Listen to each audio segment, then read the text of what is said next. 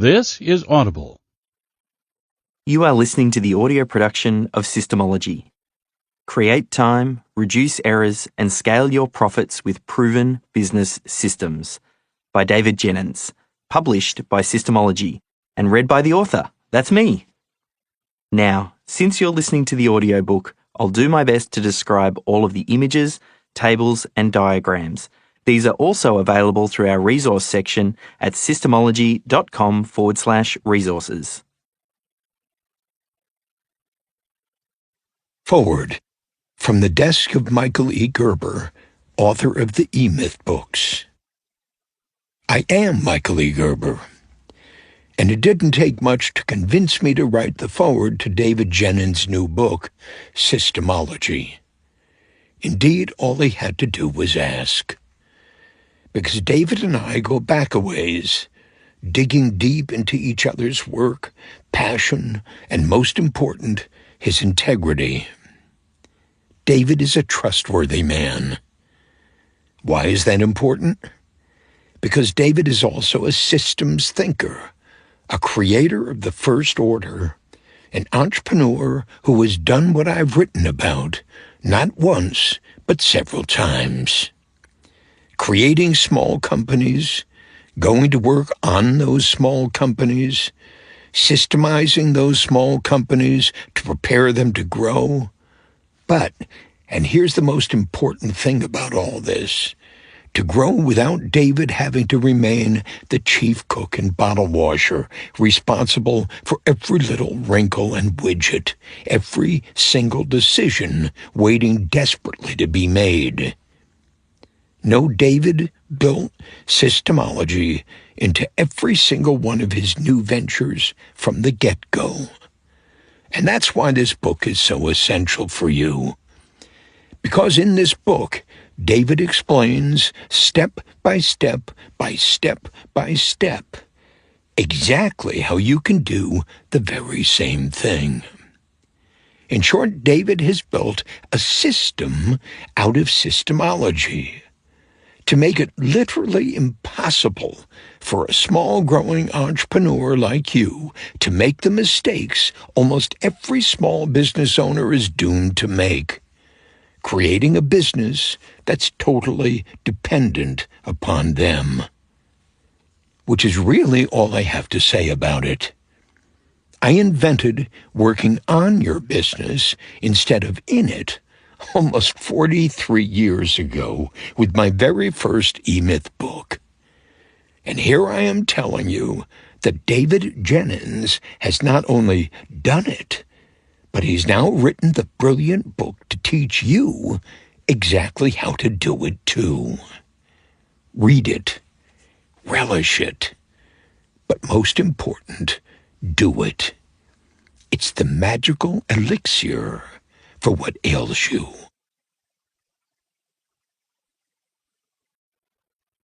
Introduction. Because this audiobook is a little bit different from most, I thought I'd best prepare you. Take a deep breath in. Hold for 3 seconds. Breathe out. Slip into the moment and listen to my every word. Imagine for a moment that the number one thought leader in your industry, the Oprah if you will, calls you out of the blue and asks you to join them right away on your dream project for 3 months. Could you do it? Could your business survive without you for that long? Could you risk downing your tools and jumping on board the opportunity of a lifetime? And could you have taken it on like an apprenticeship with no pay? A little over 3 years ago, I had an experience so strange that I knew it had to be real. The kind of scenario where I knew not even the oddest late-night cheese and pickle sandwich-inspired fever dream could conjure up what was currently happening.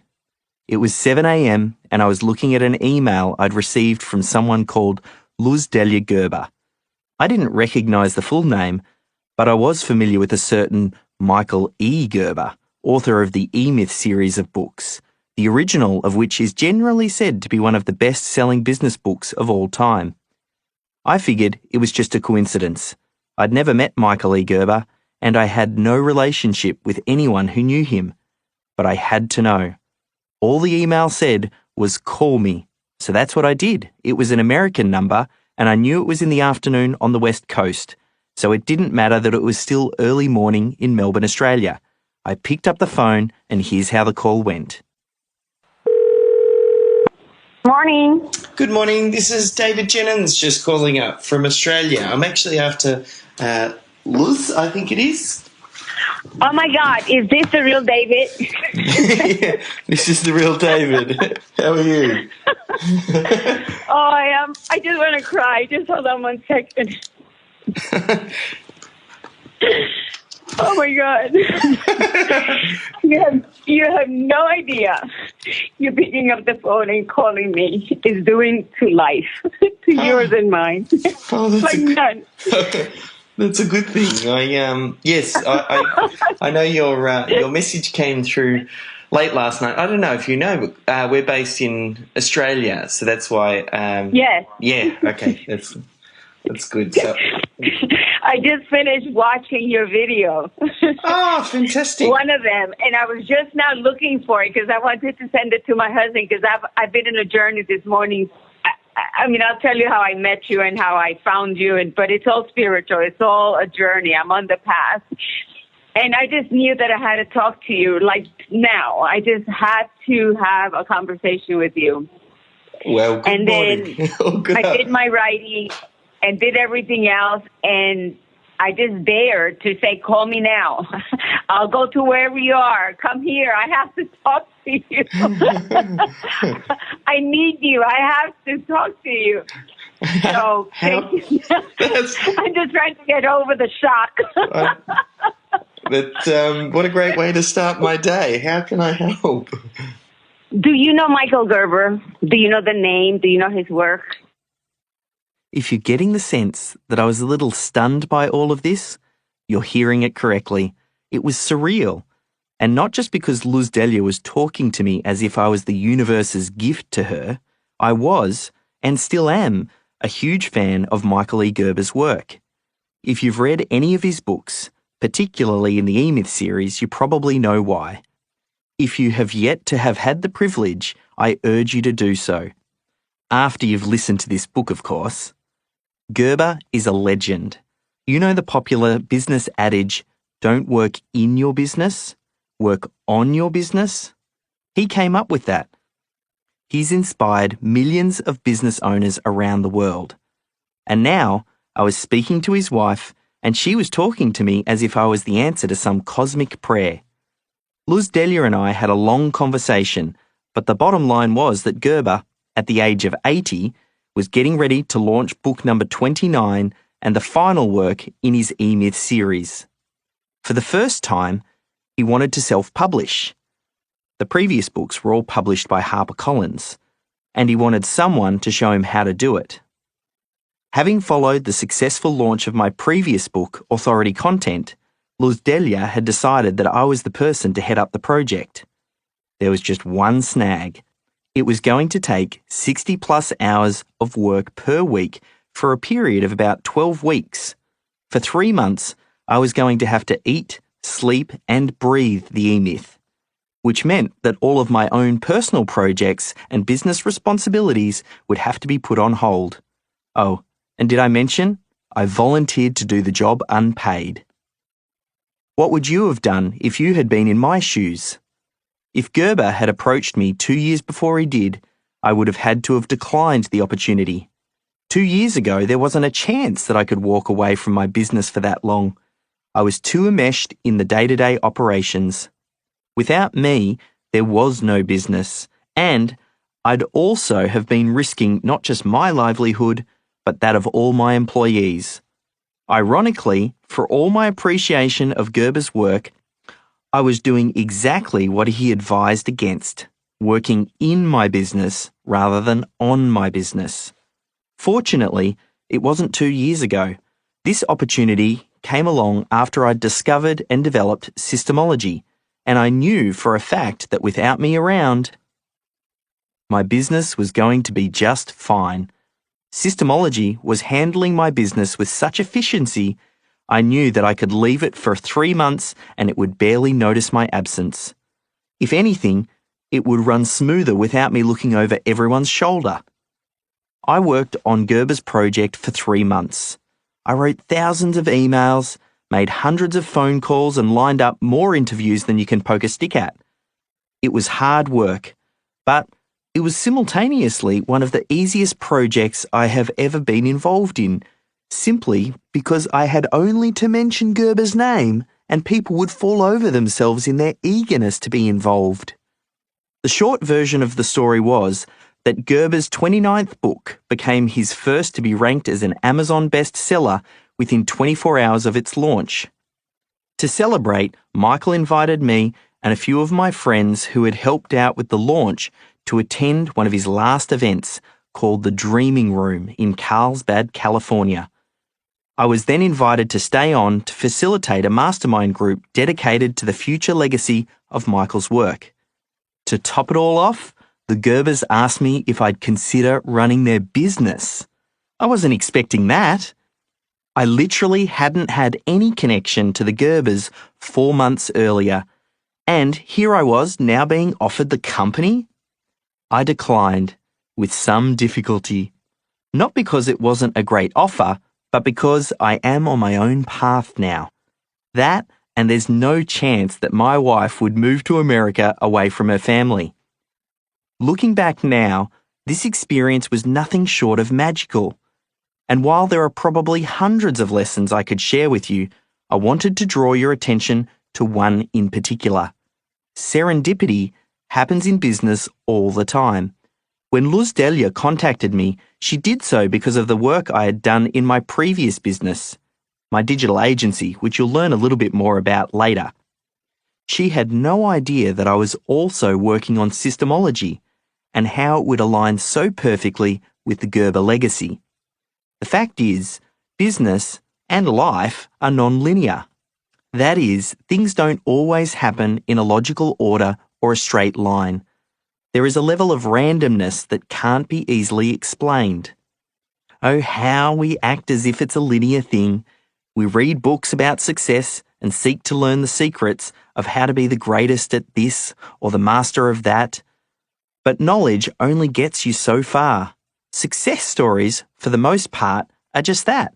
Stories, narratives that people construct to try and explain why things turned out the way they did, by stripping out all the things that didn't work. The implication is that if someone follows the same journey, minus the dead ends, missteps and failures, rapid success is all but guaranteed. In reality, everyone's journey to success, no matter how much someone might try to follow someone else's model, is unique, convoluted, and to a certain extent, random. Anything but linear. Sometimes you'll get up one morning and you'll have an email from a personal hero inviting you to come and work with them because you did X, Y, and Z, and their wife just happened to spot something you put out into the world. Opportunities rarely come at the end of a steady upwards curve. Success is lumpy, and opportunity knocks when you're least expecting it. Sure, you can lay the foundations, work hard and prepare yourself, but your most significant opportunities won't be willed into existence by simple visualization or by following a special formula. They're going to happen when they're going to happen, and the only thing over which you have control is whether you're ready and available to seize them. What opportunities have you missed? Think about this for a minute. Not too hard because it might depress you, but think about it. How many opportunities have already passed you by because you've been too swamped with the heaving mass of work that your business throws at you every day? I'm not talking about having to turn down opportunities because you were too busy. I'm talking about the opportunities that you didn't even notice because you barely had time to scoff down your lunchtime sandwich, let alone rise above the noise, study the big picture, and spot the big breaks that are in your periphery. That's where I was a few years ago. And if I hadn't found the motivation to change my chaotic existence, I would have had to tell Luz Delia and Michael E. Gerber that I simply wasn't available. Just the thought of that makes me feel sad. Now, I'm not sure where your headspace is at the moment. Maybe you're early in your career and you're looking to ramp things up, to make your business more efficient and to build it for scale. Maybe you're getting older and you want to reduce your working hours to improve your health. Or maybe you just want to spend more time with your friends and family. Or maybe you're wanting to open up a world of new and exciting opportunities. Whatever the reasons for picking up this book, understand that the primary purpose of Systemology is to create space for the business owner, to systemize the business to the point where you can step away from the day-to-day operations and know with confidence that your business will continue to perform to your standards. You might have no desire to reduce your 100-hour work week, and you don't have to, but the reality is most business owners have crazy, work their fingers to the bone schedules, not because they want to, but because they have to. They have no other option other than letting their business fall apart. Systemology gives you the freedom to choose. You should be able to have a choice in how you run your business. In it, out of it, 10 hours a week, 100 hours a week. Instead of your business forcing you to conform to its will, you should be able to shape your business to conform to your will. It will take time and effort and challenge many of your strongest beliefs about business, but trust me, it will be worth it. All your hard work, persistence, talent, and creativity will pay off eventually. It's just impossible to predict when those magical moments are going to strike. The fact is, all the best ideas, the biggest breakthroughs, and the most tremendous opportunities come when the business owner creates space. But you must learn to engineer this space. Systems hold the key. Is this book right for you? This book isn't about getting the right mindset. It will not help you to create your company purpose, vision, or mission. It won't help you to define your values, set your goals, or create a business plan. It won't help you identify your target audience, their problems, or how to get that product to market fit. If you haven't yet addressed these foundations of business, it's best you do that before you continue listening to this book. The good news is there are already plenty of great books that address these topics. This book aims to solve a different problem, one that presents itself a little further down the line when building your business. This problem arises after the business owner lays a good foundation and has achieved some level of traction. They have built a reputation for delivering great products and services, and this earns them repeat and referral business. The business has good cash flow, and from the outside looking in, they look like a huge success. But the hidden reality is that they work extremely long hours to keep their business functioning. The problem is, most small business owners can't afford to step away from their business for more than a day or two. They've built a machine that depends on them, and now they're stuck. Worse still, this is the inverse of what they were looking to achieve when they started their business. And it's a serious problem. Unfortunately, what makes this such a hard problem to solve is that the solution lives in their blind spot. Typically, business owners are big picture people. They're quick-thinking problem solvers who focus on solving the most urgent problems.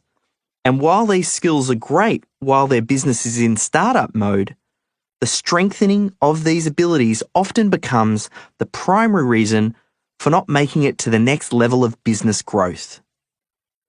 If this sounds like you, you've probably reached the bridge that all business owners must cross, but the majority don't. You must learn to clone yourself and your best team members so that the business can grow without single-person dependency. You must evolve from being an employee of a business you own to a true business owner, the owner of a profitable enterprise that works without you. The solution to this problem lives in the development of your business systems. That is, the non-urgent but extremely important detail-oriented task of documenting, organising, and optimising how your business functions. Rarely do business owners get excited by the idea of documenting their systems. But having a business that works without your constant oversight, that's a different story. Perhaps you've read the books like The E-Myth, Traction, Scaling Up, and Built to Sell, and you're already sold on the idea of creating systems. But like most busy business owners, you've either never really gotten around to it or you've tried to systemize your business in the past and failed.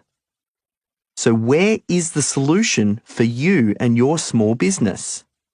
You might have read about Six Sigma and tried to apply it to your business, but found that there was too much bureaucracy and rigidity in that methodology. Maybe you have realized that the lean methodology was developed for mass production facilities and doesn't suit your small business. Maybe you have looked into ISO accreditation and realized it's more about ticking boxes to say that you have systems within your business than having your team actually use them. You're not alone. To date, much of the work developed around the topic of business systems has been geared towards larger businesses. This sets small businesses up to fail right from the start because these methodologies simply weren't designed for their size. They're complicated, costly, time-consuming, and the team doesn't follow them anyway. Small business is a different beast. There's little margin for error and no room for doing activities that don't dramatically impact your bottom line. The good news is, this book contains the solution. It's a revolutionary new approach to business systemization. It is quite literally the system for systemizing your business. Of course, if you're not the business owner, that's perfectly fine too. There's a good chance that you work with one and someone you know has passed this book along to you.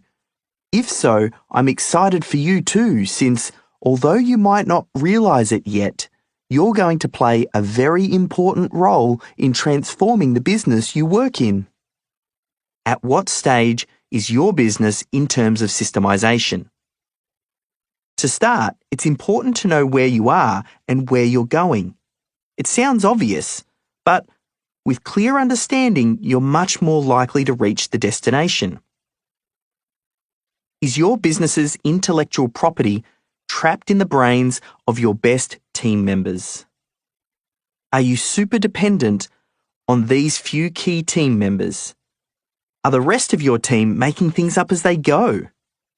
Do you have any documented systems?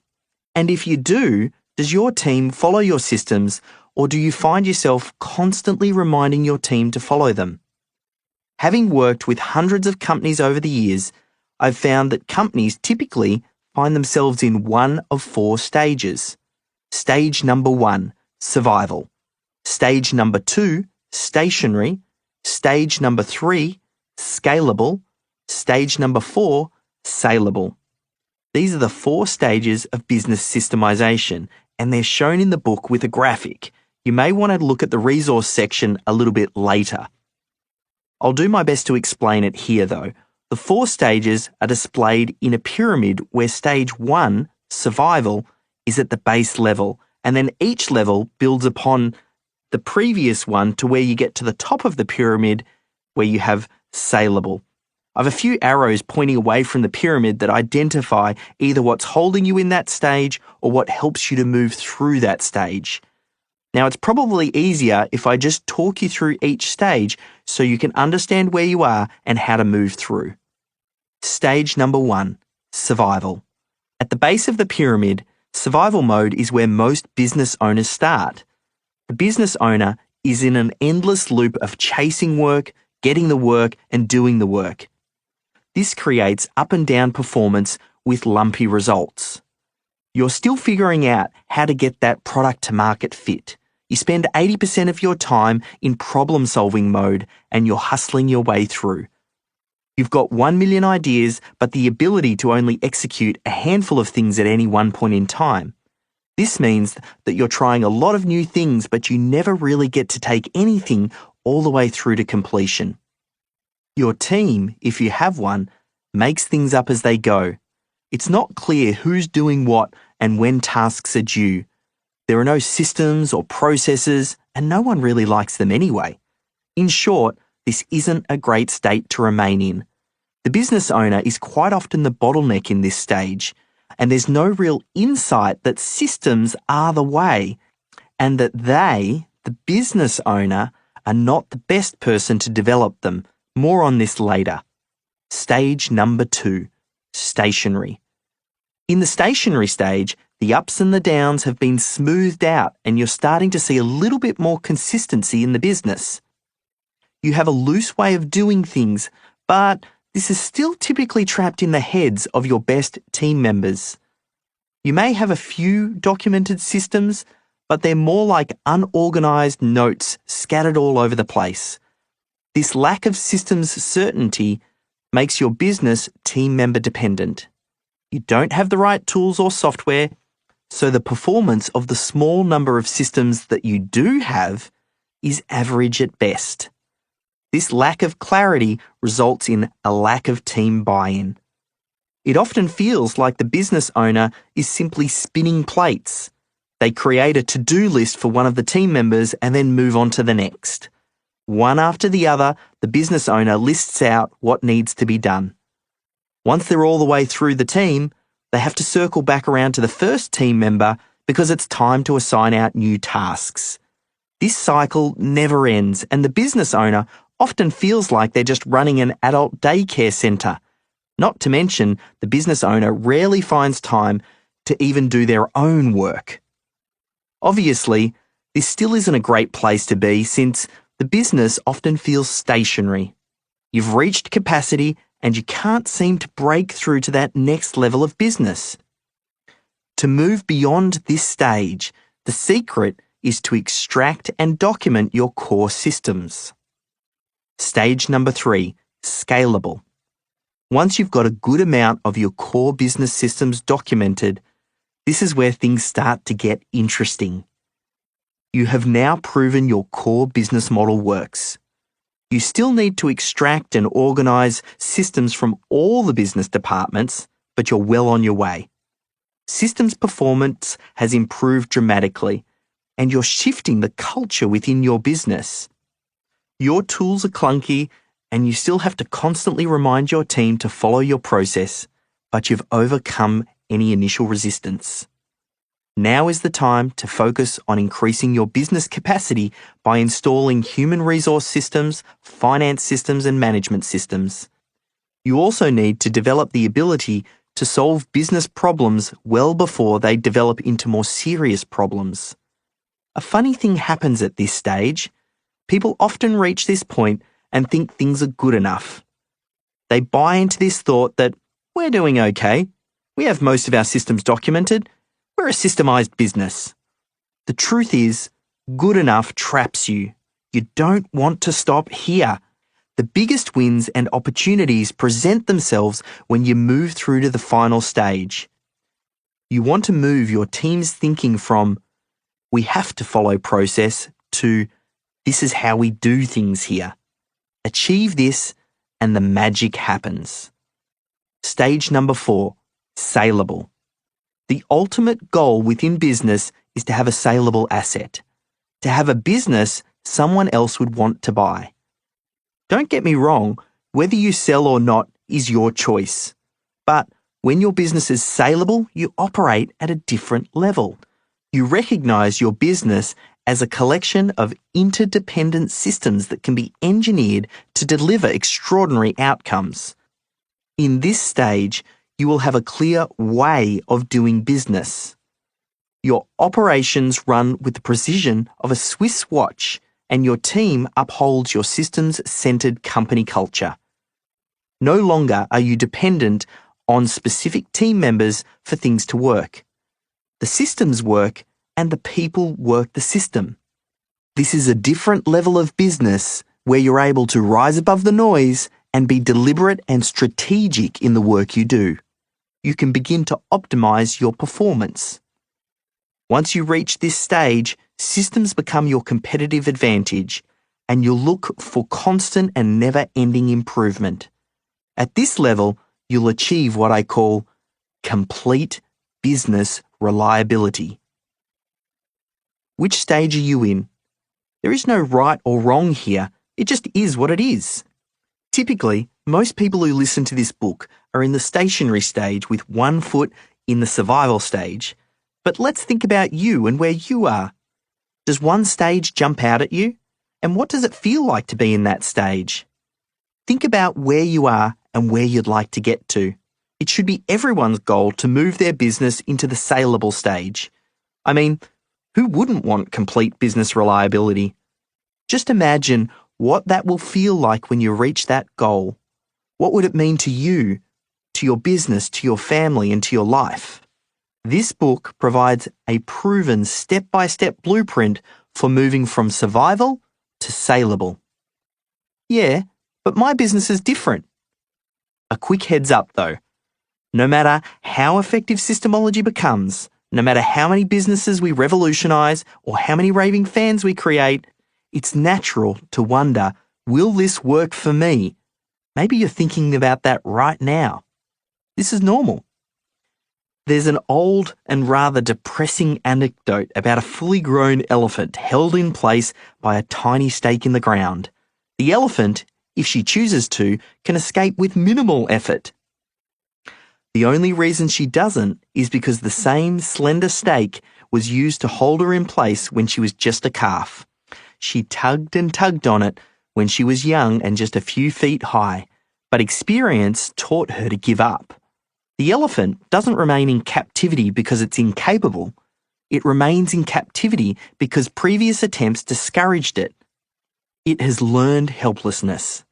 The truth is, this happens to all of us. So what are the stakes that hold you back in business? Have you tried to systemize in the past but failed? Are you worried systems and processes will remove the creativity within your business? Do you think that you need to be the one that creates the systems in your business? Do you believe that systemization is too time-consuming? Do you suspect that even if you do put systems in place, your team won't follow them anyway? And finally, do you believe that you need to systemize with the efficiency of McDonald's?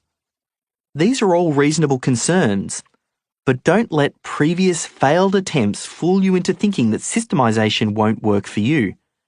I believed many of these myths too, and it wasn't until I challenged my thinking that I discovered that these ideas often stemmed from outdated information. Methods designed for large corporate businesses or ideas shared by gurus who didn't practice what they preach. Trust me, as you go through the Systemology process, you'll begin to test these assumptions and reach your own conclusions. One final word before we begin, and that word is patience. What makes systemization and installing a culture of systems thinking in your business especially challenging is that the beneficial effects aren't always felt instantly. And when the impact is finally felt, the results are so far-reaching that it can be hard to quantify the positive results in one or two key metrics. The impact is felt across the entire company. Other focus areas of business may provide rapid and obvious measurable benefits. For example, when you create a new ad campaign, you know very quickly whether or not you're generating leads or burning cash. If it's the former, you know you're doing something right and you double down. If it's the latter, you tweak things and you try again. It's a simple equation. The feedback is swift and the results can easily be translated into an appropriate action. What's challenging is that installing systems doesn't always provide that kind of instant feedback. There's often a noticeable lag to the results, and it may take weeks or even months before you can see their effects. That's not to mention that the real magic occurs even further down the line when you layer the positive effects of multiple systems, with each system saving you a little time here and a little extra efficiency there. Changing your company culture takes time, but when you add up all the wins, the breakthroughs are unparalleled. Your team and clients are happier, efficiency skyrockets, and most importantly, you win back hours, days, weeks, and months of your most valuable asset, time. As cliche as it is, I'm sure we'd all agree that time is your most valuable asset. Everyone has limited supply, and once it's gone, it's gone. So beware of chasing the bright, shiny objects. While the appeal of the quick win is strong, it's rarely where you see the biggest returns. You need to go slow to go fast. It's this lag time that causes most people to lose their way and why Systemology requires counterintuitive thinking. It's going to require a lot of patience and the discipline to stay the course, but you will be well rewarded for your efforts. In time, everything will come together. Certain elements of your job will either take a fraction of the time that they used to take to complete, or you will delegate your responsibilities entirely. Before you know it, your business will consistently deliver its core products and services to a very high standard without your involvement. You will have created a scalable and saleable asset. The secret is to remove the biggest bottleneck within your business. You, the business owner. How Systemology works. Systemology is a 7-step process that is designed to identify and create the critical systems within your business. You'll learn to organize them, get your team to follow them, and continue to optimize them. Here are the 7 stages we'll work through. Now, there's a graphic here and I'll do my best to explain it. I want you to imagine a cog that has 7 segments. Each segment is effectively one tooth in the cog. This is the Systemology cog, and it displays the 7 stages of Systemology. Working through all 7 segments, starting at the top and going clockwise. Stage number 1 is define. Stage number 2 is assign. Stage number 3 is extract. Stage number 4 is organize. Stage number 5 is integrate. Stage number 6 is scale. And stage number 7 is optimize. Again, you can get all the graphics and the resources at systemology.com/resources. Important note. The book itself includes an action plan so that at the end of every chapter, you'll know exactly what to work on next. That said, if this is the first time listening to this audio, it is suggested that you listen to the entire book first before taking any action. This ensures you understand the complete methodology. You will recognize the order of the 7 stages is important, and while it has been designed to be implemented chronologically, some of the knowledge from later chapters will actually help you implement some of the earlier chapters. For example, in the integration stage, it's all about getting your team's buy-in to your new systemized way of doing business. Obviously, some of these strategies are going to be helpful in getting people involved in the earlier stages of extraction and organization. So listen through the book first, and then on your second time around, follow the action steps and start your implementation. It's time to dive in. Step 1. Define. Define chapter summary. The first step in Systemology is to reduce the overwhelm. In this chapter, we'll take the seemingly epic task of systemizing your entire business and identify the critical few systems. You don't need hundreds of them to systemize your business. You simply need to pick one target audience, one central product or service, and to define the critical client flow, or CCF for short. The goal of this chapter is to identify the 10 to 15 systems as your starting point for your systemization journey.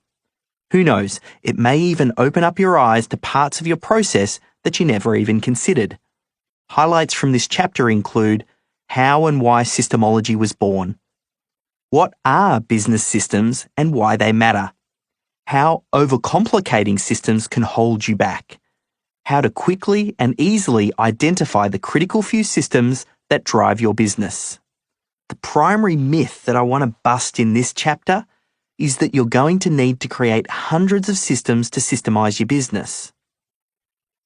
I can think of a number of moments in my life that turned out to be far more impactful than I realized at the time. But one of the most relevant to the book that you're listening to right now was when my wife and I discovered that we were pregnant. Like most parents-to-be, it had a profound impact on my outlook on, well, pretty much everything. I was going to be a father. I was going to have a son. My son was going to have a father. All of which, now that I mention it, doesn't really seem that profound. But at the time, it was like I was discovering that the world was secretly run by shape-shifting aliens. Everything looked and felt different. The lens through which I saw the world was completely new, and from that moment on, all of my experiences, plans and dreams and hopes were from an entirely different perspective. One of the first things that I realized was that I had to change my lifestyle. Obviously, it was going to change in many ways, whether I wanted it to or not, but I had some control over how I was going to react to those changes. And the biggest part of my life that I needed to adjust was my work life. At the time, I was running a digital agency called Melbourne SEO Services. We helped businesses with their online presence through things like search engine optimization, or SEO for short. We did paid advertising and content marketing. Like most agencies, we worked with a lot of different clients in many different industries, so we depended on a high level of campaign customization. I've been working in that business for over 10 years, and at that point, I was working at least 60 to 70 hours a week. I was trapped on the hamster wheel of finding new clients, delivering for clients, maintaining relationships, and then circling back around to find new clients again. Each part of my job was critical and required my constant attention. But now, how could I possibly spend that number of hours at the office and still have time to be there for my boy? I didn't want to be one of those dads who is always too busy. Too busy to walk my son to school, too busy to watch his footy games, too busy to help him with his homework. Even if I shifted my office and worked primarily from home, the number of hours I would need to put into my business wouldn't change significantly. I'd be physically present, but mentally absent, which, in my mind, amounts to pretty much the same thing. On top of all of that, I was incredibly stressed out most of the time. My role in the business was such that it literally couldn't work without me. I had plenty of great employees doing fantastic work, but I was the one who held it all together. It was like the business was a huge clockwork machine, and I was the cog in the middle that kept all the different elements connected and moving. I enjoyed the work, and I was and still am proud of what the digital agency produced for its clients. But it placed a lot of pressure on me, and frankly, I didn't want my son to grow up in a house with an absent father. It wasn't even a question. Somehow, I had to change the way in which I did business. At the time, our being pregnant didn't present itself as an opportunity to change and improve my business. It was an opportunity to find a new kind of happiness and grow a warm, loving family home where business was going to take a back seat to those priorities. But with the wonder that is hindsight, I now realize that without that motivation to significantly change my work situation and to do so quickly, I might still be working those crazy hours, moving ever closer to a life of high blood pressure and burnout. Being pregnant became a defining moment in my life, and, as it turned out, for my business too. You've heard it said that necessity is the mother of invention. Well, for me, fatherhood necessitated invention. I literally had to invent a way to build a business that worked without me. You might think that the obvious answer would be to simply sell my business, downsize it, or even start from scratch with something simpler and less time-intensive. Yet, I wasn't ready to let go of what I'd built up over the course of 10 years. And even if I did want to sell my business, I'd have a hard time doing so. No one would be keen to purchase a business that was entirely dependent on the person who's leaving. I would first need to restructure the business so it could function without me at the helm, which would solve my problem anyway. That was the ideal scenario. I keep my business and the income it provides, but I reorganize and systemize my business so that I don't need to be involved in it on a daily basis. Was such a thing even possible? If you're the critical cog in your business, you know only too well how difficult such an endeavour looks at first, second, and even third glance. When you're an entrepreneur who builds up a business from the ground up, so much of the operations relies on your specific talents that it initially seems like an impossibility that it could run without you.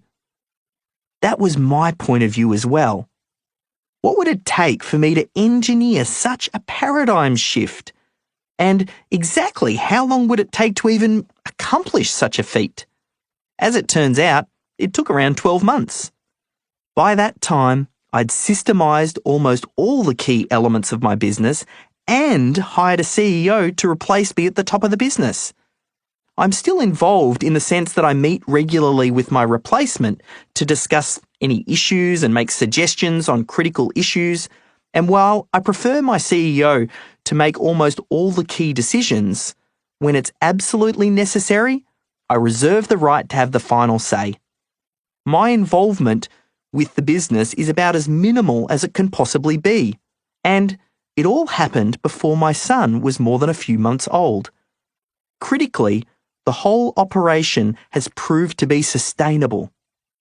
I work from home primarily on my new business venture, of which Systemology is just one element. And if one of my kids, yes, I have 2 of them now, wants to knock at the office door and tell me about their day, or ask me to go outside to play catch, that's absolutely fine. They often make cameo appearances in my Zoom meetings and can be heard in the background of my podcast episodes. This is the life I've shaped for myself. Like I said, the right motivation is a powerful factor. Achieving the same results in your business might take a little longer, or if you have the right incentives and a solid plan, you might be able to accomplish this a lot faster. But for now, just know that no matter how entrenched in your business you may feel yourself to be, Systemology will help you find the freedom you've been looking for, or maybe the freedom you need. So, that's your first step in applying Systemology to your business. Get pregnant. Actually, no, don't do that. I mean, do it if you want to. Being a parent is endlessly rewarding, but don't get pregnant just to create motivation. For most people, I would imagine that the prospect of a better functioning business, a reduction in work and stress, and the potential to extract yourself from the operations, or even sell the business, is motivation enough. Your first real step is to begin to get clear on what's holding you in the business. In Michael E. Gerber's original book, The E-Myth, he explains the entrepreneurial myth, the false belief that most small business owners hold that just because they understand the technical work of a business, they can successfully run a business that does that technical work. The truth is, there's more to running a business than just doing the technical work. There are sales, marketing, financials, human resources, and management, and that's just to name a few. That's what makes business so challenging. Moreover, at every turn, the business owner is solving problems, and as a result, they end up getting really great at problem solving. The trap is that this skill of problem solving then leads to the business owner unconsciously training their team to become dependent on them. Instead of empowering their staff to solve problems, they're the knight in shining armour who always saves the day. This, in turn, makes them even better at problem solving and causes the team members to become even more dependent. It's a horrible cycle that's almost impossible to break. So how the heck do you remove a business owner from a business that's so dependent on them? What's the secret? The secret is systems. What is a system? A system, also known as a process, a procedure, a standard operating procedure, SOPs, work instructions, a how-to document or workflow, all it is a series of linear steps that, when followed, produces a predictable outcome. This definition works on the smallest level, where a system may be a detailed step-by-step instruction, all the way up to a high-level system that shows you how the overall project fits together. A system may be unconscious and undocumented, but it still has a series of moves that produces a result. Whether you're aware of it or not, we all have systems that we create and use in different areas of our life. We may not be aware of the existence of those systems, but that doesn't make us immune to their results.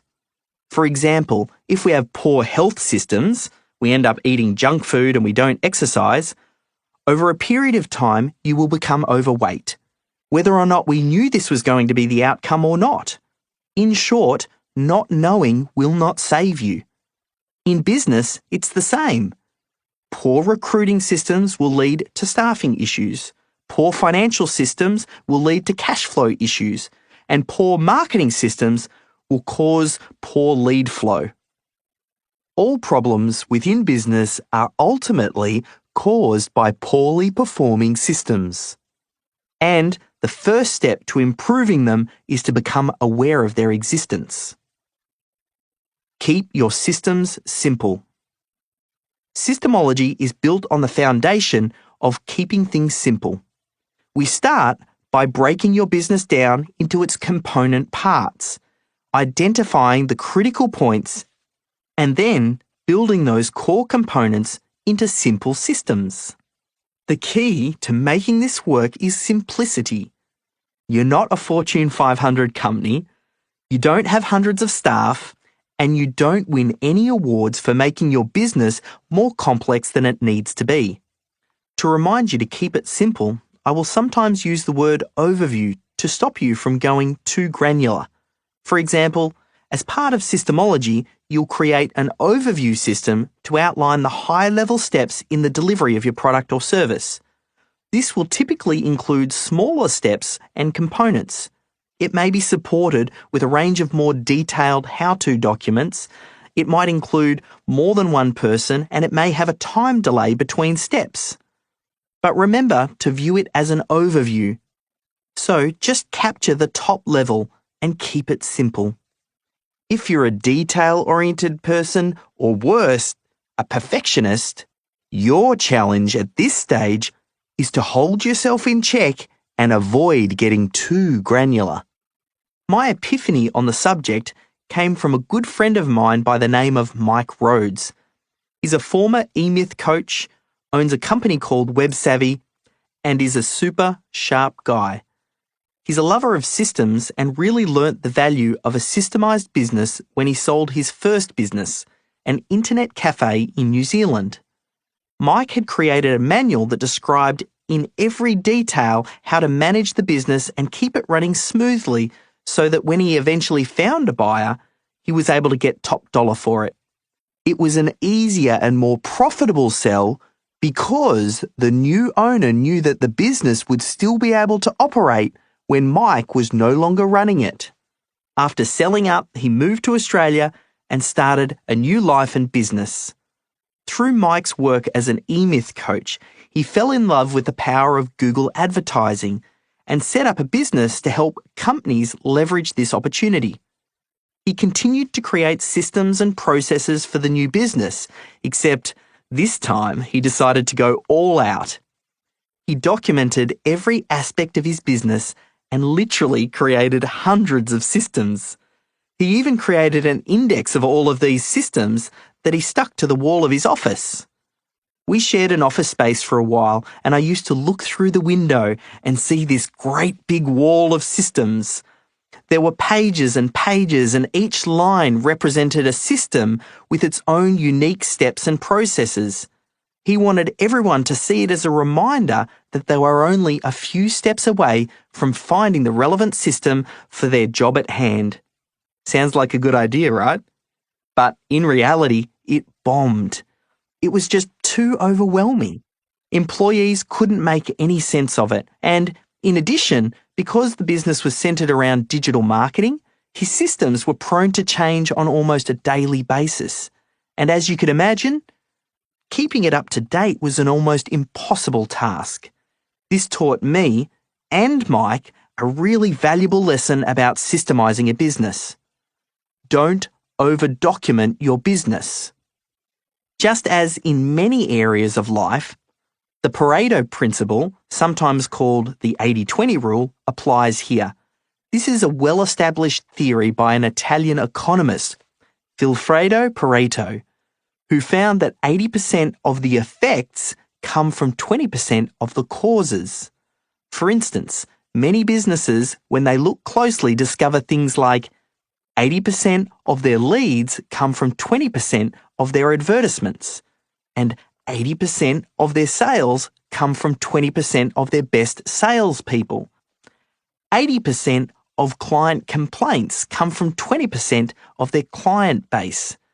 And finally, 80% of all sick days are taken by 20% of their employees. Once you're aware of this principle, you'll start to see it at work everywhere, and business systems are no exception. Just 20% of the systems you create will provide 80% of your efficiency wins. How do you identify the critical few systems? Bearing in mind that one of the primary objectives of Systemology is to have your business deliver its central product or service independent of the business owner, do you think that you could explain how the core of your business works on the back of a napkin? Do you know the minimum viable systems required to consistently bring in new business, to convert leads into clients, and then to also deliver your products and services? If not, don't worry. In Systemology, this is step number 1, and we have a process, surprise, surprise, to uncover those core systems. It's called the critical client flow, and it takes about 20 minutes to complete. It identifies the critical few and provides tremendous insight. Through this process, you'll see the holes within your business, and it will help you develop laser-like focus on what needs to be systemized. To be clear, you will not need to create anything new at this stage. You're merely uncovering what you're already doing in a format that is frequently eye-opening. To understand the concept, all you need to do is to recognize that there is a path that your client and business follows to deliver your core product or service. We'll use a simple template to help you identify this flow.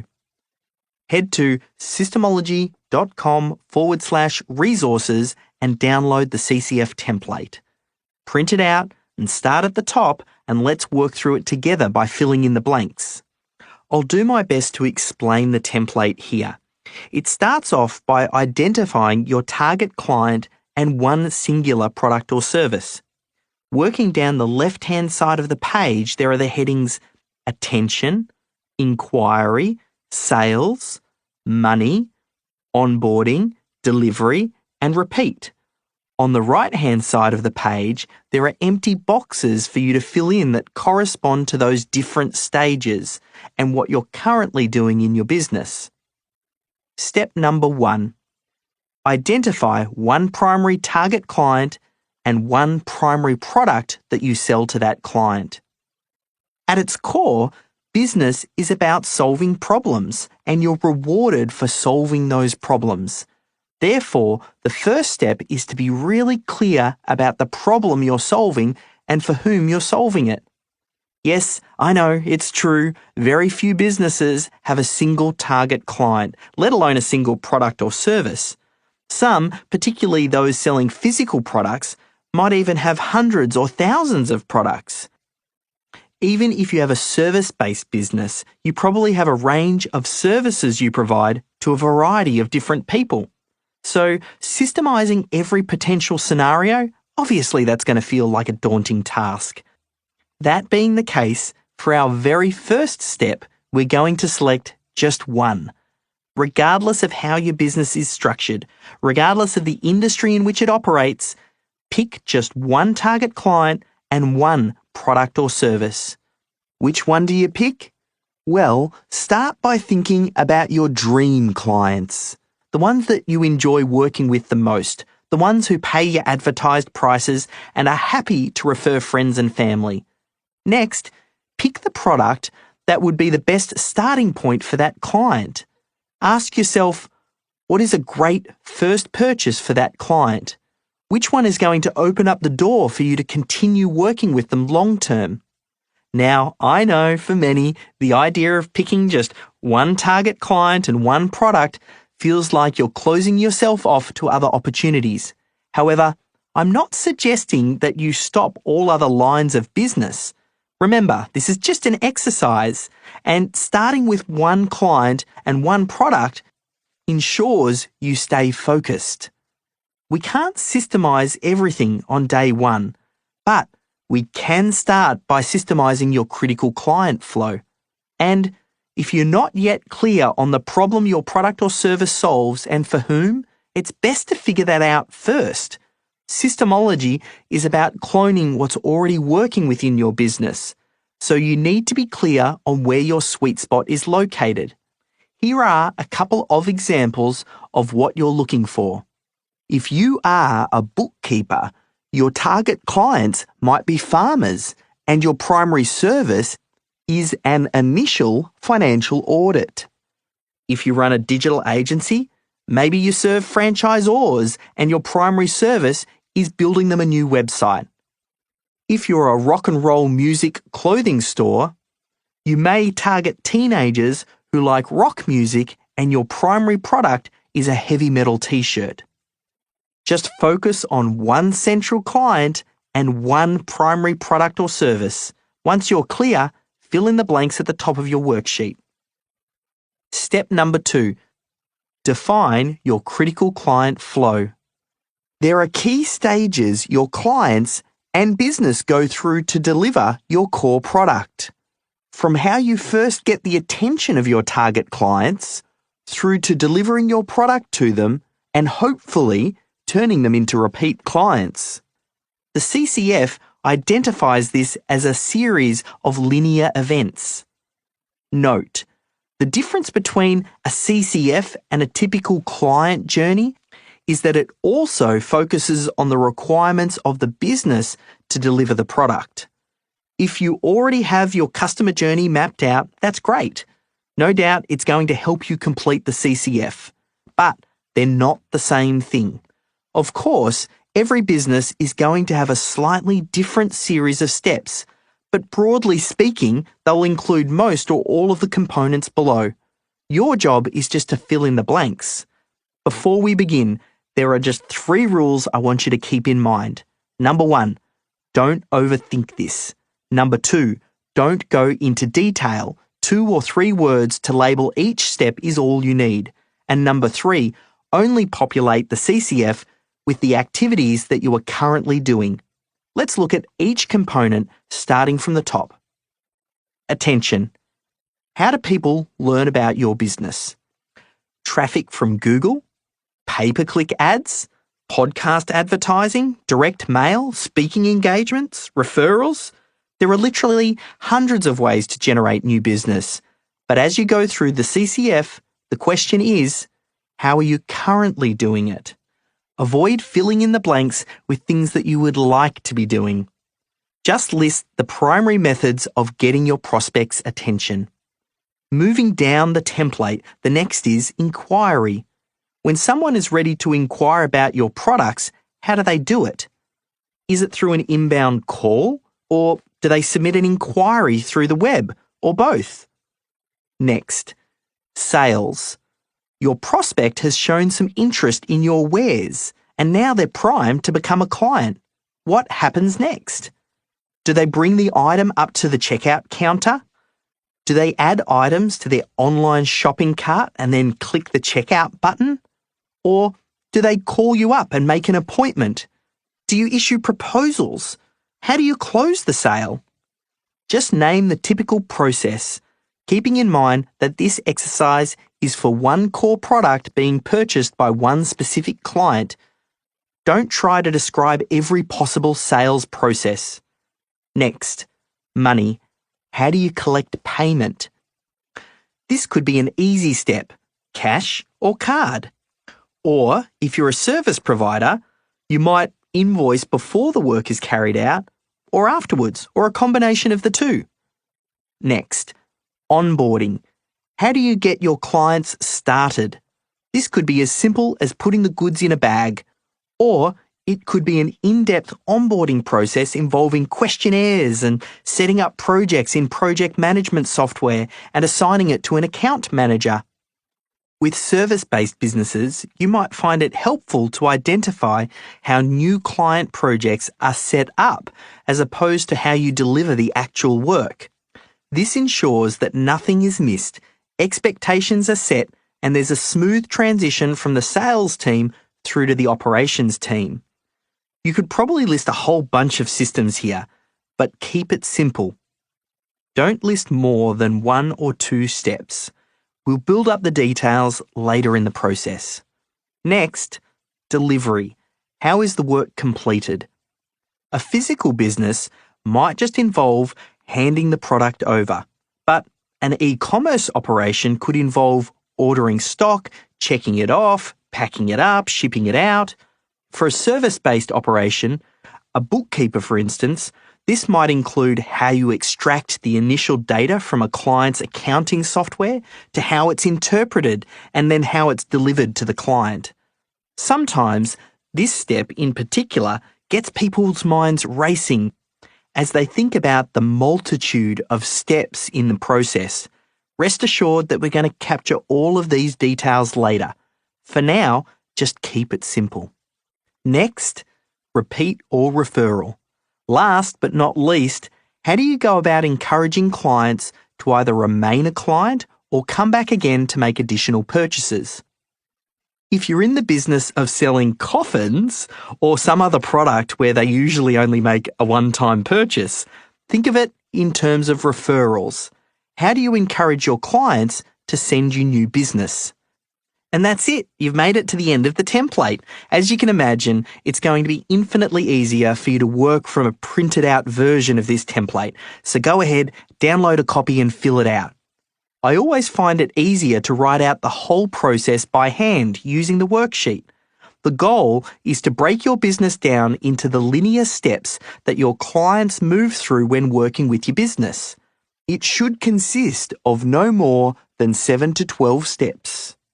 There's a good chance you'll experience some aha moments as you go through this exercise because it often highlights areas of weakness and helps to explain why certain issues appear within your business.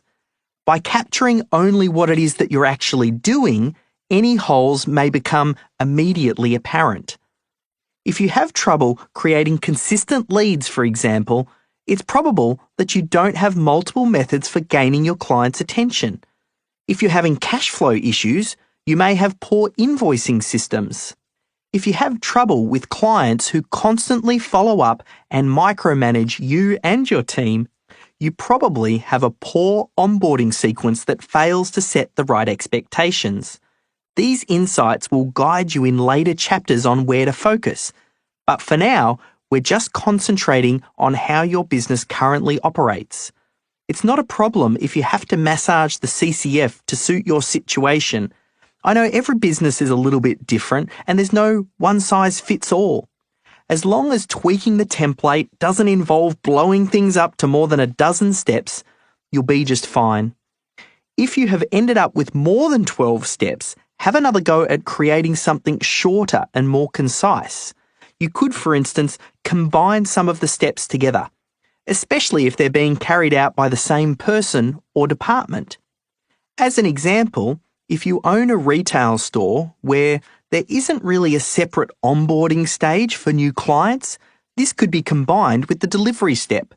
The goal, ultimately, is to explain in simple terms how your business works from start to finish in a linear fashion. Step number 3, share your completed CCF. You can then test your result by sharing your creation with someone outside of the business, preferably someone who knows roughly what your business does but isn't directly involved. If you can show them your CCF and they can understand it without you having to talk them through the steps in great detail, then you're in good shape. If they find your creation too confusing or too complex, have another go and simplify further. Here are a few sample CCFs to give you some ideas. I'll describe them here, but you can download them later so you can see the visuals. The first one I'll talk you through is the critical client flow for Melbourne SEO Services. That's the digital agency that I own. Looking at the template in the top left-hand corner, I'll focus in on the target client, which is franchisors.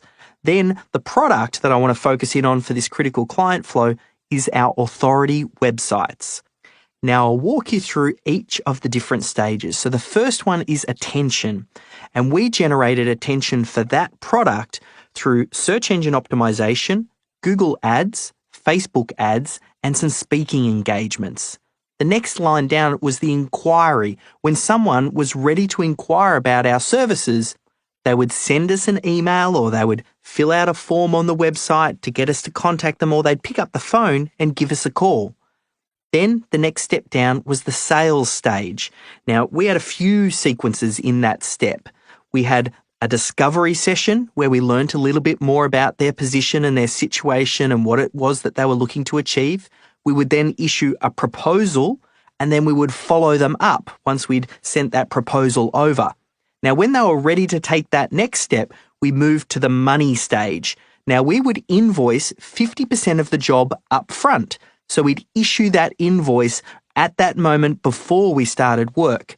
Then the next stage would be to onboard them. Once they'd gone ahead and paid the invoice, we'd set them up inside our project management platform.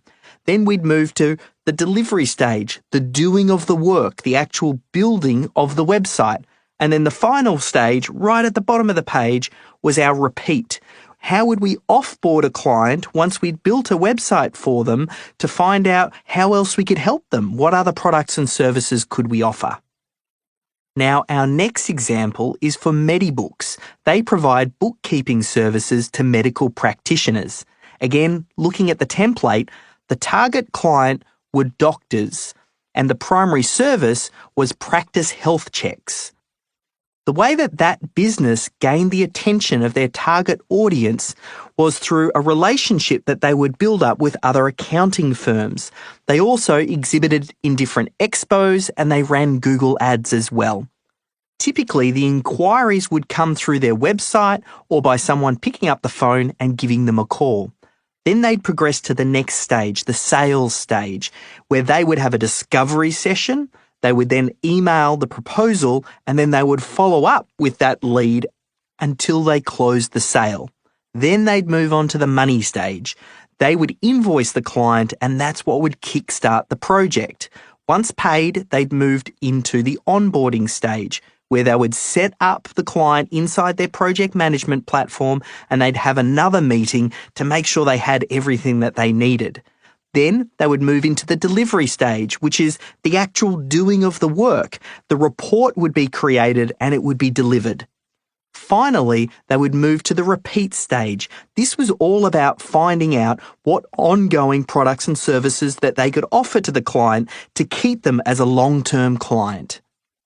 The final example of this critical client flow is for a company called Planet 13, where the target audience was teenagers who liked alternative music, and the product that they were selling, the primary one anyway, was a rock and roll inspired band t-shirt. The way that business got the attention of their target audience was to run magazine ads. They ran Facebook ads and they sponsored gigs. Their clients just made inquiries by walking into the store, And the sales process, it started off by asking questions and then getting those people into the change rooms and then trying to upsell them to buy other products.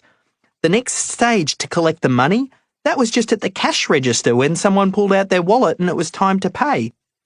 There was no onboarding process. And when you think about the delivery stage, that was just about packaging up the product, putting it in a bag and giving it to the client. Now, the final stage, the repeat stage, was all about getting the person onto Planet 13's database, getting their name and email so that they could continue to communicate with them and encourage them to come back. The last example might sound a little bit odd, but it's actually the CCF that I would have created if I still owned Planet 13, the rock and roll music-inspired clothing store that was one of my first business ventures. It might not fit the template perfectly.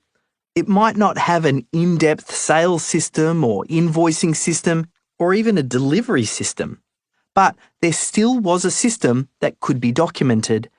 Before you jump in and think, yeah, but my business is different. Let me agree, yes it is. However, every business has a critical client flow. I've never once, over the years of helping hundreds of businesses perform this exercise, found a business where I couldn't identify their CCF. Remember, one client, one product, one journey. Document that and you have your CCF. It doesn't need to be perfect and it doesn't need to be all-inclusive. It just needs to exist and provide some focus into how your business delivers value through to your clients.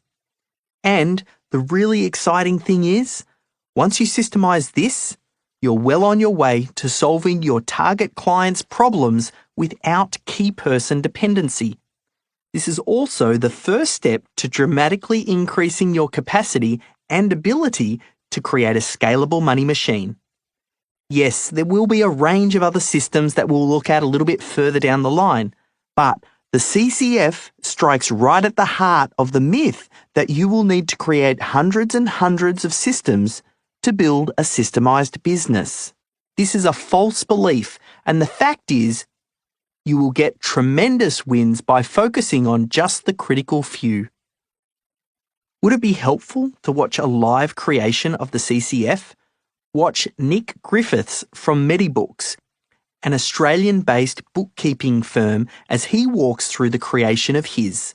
Sometimes all it takes is seeing someone else follow the process for you to get it. Head to systemology.com/resources. Case study: Ecosystem Solutions. Gary McMahon founded Ecosystem Solutions in 2005. The small business helps a range of clients from governments and corporations to families in the highly specialised niche of ecological consulting. Demand grew very quickly. The company's success came at a steep cost to Gary, though. Years of working 100 to 110 hours per week jeopardised his health, his relationship with his family, and the quality of his work.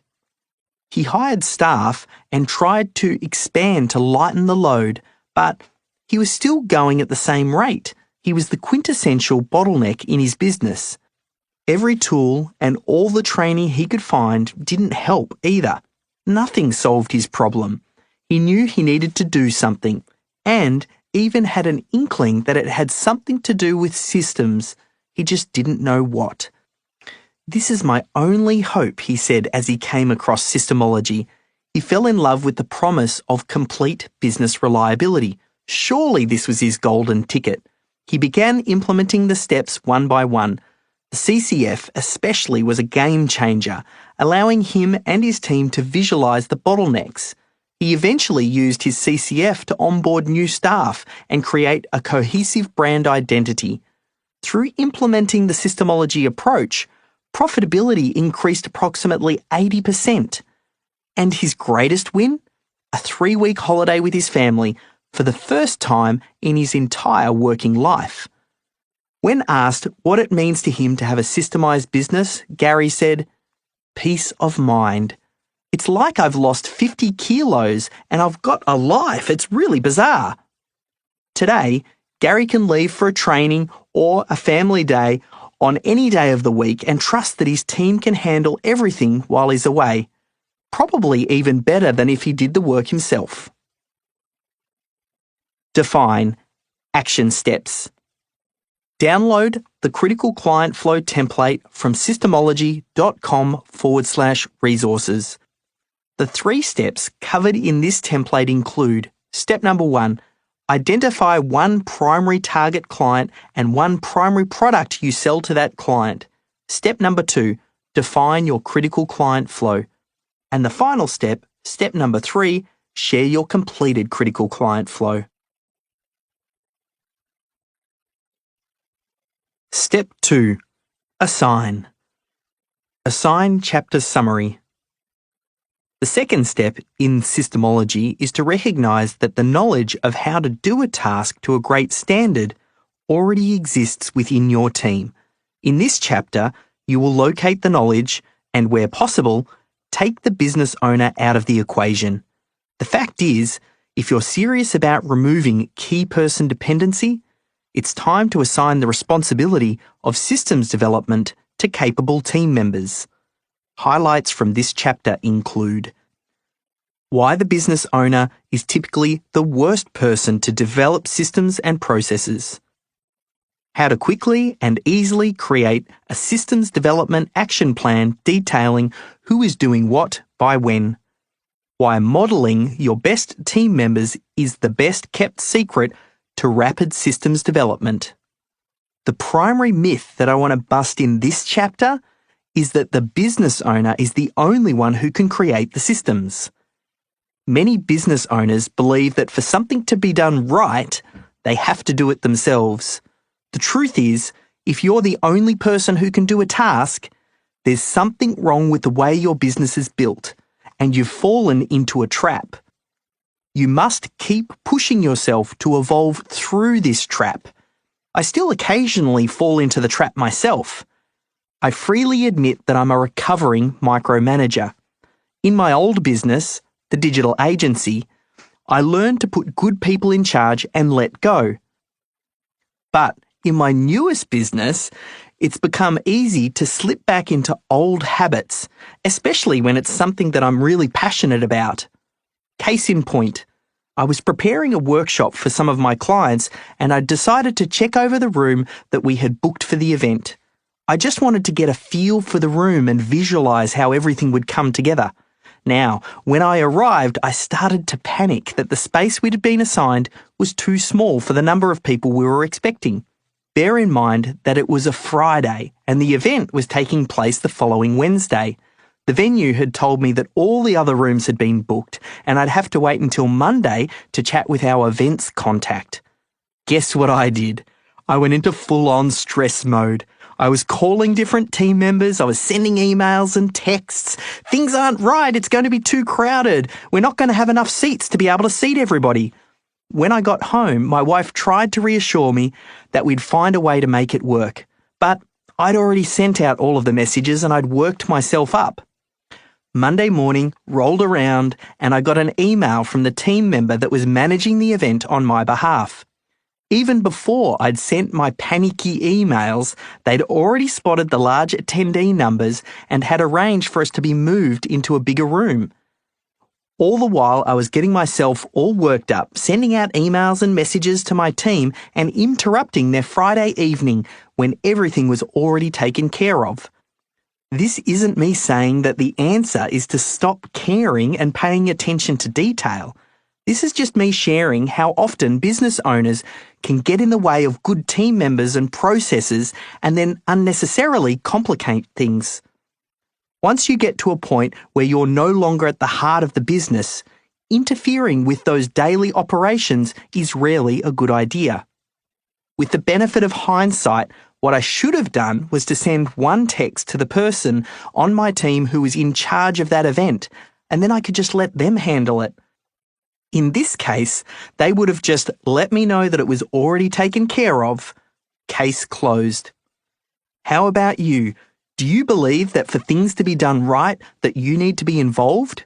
It's okay to admit it. That's the first step to recovery.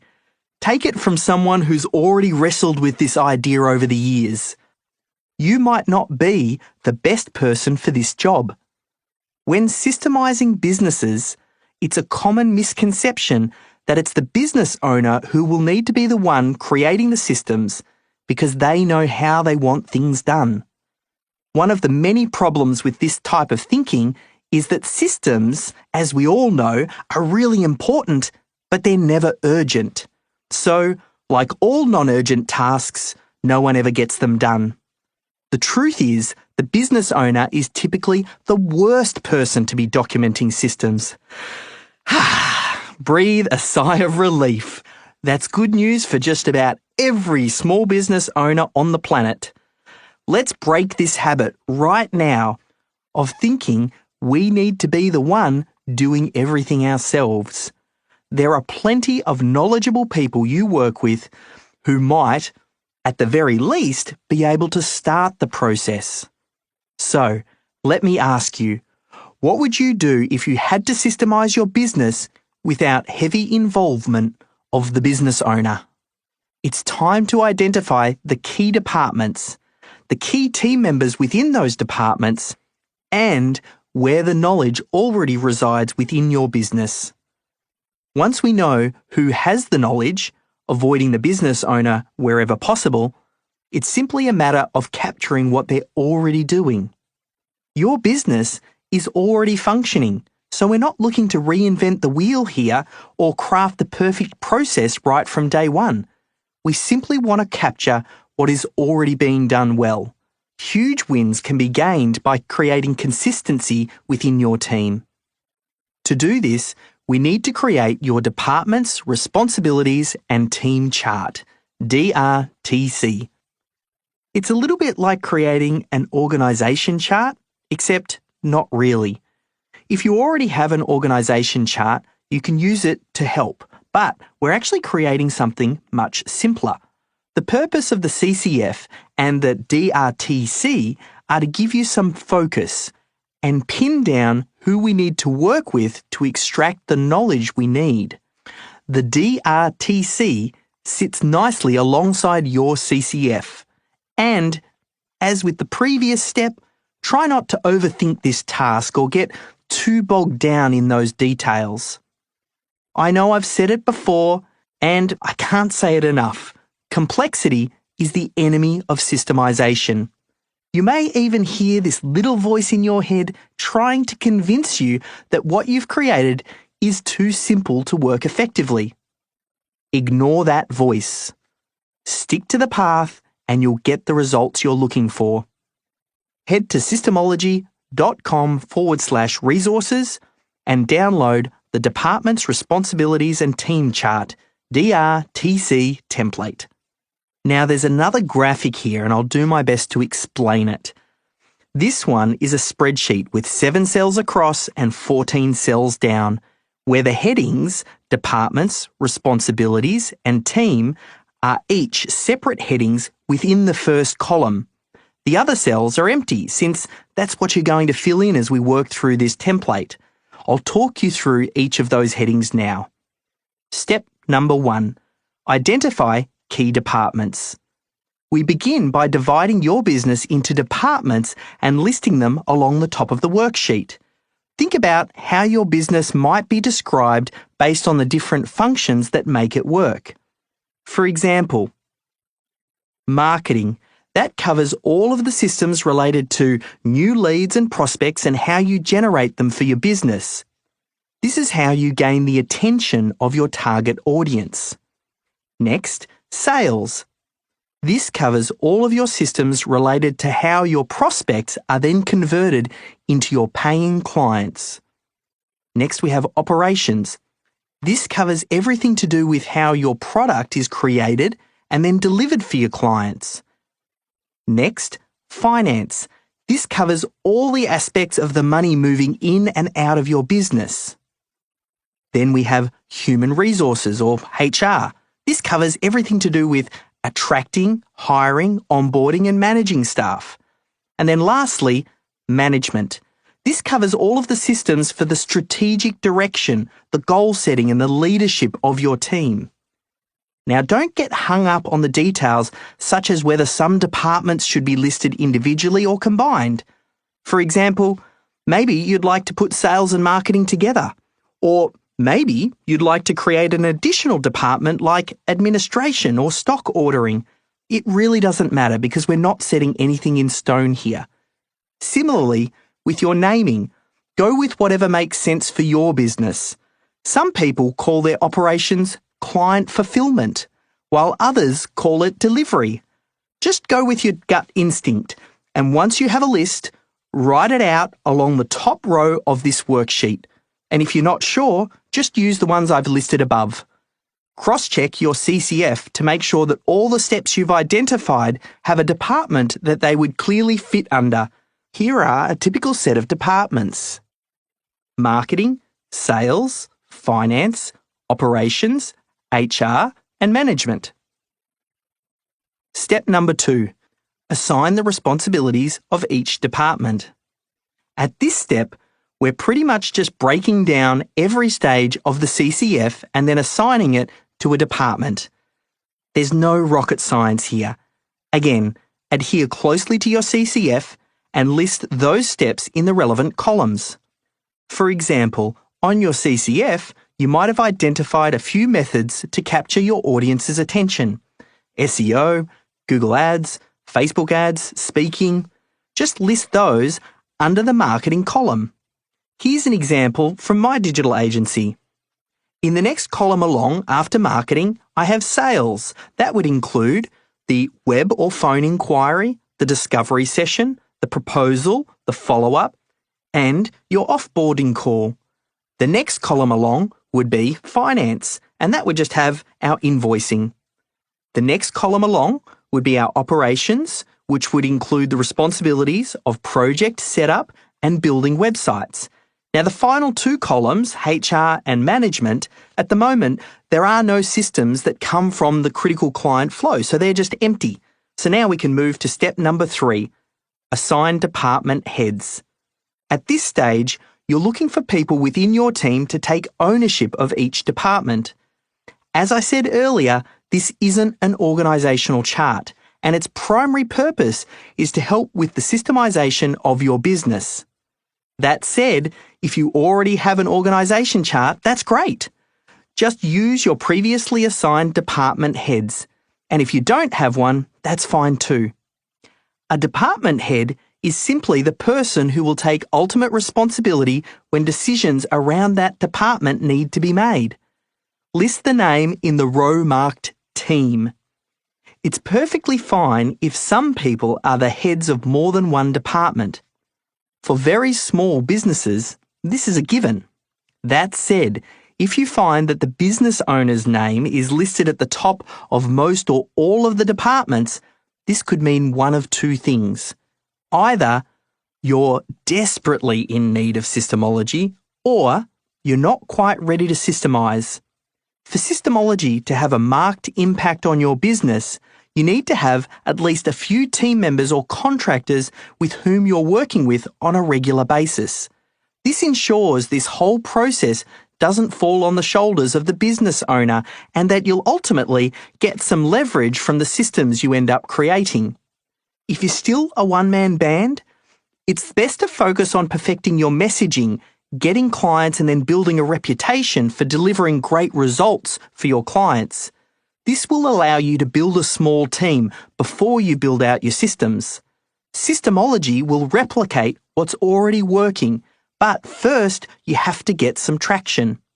Now, if you already have a team and you still find that the business owner is the head of almost all of the departments, that's okay too. We'll work on this. For now, just be aware that the goal we're working towards is to remove them from those key positions. As before, capture things as they are, not how you would like them to be. Step number 4. Identify additional knowledgeable workers. Next up, for each department, brainstorm any other what we'll call knowledgeable workers. I did the little quotes there if you could hear it. Clearly, your department heads are knowledgeable, but chances are they're also busy. So, it's good to know who else holds the knowledge within your organisation. For example, under your marketing department, you might have identified one of the critical responsibilities as handling incoming inquiries. If you have an admin person who answers the phone and directs your inbound email inquiries to the relevant person, they would be identified as a knowledgeable worker and should be listed here accordingly. Note, you don't have to list every team member here, just those with critical knowledge or expertise that is directly involved in the systems you've identified in your critical client flow. Once you've finished this task, you should have a list of team members who are going to be vital when it comes to extracting and developing your systems. Who knows, some of these team members could also be candidates for eventually leading a department. Step number 5. Assign critical systems to knowledgeable workers. Great, you're almost there. You now know where the most critical knowledge is stored inside your business. In this step, we're going to turn this into an action plan, listing the key systems and the individuals that are best placed to help you develop those systems. This step is best explained by looking at the worksheet, and I'll share with you my pre-populated example. The graphic, it's just another spreadsheet with the headings Department, System Name, Description, and Knowledgeable Worker. Transfer all of the key data that you've already populated into this part of the worksheet. You want to copy over the departments, system titles, and a sentence or two that gives some detail about what you imagine the system would cover. Avoid the temptation of writing loads of details here. This will come later. You're just looking for a brief description, not more than a few sentences or so, of what the system is intended to achieve. This might be one of the hardest parts of this step because deciding what is and what isn't critical is really difficult. If, for instance, one of the key tasks for getting attention is looking after your social media accounts, there might be dozens of different jobs connected to this, and they might all seem essential. It'll be tempting to just throw your hands up and list them all out, but this isn't going to help your cause. It's possible that eventually you will end up systemizing all aspects of this task. But right now, you've got to decide what is the 20% that makes all the difference. Remember, not systemizing a job doesn't mean it's going to suddenly stop happening within your business. All of those social media tasks will keep getting completed, just as they already are now. This process simply identifies one or two critical systems that are central to those particular responsibilities. For instance, continuing with the social media example, perhaps identifying, creating and scheduling regular posts to keep your pages active is at the core and will make a perfect system to capture. Just keep the 80-20 rule at the top of your mind here and we'll work on those systems first. Note, in cases where you're working with a particular specialist or consultant outside of your business and they manage that particular task, such as SEO or SEM or bookkeeping, you can work with them to create an overview system that outlines what's being done. Or perhaps they might even have some suggestions for you on what you can do to make their job easier and improve their results. The final step in the whole process is assigning the knowledgeable worker to each of those systems. This may be a department head or another team member. It very much depends on who has the key skills required to complete that task to a great standard. This is ultimately the person we'll extract the process from. So ask yourself, who does this task and who does it to a great standard? In situations where more than one person can do the task, like a sales role, look towards the team member who delivers above average results for that task. Suggestion: where possible, avoid adding the business owner's name. Yes, I know, the business owner, they can do everything and typically they can do it better than anyone else, or at least so the business owner thinks. But let's take them out of the picture. There will be times where this is unavoidable, but do your best. We can always loop them back in a little bit further down the line. Model the best. Part of the genius of this process is that we're going to model your new systems on the best practices of your top performers. This process is then shared with all of your team members, and in so doing, you'll dramatically improve performance across the board. Perhaps some of the biggest and quickest gains that can be made within any business come from uncovering who on your team does a particular task and gets above average results. Then it's simply a matter of extracting what it is that they're doing and teaching other team members how to do the same. This then becomes the new standard and sets the expectation for how to best complete this task. I've seen this work countless times to great effect, particularly in sales systems. Oftentimes, your top performers are your top performers for a reason. They're presenting all of the key information and they're answering objections in a certain way. They're following up and they're giving prospects everything that they need to make a buying decision. They have a system whether they recognize it or not. Now imagine how powerful it would be to capture this method and then train the rest of your staff to reach that same new level. It's easier than you think, and the breakthrough that you've been looking for might be right under your nose. Limit your scope to sharpen your focus. If it feels like I'm trying to constrict your early efforts here, then I've succeeded. What I want for you is to have a clear action plan that is limited in scope and therefore will allow you to focus and really actually start to get things done. Planning is good, but too much preparation will prevent you from ever acting. You'll just get too bogged down in all of the details and the overwhelm will soon follow. The systems that you've identified are central to how your business makes money. And while you might not have realized it just yet, we've totally annihilated the myth we started at the beginning of this chapter. The myth that the business owner will need to be the one who creates all the systems. The truth is, usually the knowledge, it already exists in the heads of your team members. We just need a way to extract it. I know there are going to be some people who are listening to this who won't be able to see this process working without them being involved at every level. But sooner or later, you will let go. You will trust your team. You will let them step up and you'll be one step closer to the freedom you've been searching for. Let Systemology guide you through. Case study: Absolute Immigration. In operation for almost 2 decades, Absolute Immigration assists people with immigration and visa processing. In providing a service that is so personally important to their clients, a high degree of accuracy and consistency is critical. After filling in for a few key team members as they took leave, Company Director Jamie Lingham discovered that his business had the appearance of 5 different organisations operating under one roof. Everyone was doing things their own way. While he knew that systemisation was key, he had tried in the past and failed. Then he found Systemology. Almost instantly, he had an aha moment that ended up changing the course of his business.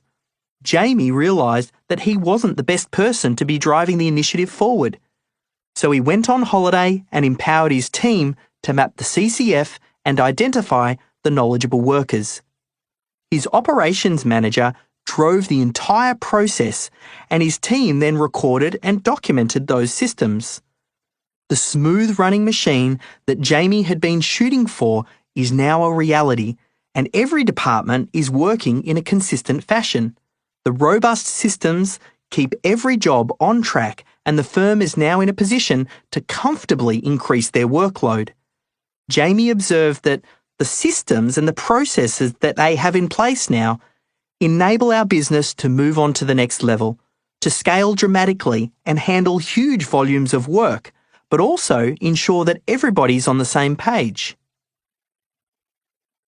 Assign action steps. Download and complete the Department's Responsibilities and Team Chart DRTC template from systemology.com/resources. The 5 steps covered in this template include Step number 1, identify key departments. Step number 2, assign the responsibilities of each department. Step number 3, assign department heads. Step number 4, identify additional knowledgeable workers. And finally, step number 5, assign critical systems to knowledgeable workers. Step 3, extract. Extract chapter summary. The third step in Systemology is to capture the knowledge from your team and turn it into shareable systems. In this chapter, I will quite literally share with you the system for creating systems. I know the name sounds a little bit funny, but the primary reason that people struggle to systemize their business is precisely because they don't have a system to guide them. Highlights from this chapter include why creating systems should always be a 2-person job, rock-solid strategies to get buy-in and cooperation from everyone in your business, what is a systems champion and why they're essential for building a systems-centered business, why flowcharts and screenshots suck when creating systems and processes. The primary myth that I'm going to be busting in this chapter is that creating systems is time-consuming. Okay, so you've identified the critical systems in your business. You've assigned the key departments and the responsibilities, and you've identified where the knowledge resides. Now, you need to work with those team members to create long, boring standard operating procedures that no one will ever end up reading. You know the documents I'm talking about. Epic, long, numbered lists with Roman numeral sublists, hundreds of bullet points and millions of screenshots, and flowcharts that no one can edit. That just sounds painful. How the heck are you going to find time to do this? Well, if you've followed the instructions carefully from the previous chapters, and many of these tasks have already been assigned to other team members, you could just rule with an iron fist. Yeah, that sounds like a good idea. Force your team members to find the time to document their jobs, and if they don't like it, you can always fire them. No, actually, don't do that. That'd be just idiotic. You know as well as I do that your best team members are every bit as busy as you are, and there's a good chance that many of them won't relish the idea of creating systems. Do you really want to force them into doing something that they don't want to do? Of course not. And you don't have to, because the Systemology version of creating systems is like nothing you've ever tried before. This is the step that's going to knock out the biggest myth of them all, that the actual process of creating systems is time-consuming and painful. I used to believe this myself until I found a better way. Before Systemology, back when I was looking to step out from my digital agency, I explained to my mentor that I was having a real challenge documenting my processes. Almost without a second thought, he suggested, why don't you just hire a consultant and get them to create them for you? My immediate response, well, at least in my head it was, yeah, but I don't want to pay some overpriced consultant to come in and create some documents for parts of my business that they know little or nothing about. But while my initial reaction was to write off the idea, I am a sucker for business shortcuts. I'm always on the lookout for ways to get the best result in the least possible moves. So the idea that I didn't have to be the one creating the systems, that was definitely one I kept on coming back to. Fast forward a few years. After doing things the hard way for way too long, I came up with a spin on the idea. I decided to produce a podcast where I would interview experts who knew how to solve problems I was having in my business, although I didn't plan on marketing it that way to my guests anyway. If I wanted to know how to do something, I would simply find the person who knew how to do it, and then I'd get them to share their step-by-step system on a podcast with me. The plan was to then go one step further and get my team to turn those podcasts into documented systems. Pretty cool idea, huh? And I bet you can guess who the first person I interviewed was. That's right. I sat down with a podcast expert who could teach me everything about how to produce a podcast. That very first podcast show, it covered everything from creating, editing, launching, and even marketing a podcast. I then gave that interview to my team. They turned it into a system, and that's what we still use to this day. As ideas go, It's a pretty good one, even if I say so myself. And you can listen to the podcast here, systemology.com/podcast. Now, the astute reader might have just picked up one of the secrets to this process. The first secret: creating systems is a two-person job. The Systemology method of creating and documenting systems is very similar to my podcast idea. One person shares the knowledge, the knowledgeable worker, and another documents it, your system's champion. This change, while very small in principle, is huge in terms of getting the job done. If you try to get one person to do both parts of the task, explaining it and documenting it, I can guarantee that you'll hit resistance. But if you make this a two-person job where you record what the person is already doing while they're doing it, and then you assign someone else to document the system, you absolutely change the game. You can then maximize the accuracy of the process by getting the knowledgeable worker to review and edit the created documentation. Most people, if they had a choice, much prefer to edit something that already exists, rather than having to try to create something from a blank page. Get version 1 of the system done, and get it done by someone else, someone who likes writing these sorts of documents, and you'll find it's infinitely easier to get the knowledgeable worker to review it. Just go on, give it a try. Like many things in business, fighting strong resistance head-on is rarely the best way forward. Play to your team's strengths and do everything in your power to make it easy for them to do their best work. Your system's champion. Continuing with this train of thought, is there anyone currently on your team who loves creating systems and processes? They might not have even consciously realized it, but you can typically spot these people because they're known for being extremely organized, detail-oriented people. They're the kind of people who enjoy creating to-do lists and organizing projects and get great satisfaction in seeing things run smoothly. It's worth identifying these people early and getting them involved in the Systemology process.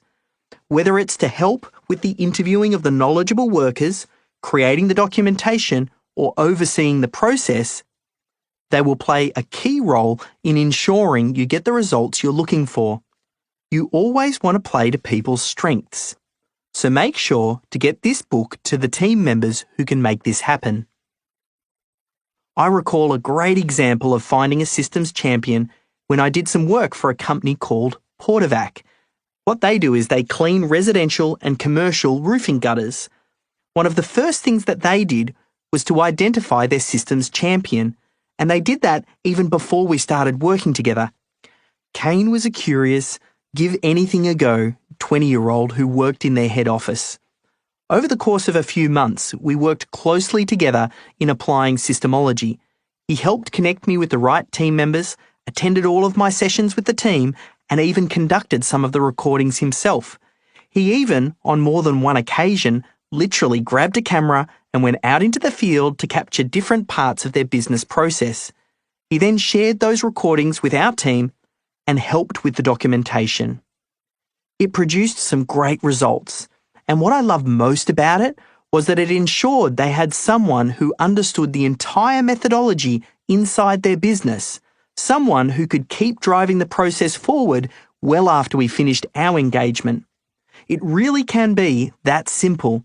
And I love this example because it highlights the fact that you don't need some special training beyond listening to this audiobook to be a systems champion.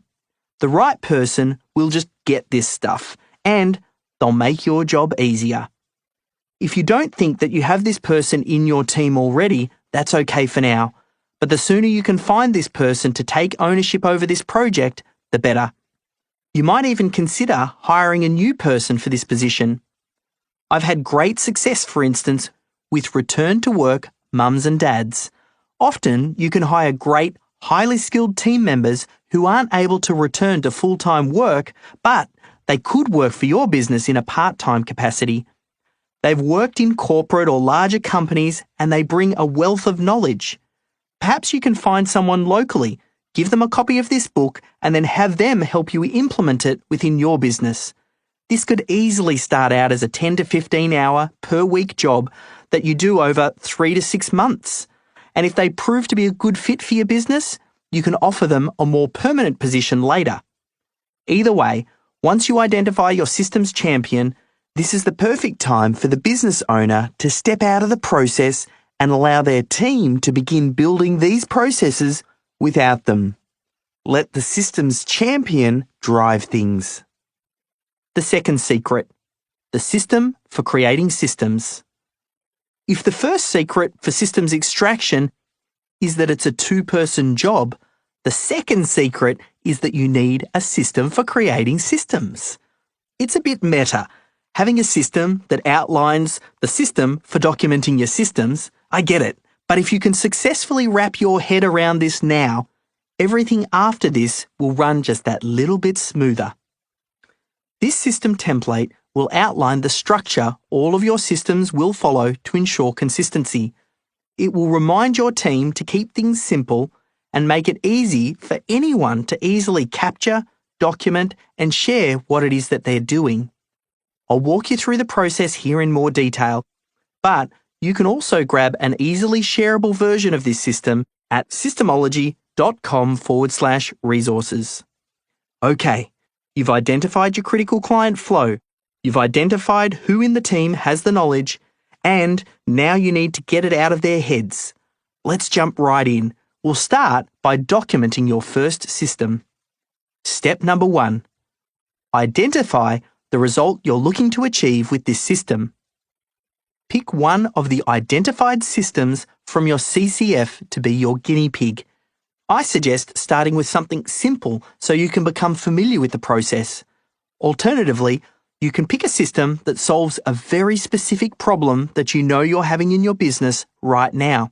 For example, if you're having troubles around the delivery of your product or service, maybe you should focus in on the onboarding and delivery systems. Or if you're having trouble selling, create a system for your sales process. Either way, stay within the bounds of the CCF and prioritize at your own discretion. For this example, we'll pick an easy-to-understand process. Handling inbound inquiries via the phone or website. We'll name it something really clear but descriptive. Handling an incoming inquiry. Step number 2. Identify who produces the result. You've already completed this step in the previous chapter, so this is easy enough. Look at the DRTC and see who is marked as the knowledgeable worker for that system. The knowledgeable worker who knows how to do the job of which you're creating a system for. We'll extract the system from them and then aim to bring everybody else up to that standard. Step number 3. Determine the capture method. What will be the most effective way for you to capture the person who is sharing the knowledge? Most of the time, this will be recording them actually doing the task as they're doing it. You might use screen recording software, a camera, or your mobile phone.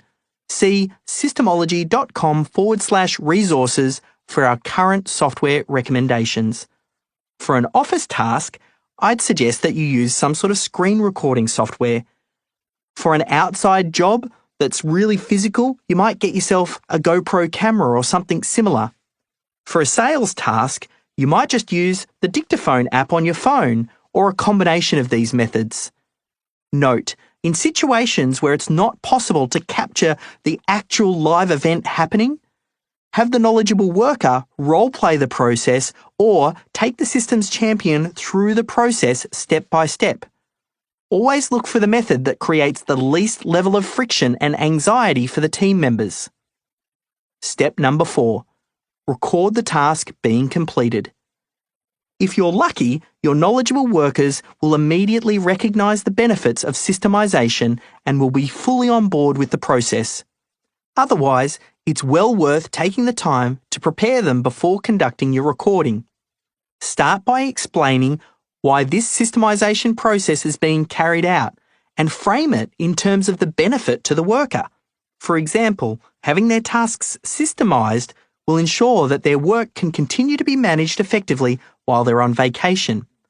You might say something like, you know how every time you go on vacation and when you come back there's a mountain of work for you to catch up on? Or worse, while you're on vacation, you still need to keep working just to keep things moving? Well, by systemizing, this will ensure that we can get other team members to manage things while you're away. You should also make it really clear that the heavy lifting, the documentation, the uploading, the tweaking, all of that stuff that they probably don't want to do is going to get handled by someone else. All they need to do is to carry out the task and talk someone through as they would normally do it. We'll cover some more tips on this, on how to introduce Systemology to your team in a later chapter. Depending on the complexity of the task, it can also be helpful to ask the team member to make a few bullet points and notes before doing the recording, just outlining some of those key steps. This pre-planning gives the worker a chance to think through a task that they may have been completing on autopilot for a long time. You should also stress the point that we're not looking to have the system be perfect or fully optimized. While it's okay to make minor tweaks as you go, you want to avoid trying to completely re-engineer things. Optimizing comes later. At this stage, we're looking to keep things simple and just capture things as they're currently done. One final point to keep in mind is that not everybody is going to be comfortable being recorded, so a little preparation and setting the scene can go a long way to calm the nerves. If you have a systems champion, have them schedule times on the calendar for when these extractions are going to occur, and have them conduct the team members' recordings. It's time to hit the record button and let the knowledgeable worker do their thing. Remind them to describe everything that they're doing as they're doing it and aim to capture every detail you can. This will just make it so much easier when it comes time to do the documentation. By definition, the team member is a knowledgeable worker. They know how to complete this task and they're able to complete it to a great standard. So don't worry about any mistakes or interruptions that happen in the recording. If you need to break off or worse, restart after every stuff up, the task is going to take forever. If the knowledgeable worker messes up, get them to explain what went wrong and then just carry on. Mistakes can be edited out in post-production if required, but sometimes the errors can be just as instructive if it demonstrates how to recover from a mistake. Just keep rolling and capture everything as you go. In circumstances where the task might be completed in stages or where it's not possible to go through from start to finish in one go, just capture it in pieces. Later, you can decide if it's best to combine those or keep them separate as standalone systems. The final result won't be great. The odd element might be missed, the recording might look a little bit amateurish, or the worker, they might have gone slower than they would usually. None of that really matters. Remember that your first version is highly unlikely to be the final definitive one.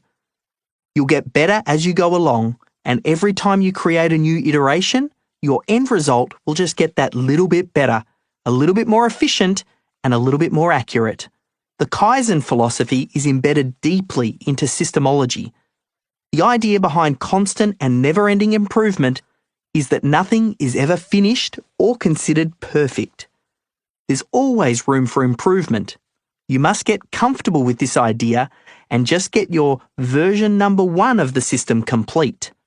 Step number 5, create a new system. The first time you document a system, you're going to need to decide where you're going to store it. Ideally, you might already have some file storage system in place, or better yet, systems management software that can easily be managed, edited, and accessed by everyone in your business. We'll cover this in more detail in a later chapter, but either way, my best advice is always to go with whatever makes things easiest for your team. There is a trend for software that attempts to do a little bit of everything, and in my experience, this tends to overcomplicate things, providing a lot of bells and whistles, 99% of which you probably won't end up using anyway. Assuming you have your database in place and it's ready to use, your systems champion should now have everything that they need to create a system based on the material that's been extracted. Get them to create folders in your systems management software based on the different departments you've already identified earlier, such as sales, finance, operations, etc. The systems champion can then store the new system in the appropriate folder. This system document aims to have everything in one place so your systems champion can do their thing. Here are a few extra points of information that you might consider adding to your document. System title. This should be concise, but not at the expense of using the most appropriate and descriptive keywords. Thought should be given to the search terms that your team members might use when they're trying to locate this system in the future. Consider creating a naming convention to ensure consistency across the board.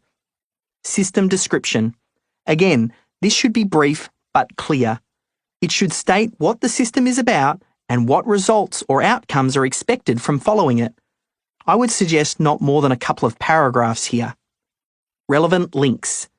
Add a link to the video recording of the task being completed and any other files, templates, and required resources. Knowledgeable worker. It's a good idea to have this person noted in the system itself, since typically this person becomes the primary point of contact for questions relating to the system. Team members. Identify other team members, or at least one, who you would like to also be able to carry out the task. These team members can act as a backup for the task if the knowledgeable worker is unavailable.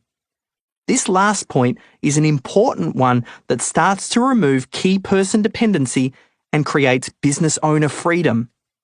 Remember that all tasks and roles should have more than one team member who's able to step in and complete those duties. Having redundancy reduces team member anxiety about taking leave, provides business owner confidence, and gets you one step closer to complete business reliability. Step number 6. Create step-by-step documentation. Remember, the first secret of the extraction phase is to make it a two-person job? The person with the knowledge and the systems champion. Have your systems champion watch the recording of the task being completed and get them to note down the steps carried out in a linear fashion. Literally, step 1, do this. Step 2, do that. Each step should be as detailed as it needs to be, using sub-bullets and clarification comments as required. These steps should be typed directly into the main body of the system. How do you know if the level of detail is correct? There is no perfect answer here, and it's often dictated by the system itself and the skill level of the team members who will carry out the task. Low-skilled roles with high turnover of staff may require very detailed instructions when compared to tasks completed by highly skilled, long-term team members, which may require less. That said, I'm not a big believer in hiring unskilled 15-year-olds to do all the tasks in your business for minimum wage. Unless you sell hamburgers, then I'll grant you that one exception. Don't create every system for the lowest common denominator. Take Reed Hastings, the founder of Netflix's advice, when he said in the Masters of Scale podcast, "What we failed to understand is by dummy-proofing all of our systems, that we would end up having a system where only dummies wanted to work there." The goal is not to develop robots who mindlessly follow step-by-step instructions. We want to give smart people the instructions they need to deliver a great outcome.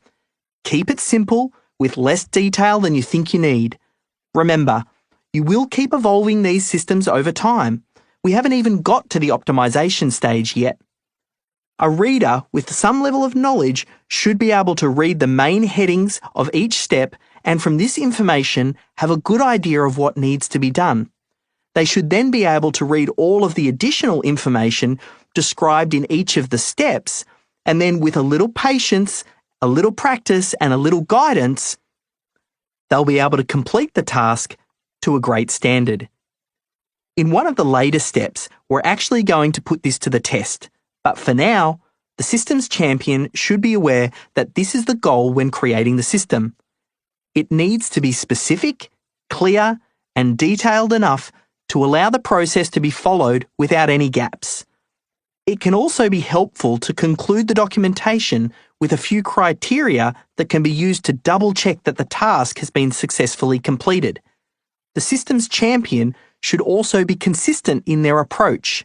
The text, the style of the writing, the layout, even details such as whether or not the number is indicated numerically, that's 1, 2, 3, 4, etc., or alphabetically, that is spelling out the words 1, 2, 3, 4, etc. You want to have this uniform throughout. The right person for this job will be fastidious about achieving this level of detail and consistency.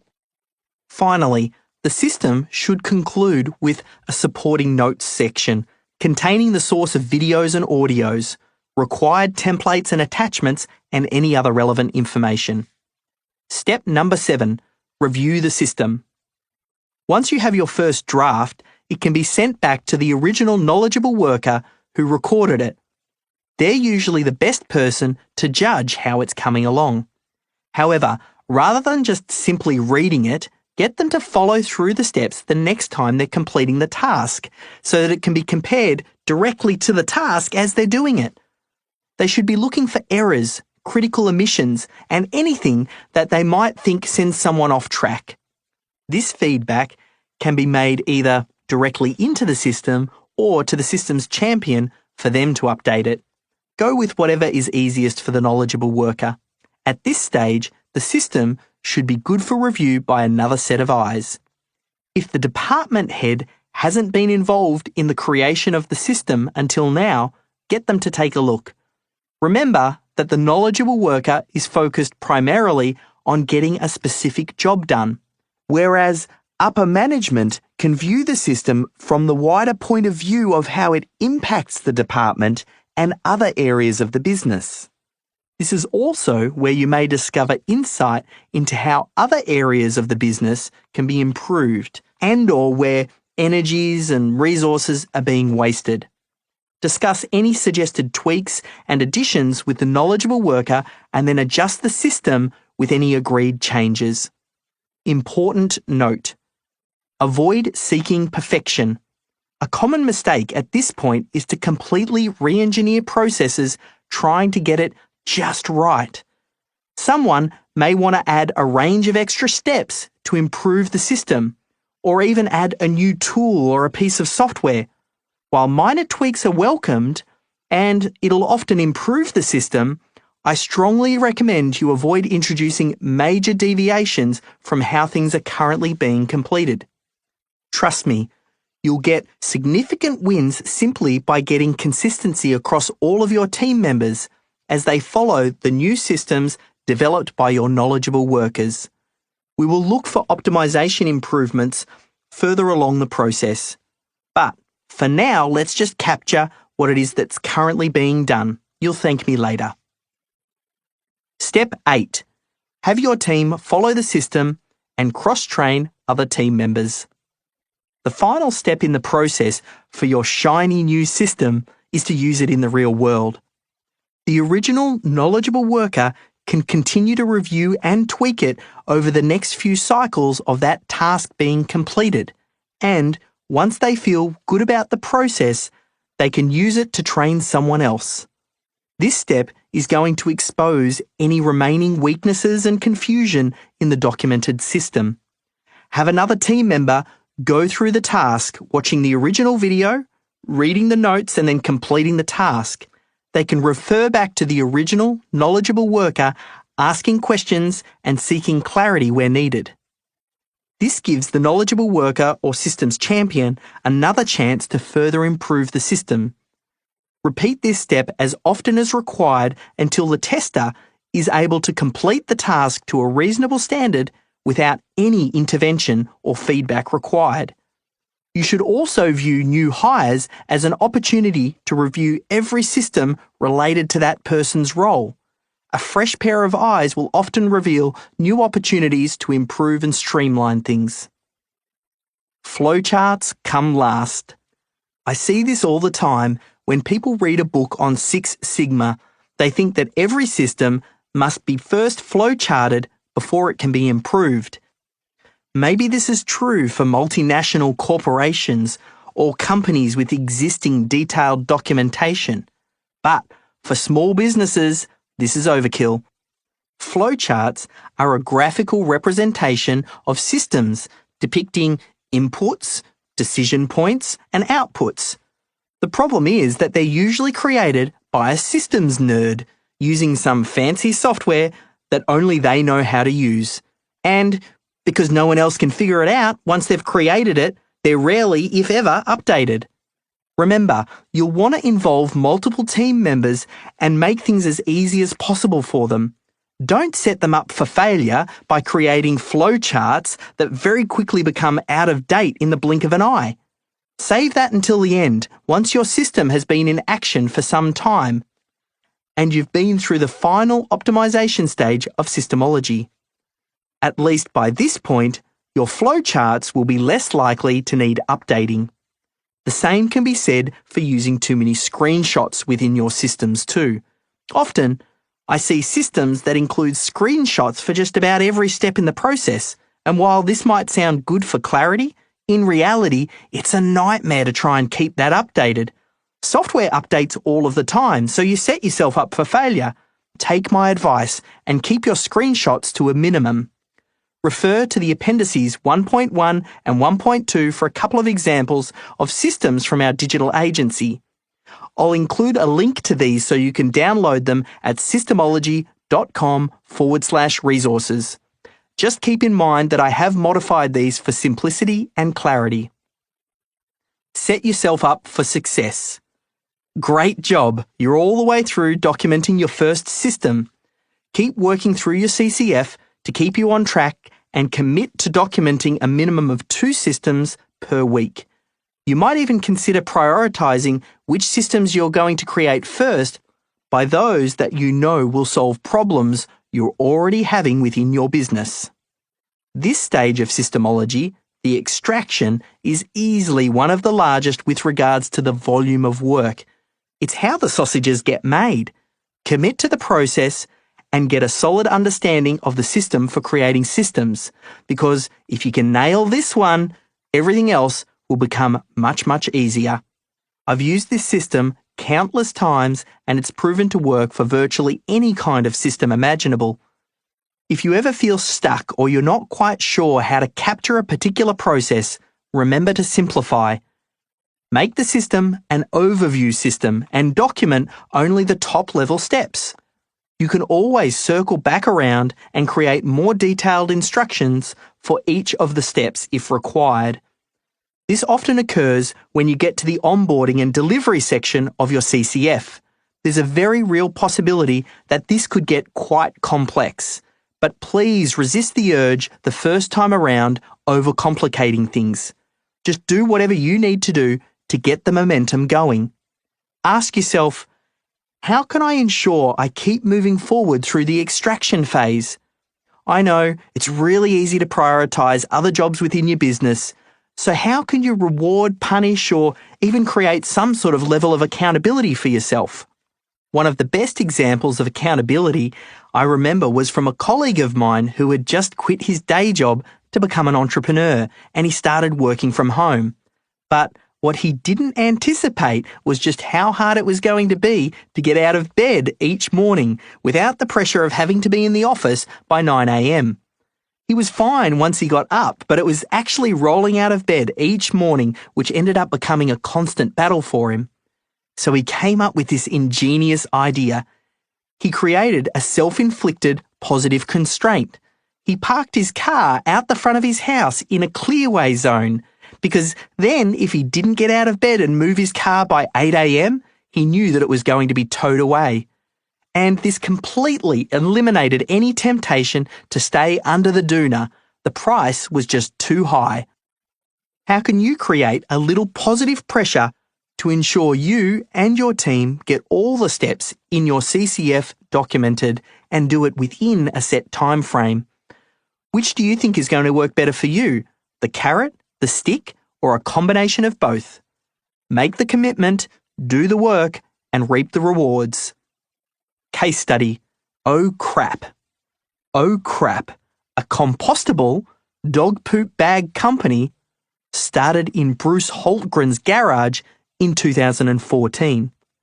His co-founder, Henry Reith's smart marketing strategies quickly launched the new company. Soon after the bags hit the market, sales exploded. They went from selling a total of 200,000 bags initially to 6.3 million poo bags in just over a couple of years. After one of their first large orders, Henry remembers walking into Bruce's home to find floor-to-ceiling stacks of boxes filled with stock, filling the garage, the kitchen, and even his boys' room. It was the true "we're actually doing this" moment. OCRAP's marketing soon outpaced their capacity for output, and when order volumes spiked, they had to turn off their ads. Then there was also Bruce's yearly week-long vacation, which brought the business to a complete halt. This only compounded the stress. It was time to turn this side hustle into a serious business. They brought on full-time staff, including Henry's sister, who quit her job to join the team. The start-and-stop style of business in the early days wouldn't cut it now. They had to pay wages. Henry had been involved in several successful ventures in the past, and he knew from those past failures that they needed systems. When a colleague introduced Henry to Systemology, he loved what it promised to do. Even better, the approach championed having someone other than the busy business owner create, record, and implement the systems. So, after Henry recorded the first couple of systems, he appointed an internal systems champion. Today, she keeps everyone honest with their systems, continuously recording and re-evaluating essential procedures. Thanks to systems, they're able to stay ahead of the growth, not frantically clawing to stay on top. Bruce and Henry have the time and the mental space to dedicate to driving the vision, and Henry can put his marketing expertise towards more creative and expansive projects. For the first time, they have more resources than orders, and that's a great thing, because as they amp up their marketing efforts, Henry predicts that the business will double every few months thanks to their systems. Extract action steps. Using your department's responsibilities and team chart, the DRTC, as a guide, create a timeline and get to work extracting your systems.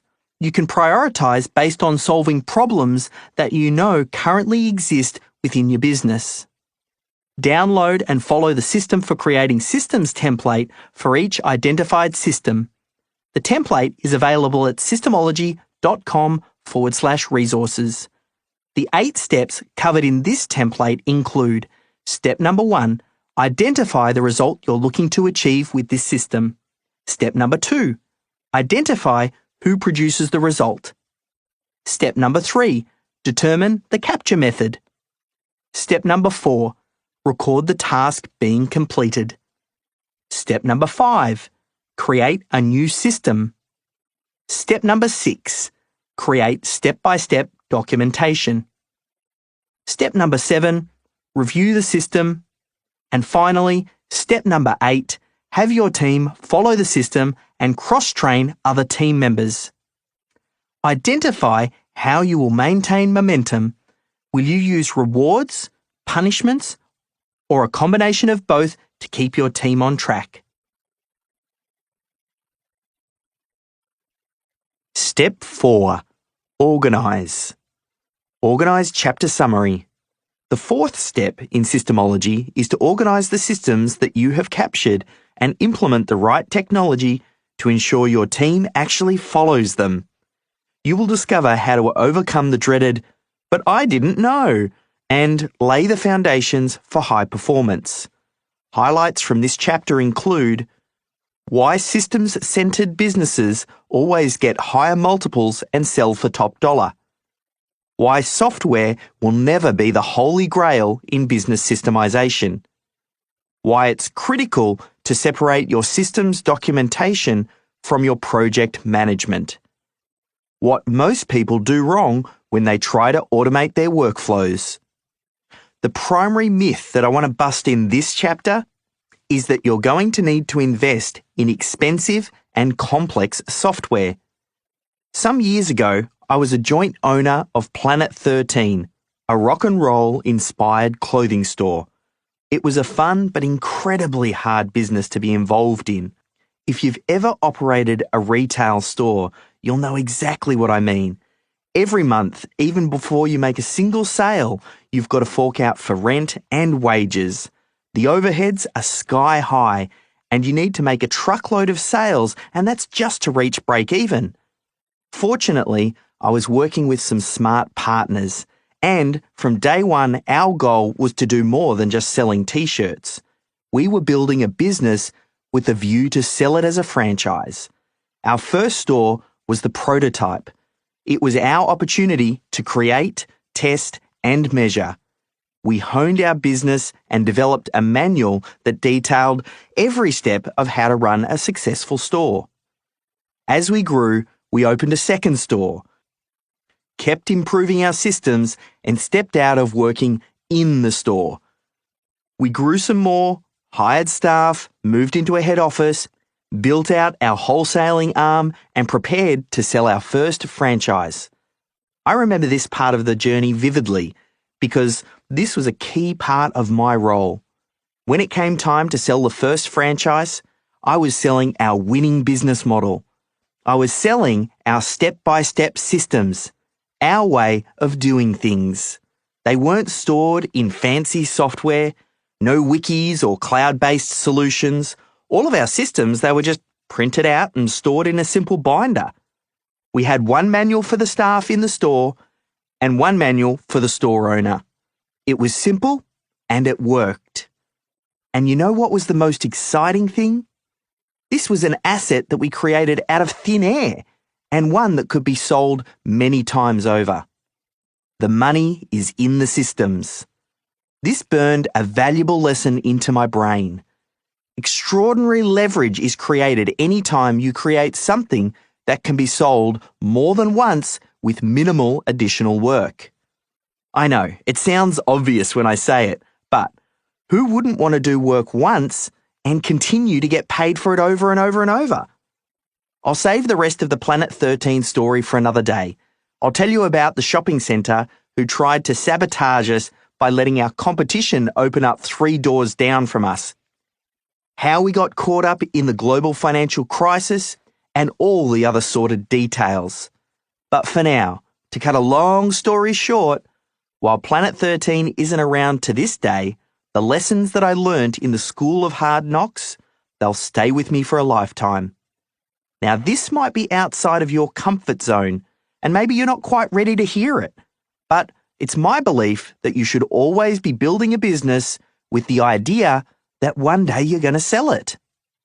If you decide to sell all of it, part of it, or not at all, obviously that's up to you. But one thing is for sure, building it with the idea of eventually selling it, it ensures that you build it on solid foundations. Systems-run businesses are always worth more. You probably already intuitively know this to be true, but there are a range of reasons for this.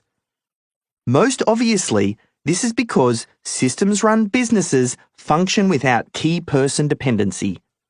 They work without the business owner or any specific team member being essential to their operation. They're more efficient, more reliable, and scalable. Systems give the potential acquirer confidence that the business will continue to perform well after the sale. Your systems are the blueprint to your successfully running business, and they're worth their weight in gold. And if you store those systems in the cloud, then they're worth their storage space in gold. I personally believe that systems are the most important asset within your business. If you want to argue that the people are more important, I'll challenge your point, reminding you that, like it or not, people come and go. No single employee at any level should be so critical to a business that they're irreplaceable. In fact, if you have someone in your business who is irreplaceable, you have a big problem. Because what happens if that person gets sick? Or someone in their family does. Or worse, what happens if they get hit by a bus? You're in trouble.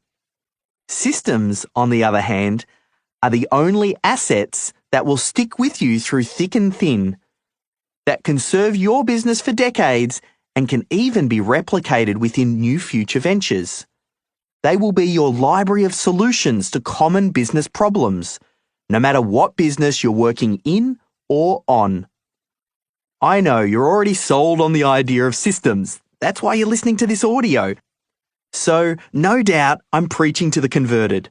But the reason that I'm labouring this point is to ensure that we're both on the same page. The money is in your systems. I know of one enterprising businessman who has built and sold his plumbing business 21 times to date. Each time he builds it quicker and better than the previous and sells it for higher and higher valuations. He starts by purchasing a failing plumbing business, then deploys his team, and they install his systems to turn things around. At last count, he sold his most recent company for tens of millions of dollars. That's leverage and pure genius, if you ask me. Where do you store your most valuable asset? Does your team know where to look to find your systems? Or are they scattered across your shared drives, in folders on your team members' desktops, and dumped in unorganized folders in your Dropbox account? You probably need a better plan than that. And that's what this chapter is all about. Let's take a look at how you will organize your systems and how you'll create responsibility and accountability. It's also time to break a few of the old misconceptions around what your systems manuals will look like. The ideas of printing out big, thick manuals and having them sit on your shelf to collect dust, those are obsolete. But similarly, the idea that you're going to need to create complex enterprise-level software that has built-in learning management systems using SCORM, that's also flawed as well. All of these thoughts and ideas are holding you back. Start with simple.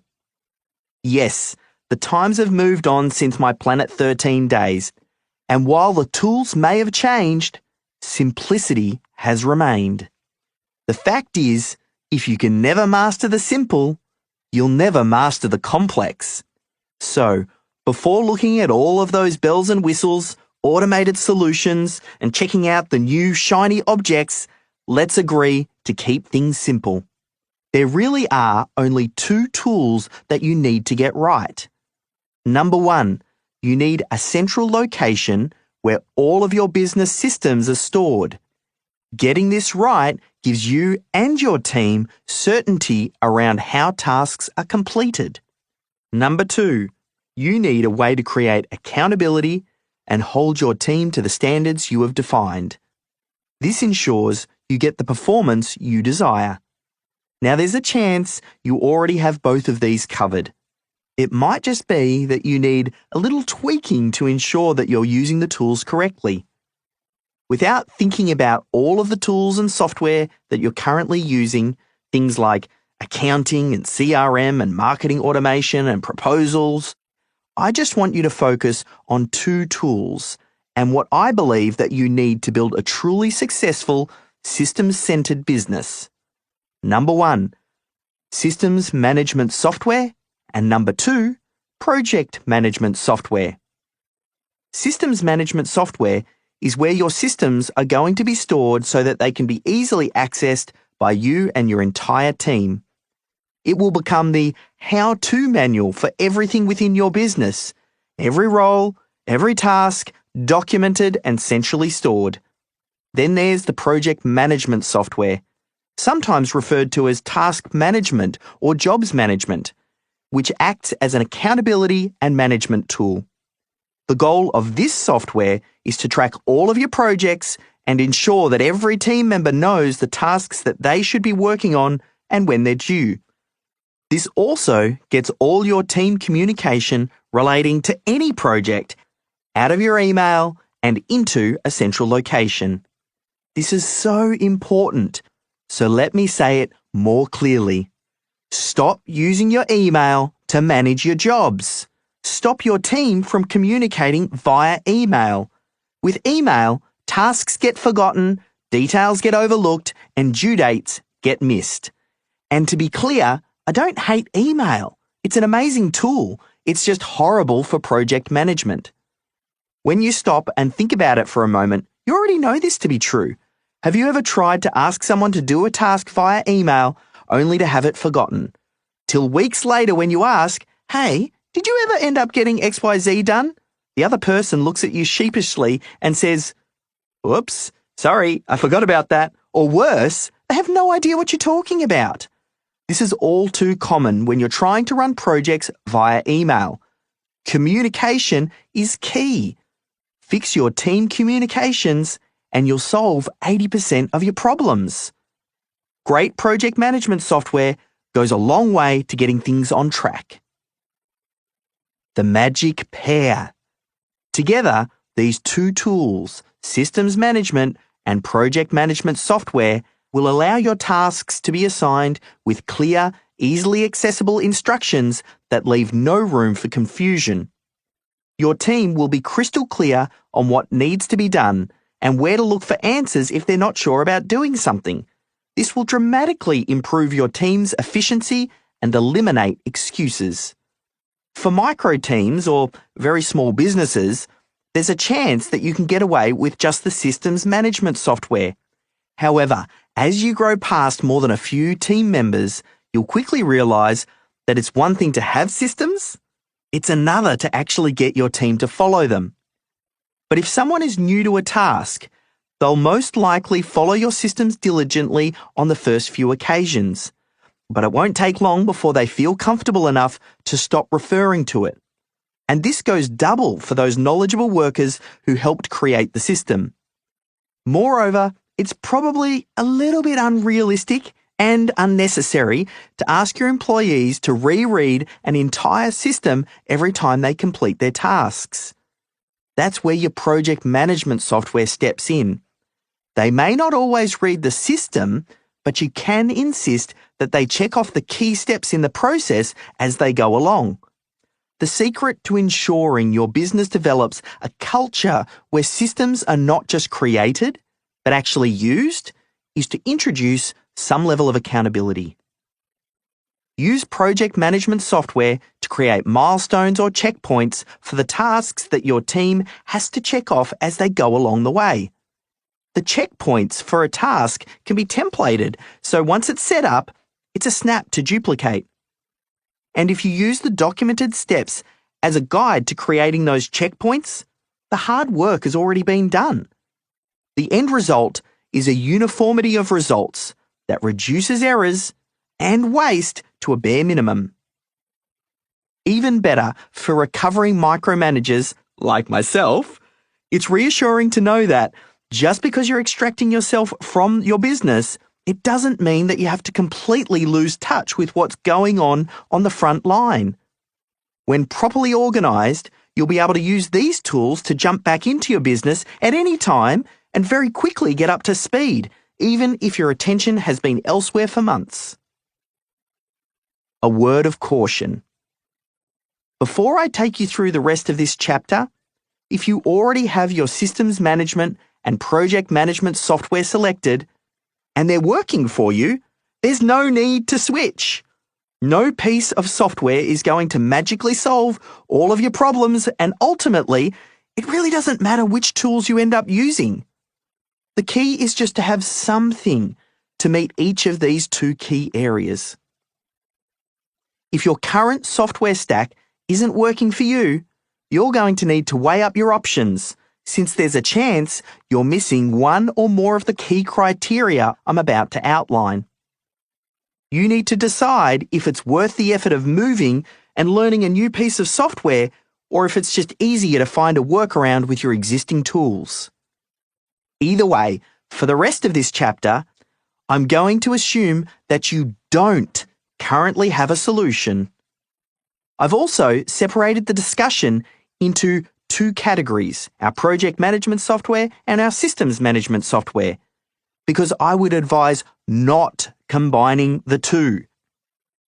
It's not that they don't exist, it's that combining the two tends to come with compromises and unnecessary complexity. I'll explain more on this as we get into things. In short, just trust me. Keep your systems management and your project management isolated. If you do that, you'll reduce the likelihood of needing to switch your software further down the road. You'll also set yourself up in the best possible position should you decide to sell your business at some point. A stitch in time here will save you 9. Project management software. Let's start with your project management software, since there's more of a chance that you already have something in place. Project management software is designed to cover the who does what by when aspect of task management. There is a range of non-industry specific tools out there, including Asana, Basecamp, Trello, Podio, Teamwork PM, Monday, and many more. I think you're getting the idea. There are tons of them out there. And then there are the tools that are optimized for specific industries. Be mindful of the latter group though, because these can sometimes be over-optimized for specific tasks at the expense of important departments within your business. For example, some software packages built for trades-based businesses focus exclusively on the scheduling and the delivery side of your business. Now, while this is important, it can also be a little bit frustrating when you realize that you're going to need more than one platform to manage all the other departments within your business. That said, depending on your business, its industry, the size of your team, and what you do internally versus outsourcing, you may need one or more of these specialized platforms to function efficiently. For our purposes, project management software should be able to sit at the top level. It should cover all departments and set clear accountability for the actual doing of any work. If you haven't yet found a project management tool, here are a few criteria that I want you to look out for. There are actually 6 points here with checkboxes next to each. There's basic task creation, subtask creation, task descriptions and links, task list templates or duplication, permission levels and project visibility, and finally, intuitive and easy to use. Let me walk through each one of those. Number 1, basic task creation. At a minimum, your chosen software should allow you to create a task, assign that task to a team member, tag other team members who need to receive updates on the progress, and set deadlines for when the task needs to be completed. To be honest, you're going to be really hard-pressed to find a project management software that doesn't have these basic features. These are the fundamentals of good project management, but don't assume. Check that these fundamentals are in place. Number 2, subtask creation. Again, this is a pretty standard feature, but it's critical, so I want to be sure that it's available. You need to be able to split your individual tasks into a series of subtasks based on the required steps in the documented systems that you've already created. These subtasks should also allow for assigning. It's this feature that will allow you to create true accountability in your team. Subtasks are ticked off as the team member completes the steps. This enables you to ensure that projects are progressing as planned and gives a place for comments and questions where they arise. Number 3, task descriptions and links. It's always helpful to be able to add notes and links directly into a task. I know that sounds pretty obvious, but some highly specialized software applications, they're so streamlined that they don't allow for this. I also consider this critical because one of the secrets to making your newly documented systems work is having them handy right where the team member is getting the information about the task they've been assigned.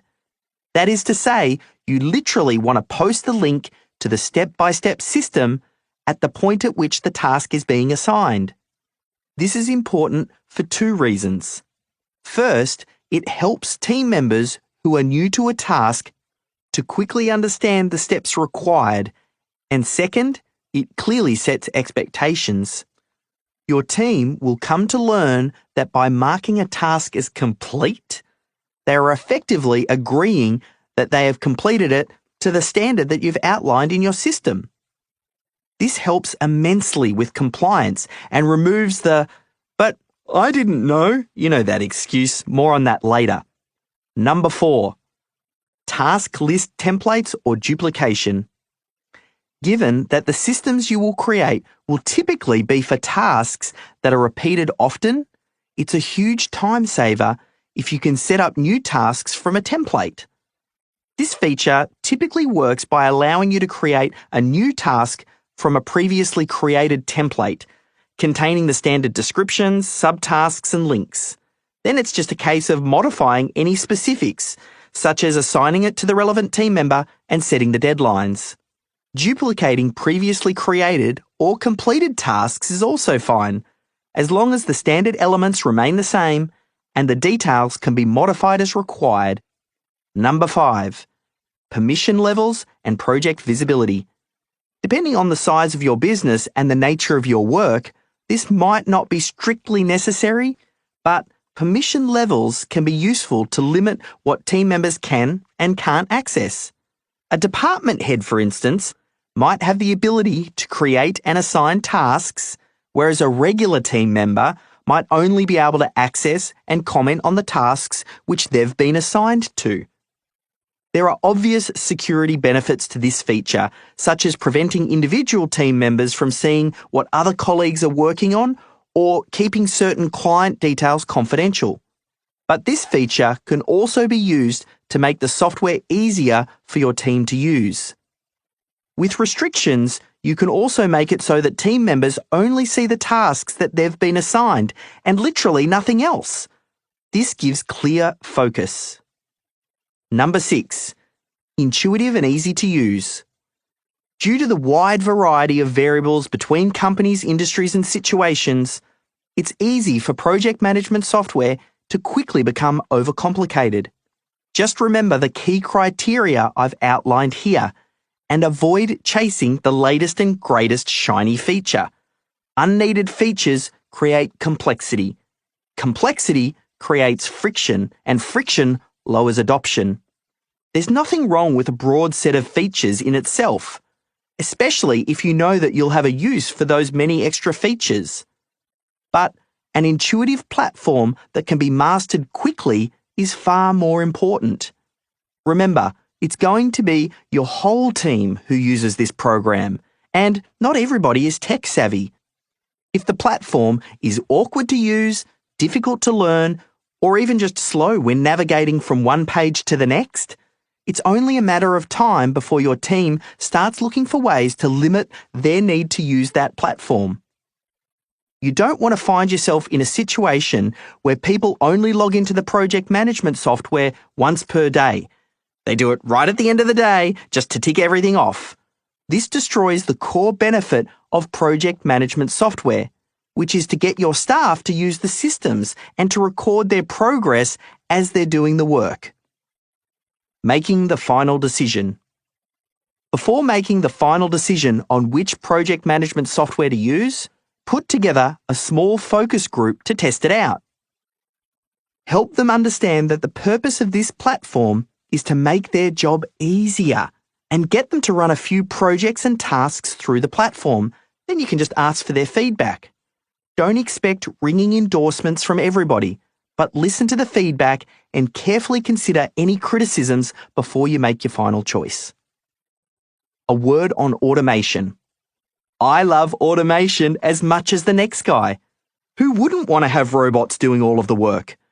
But before you start setting up automatic triggers that fire once the previous step is complete, or before you hook up Zapier to automatically fire a zap every time someone sneezes, let me suggest you try human automation first.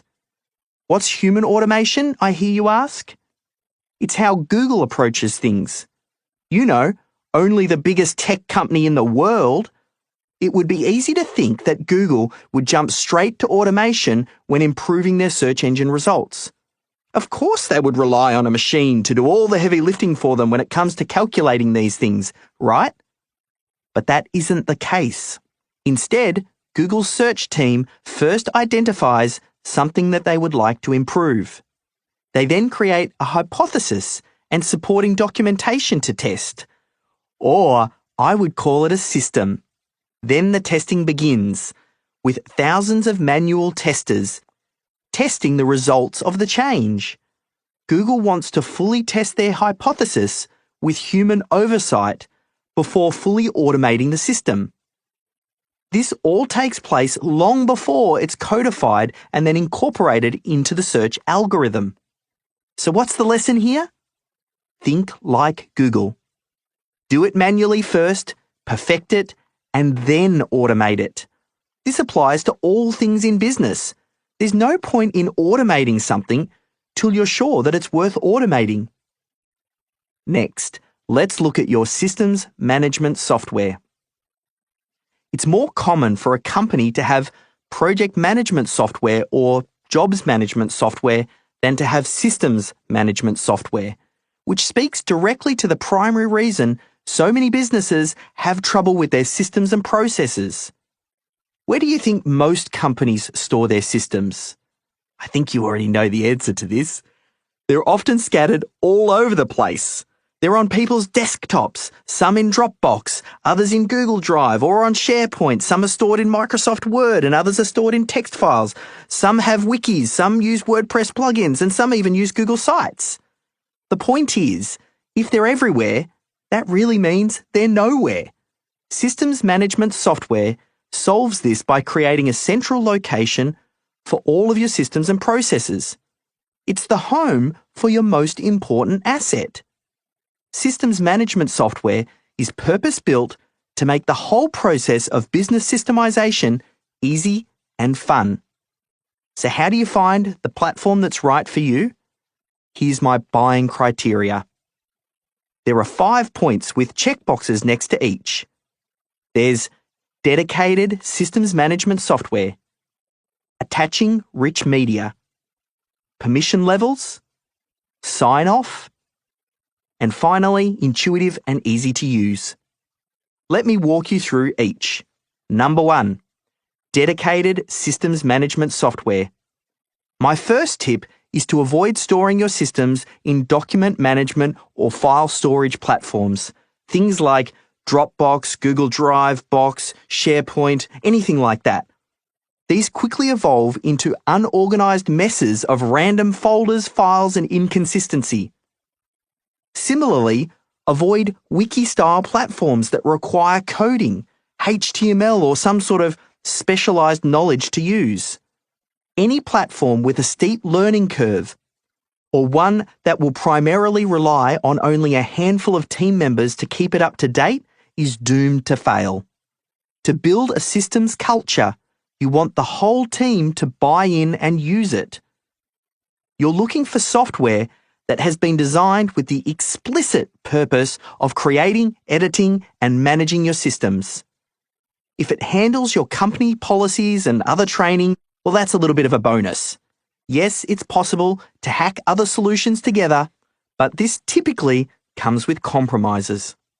Remember, your systems management software will house the most important asset in your business. Number 2, attaching rich media.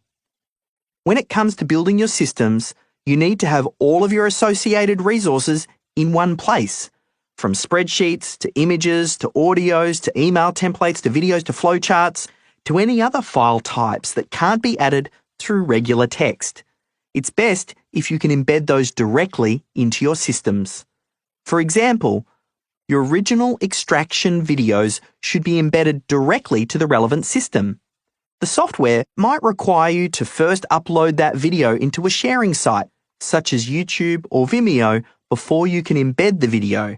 And this is perfectly fine as long as it can be streamed directly from the system's documentation page without having to go to some external site or having to download the video. The key here is to have everything in one place. Number 3, permission levels. It's critical to have varying levels of access. Not all systems will be relevant or, for security reasons, need to be seen by everyone. You need to be able to assign systems to roles and then those roles to individuals, thereby limiting what they can and can't see and edit. This particular feature also allows for quick and easy reassigning of roles and associated systems when team members end up moving on or up. This one is a real biggie and often where non-dedicated platforms fall short. Number 4, sign-off. Another handy feature and one of the secrets to compliance is to remove the possibility of the team member saying, "I didn't know." Team members simply sign off and agree that they have read and understood a system. Be sure your systems management software has this feature. Number 5, intuitive and easy to use. Similar to my recommendation for your project management software, but perhaps even more critical here is ease of use. Good systems management software should require almost zero staff training to get everyone up to speed. It should look and work in a way in which your team members are already familiar. Avoid excessive, often unnecessary features that overlap with the goal of your project management software. While automated workflows, active checklists, data collection, and all those types of things, they all sound great. Most of these features should live inside your project management software, which manages the who does what by when. Rather than making decisions based on, "Oh, wouldn't that be cool?" or "That looks like a great feature," always come back to the primary purpose of the tool. Systems management software is where your systems are stored so that they can be easily accessed by you and your team. Project management software, on the other hand, tracks all of your projects, ensuring that every team member knows what tasks they should be working on and when they're due. Together, these two components are vital to your success in building a systems-centered business. Software sorted? What's next? Time to make these platforms your own. Step number 1, customize your project management software. I'm going to keep these next 2 steps super short since it'll be hard to give you direction other than just the basics. This is going to depend heavily on your business, your team, and the software that you've selected. That said, within your project management software, begin by setting up the workspace for each of the different departments you've identified in your business. Things like sales, marketing, operations, finance, human resources, and management. We did that in one of the earlier chapters. Underneath each of the relevant departments, create tasks to match those identified in your critical client flow. And then finally, assign the knowledgeable workers that relate to those tasks.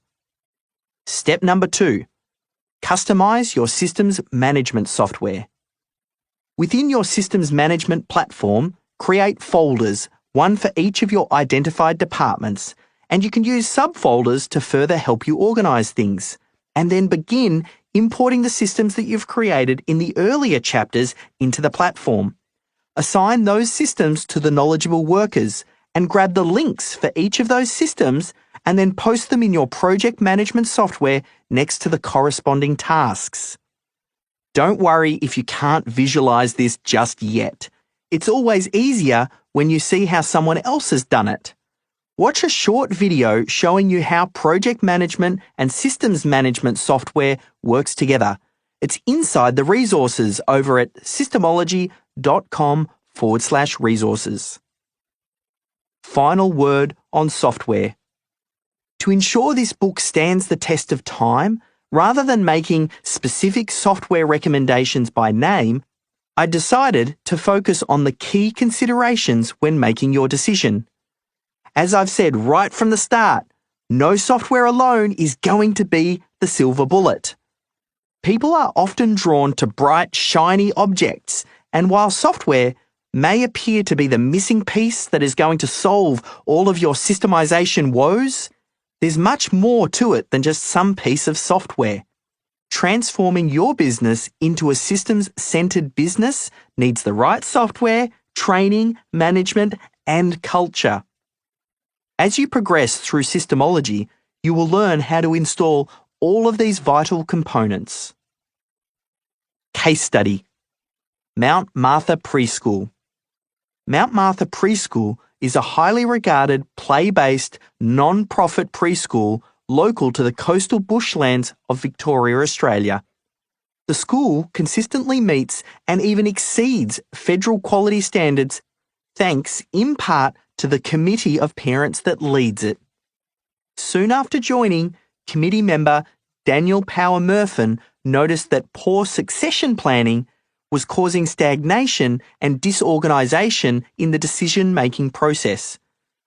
When committee membership turned over, new members needed at least a month or more to get up to speed before they could even consider new policy initiatives. Talk about lost time. As a supervisor in the mining industry by day, Daniel was no stranger to the importance of systems in highly regulated industries. That said, he also knew that the red tape many of these software solutions introduced would stop the initiative dead in its tracks for the preschool committee. Daniel followed the Systemology framework and moved from Word documents in Office 365 to an online systems management software, and this was a game changer. Finally, they had a solution that bridged the gap between systems, federal regulatory policies, and training. With all the knowledge stored in one location, Daniel says, future committees now have the tools to hit the ground running. What's more, the school is better equipped to honour their values with transparency between committee departments, teachers and staff. It's amazing what a little reorganisation can do. Organise. Action steps.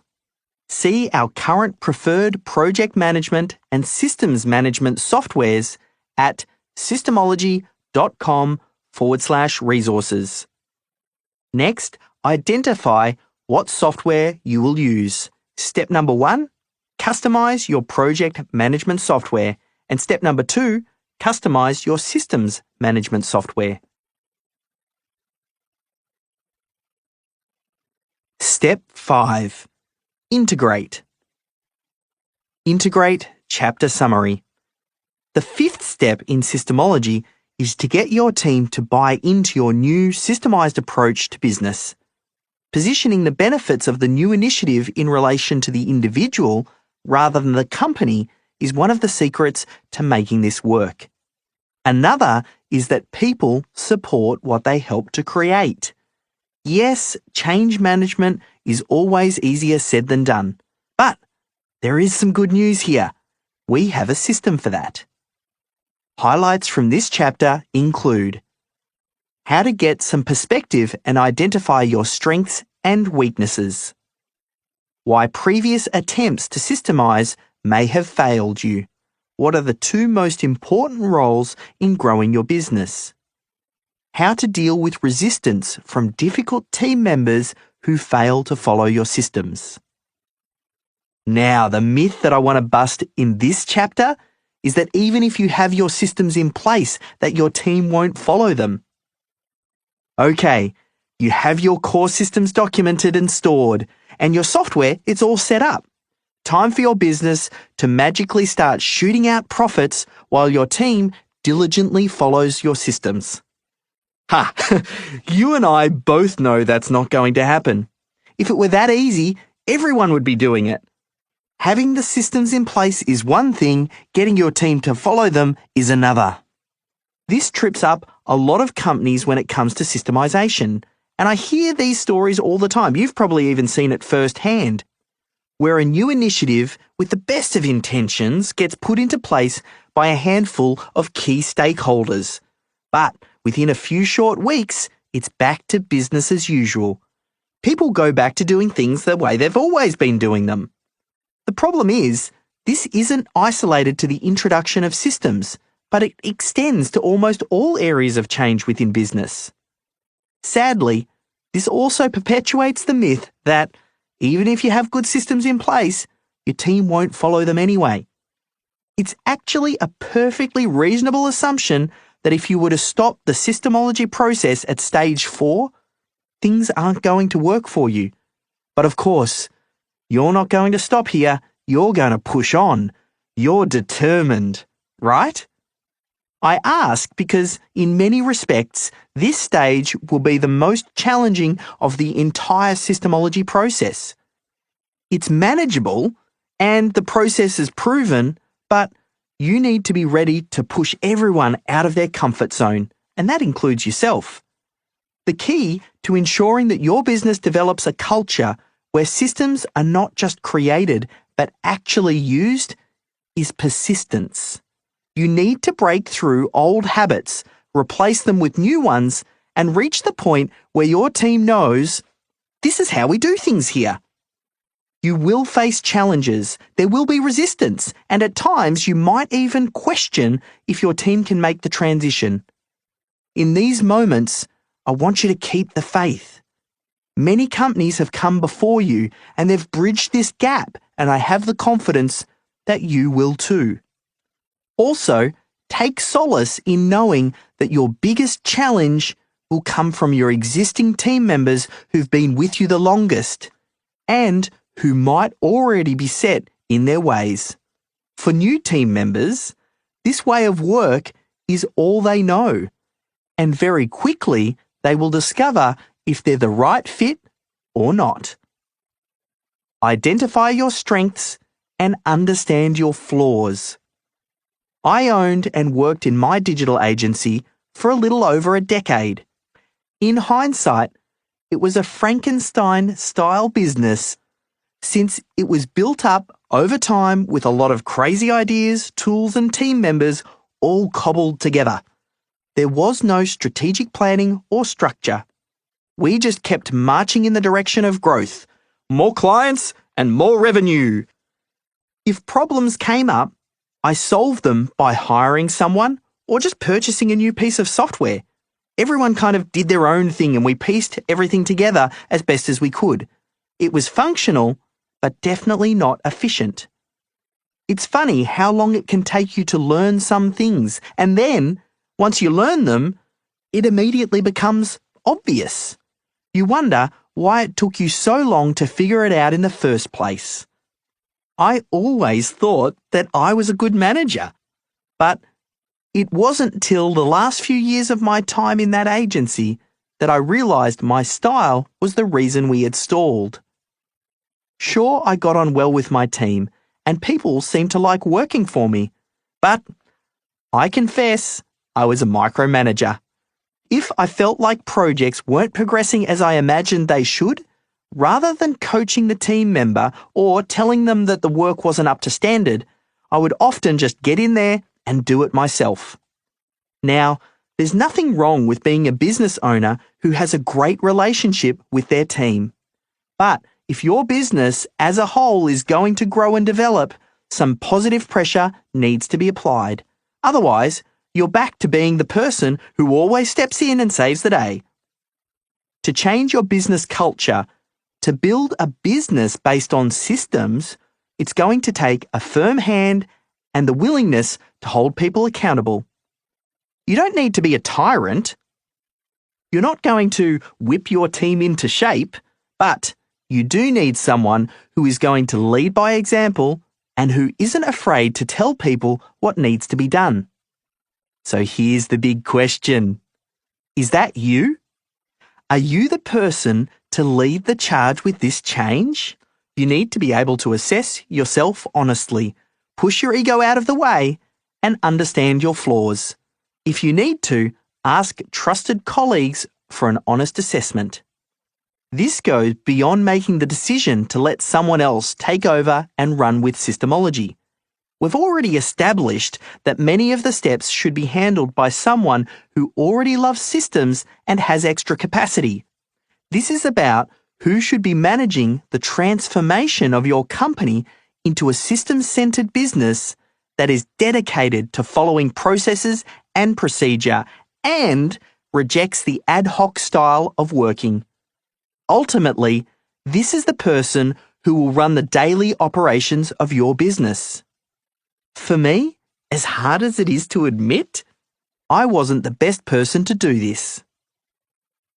The yin to my yang. Melissa, the person who eventually took my place running the agency, is my perfect counterbalance. She understands, values, and is committed to building our system-centered business. She's a better people manager than I was. She's well liked by the team, but she doesn't need to be. This isn't important to her. This allows her to give someone clear instructions, step back, and let them take responsibility for their work. She trusts them to do their job. If a mistake gets made, she's created an environment where team members feel comfortable taking ownership, and she'll work with them to fix the issue. She's also as hard as nails, and she's also comfortable pushing back in situations where the rules aren't followed. As hard as it might be to believe, she even does this with me, the business owner. During my transition, I still had a bad habit of stepping in and throwing my weight around. I might, for instance, get tunnel vision and think of the project I was working on as being the most important. I would put pressure on a team member to get a job turned around quickly without considering their overall workload and how this might affect other clients' jobs. This happened often enough that Melissa took the bold step of posting a message inside our project management software advising everyone to ignore any urgent messages from me. It was a gutsy move, no question about it, but she was well within her rights. A few months earlier, Melissa and I had talked about how hard it was on the team when I would come up with a new idea every other day and then seemingly change directions at the drop of a hat. What was exhilarating for me was jarring for everybody else. They'd still all be coming to grips with my last innovation, and then suddenly I'd be talking about yanking them in a whole new direction. Off the back of this meeting, we created a system for me to direct my work through her. Talking to Melissa first gave me the opportunity to explore the new ideas without distracting the rest of the business. She could help me weigh up these ideas with the big picture in mind. That way we could make sure that we didn't overcommit and ensure we only worked on my best ideas. So, there we were.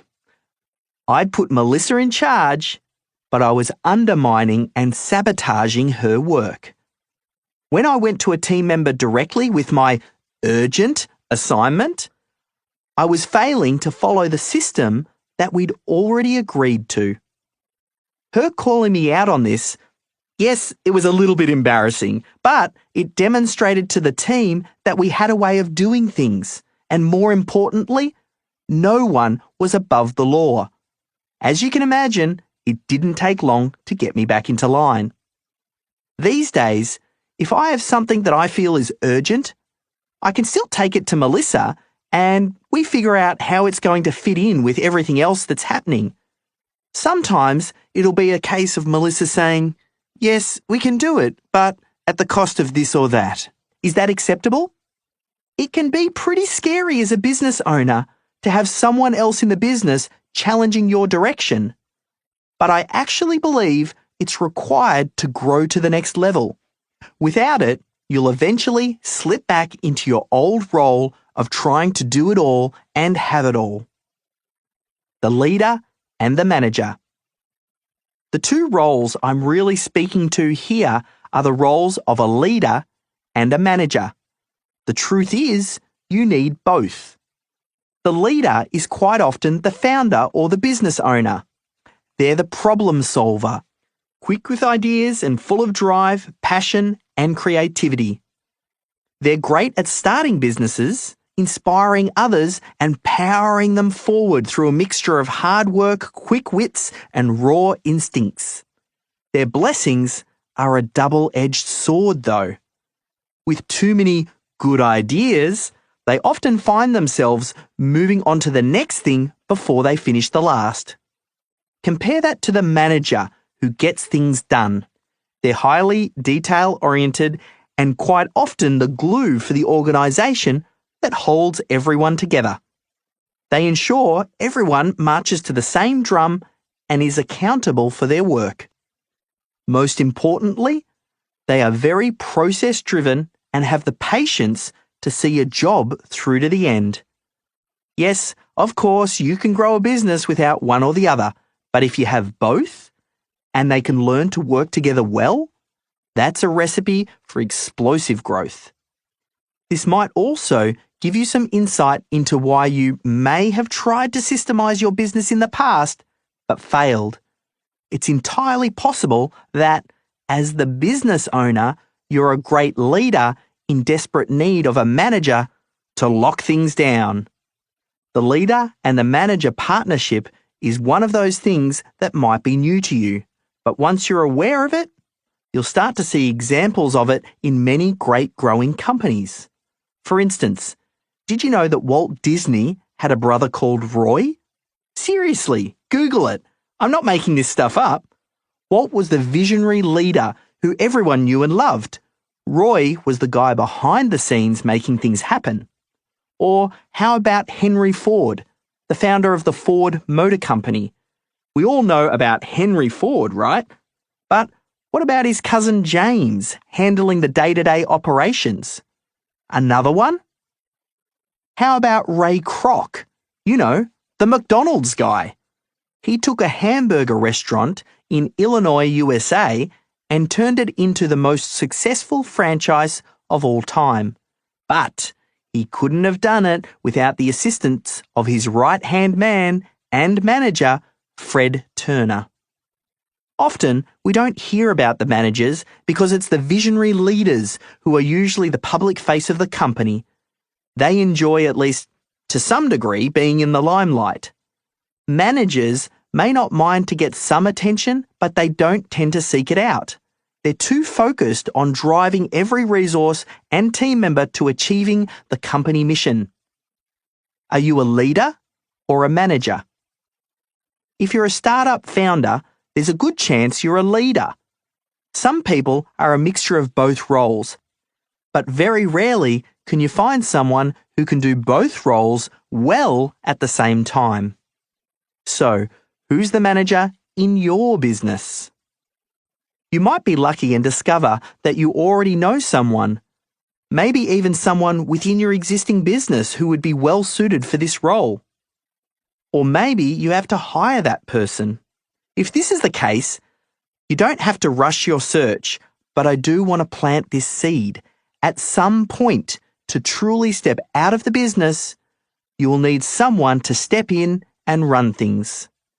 You need to figure out what your strengths and weaknesses are, and then you need to use this knowledge to help you find a person or persons who will complement you. For now, as it relates to Systemology, it's okay to proceed as long as you have someone you've identified as your systems champion. We discussed this earlier in step number 3, extract. At a minimum, this person will take ownership over the process and dramatically increase the success of this new initiative. Let's dig a little deeper into how you will roll Systemology out within your team. As I noted at the start of this book, I advise reading through the entire book at least once before following the action steps here, since some of the later chapters, like this one, will help you with earlier ones. Depending on where you are in the process, you may have already introduced your department heads and knowledgeable workers to Systemology, and that's okay. The steps I'm about to cover speak more broadly to how to introduce things to your team. Now, there are 8 steps here, and obviously everyone's circumstances are different, so you may need to adjust accordingly. Step number 1, identify who's leading the charge. It should go without saying that you need to convey your determination and unwavering commitment to making this most important change to your business. But you also need to determine who's going to be the best person to lead the charge when it comes to implementation. If you're a leader personality, this definitely won't be the first time you've introduced a revolutionary new idea to the team. So you only have yourself to blame if some of your team members secretly roll their eyes and wonder if this idea will stick, or if it's just going to be replaced by something new within a few months. If you have a manager on your team, they will be the perfect choice. Otherwise, a department head or a senior team member may be a good fit. Identify this person up front. Get them a copy of this audio book or buy the physical version and ensure you're both on the same page. Step number 2, know your selling points. By this stage, you can probably already reel off many of the key benefits of Systemology and talk about them with enthusiasm. But I want to give you a few more that you might not have thought about. I want you to have a strong, long list of reasons that you can use to help build some positive pressure.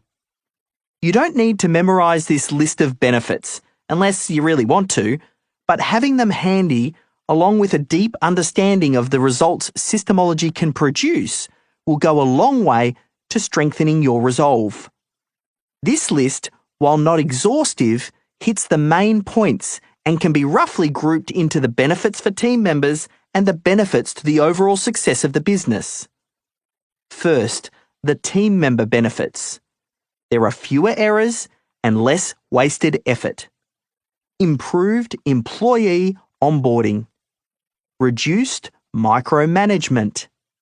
Eliminate single-person dependency. Identify and fill gaps in competency and capability. And finally, empower team members to develop and improve. Second, the business benefits. Duplicate best practices. Improve results for your clients. Free up time for strategy and product refinement. Scale up for profitable expansion. Make the business more attractive to future buyers or investors.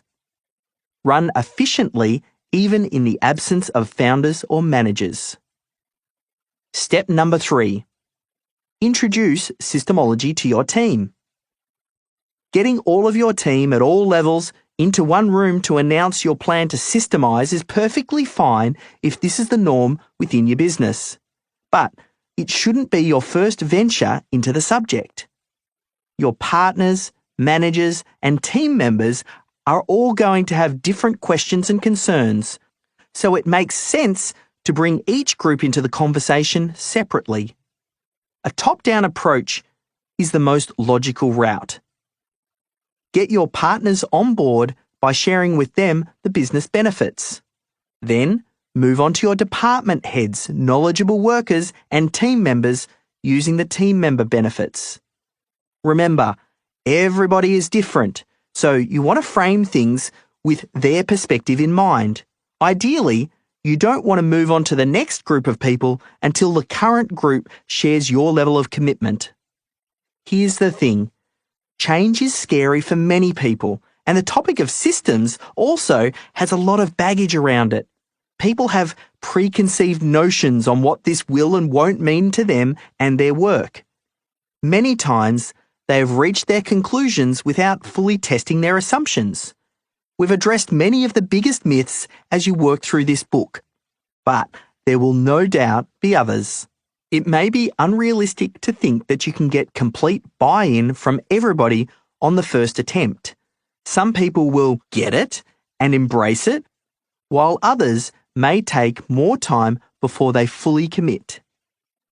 Just remember, if your team members feel like Systemology is going to make their job harder, or they can't see the clear benefits to their situation, you'll get pushback. Put yourself in their shoes. Think of their current problems and how Systemology can help to solve them. For example, you might say something like, "You know what it's like when you go on vacation or when you're sick and you come back to find all your work is piled up. Your inbox and your voicemails are full and you have 1 million tasks that have been waiting on you, and now you need to work double time to get back on top. You spend the next 3 weeks trying to get things back on track for the 1 week that you took off. Well, we're looking to document some of your key systems so it's easier for other team members to step in and help out when you're on leave. Or maybe it's something more aspirational. We would love to move you into a more senior position, but to do this, we'll need to delegate some of your current duties. By creating some step-by-step systems, it's going to be infinitely easier to elevate your position. See how those two reasons might appeal to different people?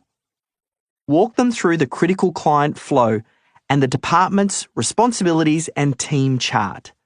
Ask for their help in refining and tweaking those documents. Have them as part of the process. People are much more likely to stick with something that they've played a part in creating. Remember to set the stage and address any concerns about the process being time-consuming or difficult. Tell them about your plan to make this a two-person job, where someone else will be doing the documentation. All you need their help with is to capture what they're already doing. Easy. Remember, people are great at reading energy, so be sure to introduce this with excitement and focus on the opportunities that it's going to create for everybody. Step number 4. Start the extraction process. With your key players on board, your systems champion selected, and your knowledgeable workers ready to go, it's time to start the extraction process. Work through your CCF using the system for creating systems and let your systems champion do the heavy lifting. That is to say, focus on making it as easy as possible for your knowledgeable workers. Step number 5. Introduce your software.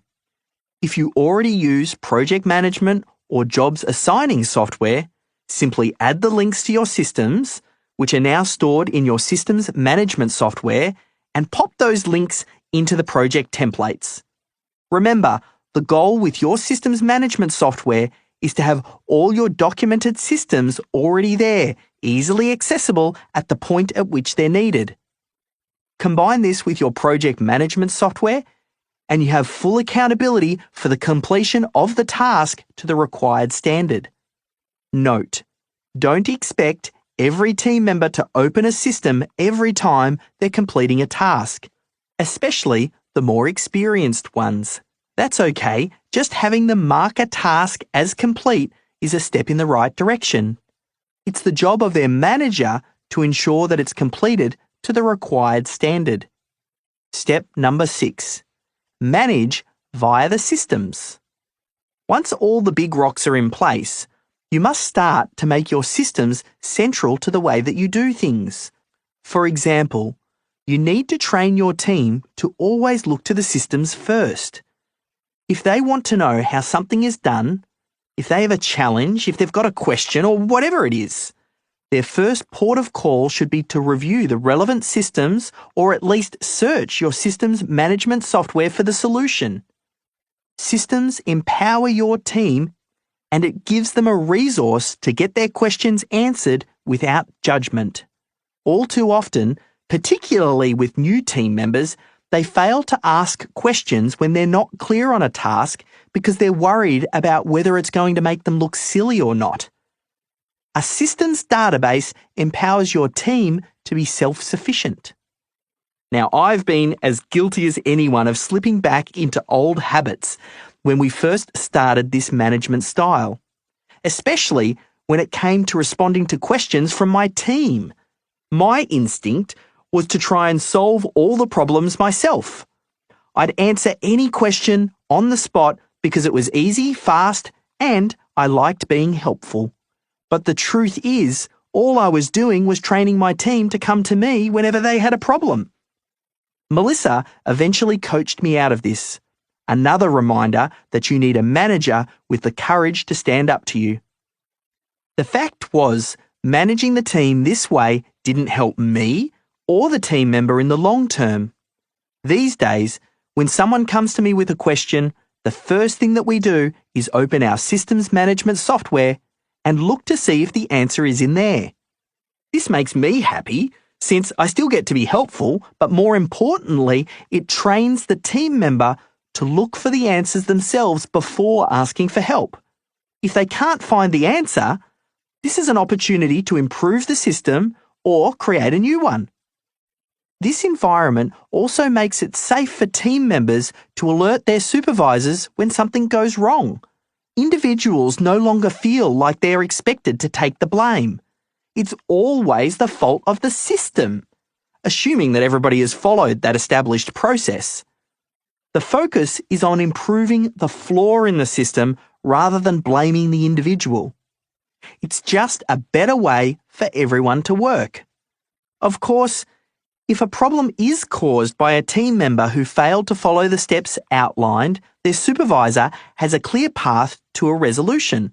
They can start by reminding the team member that by marking a task as complete in the project management software, they are confirming it has been completed to the outlined standard in the system.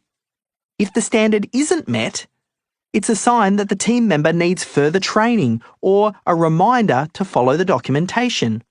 This will result in one of two scenarios. Either the team member will get into shape or they won't.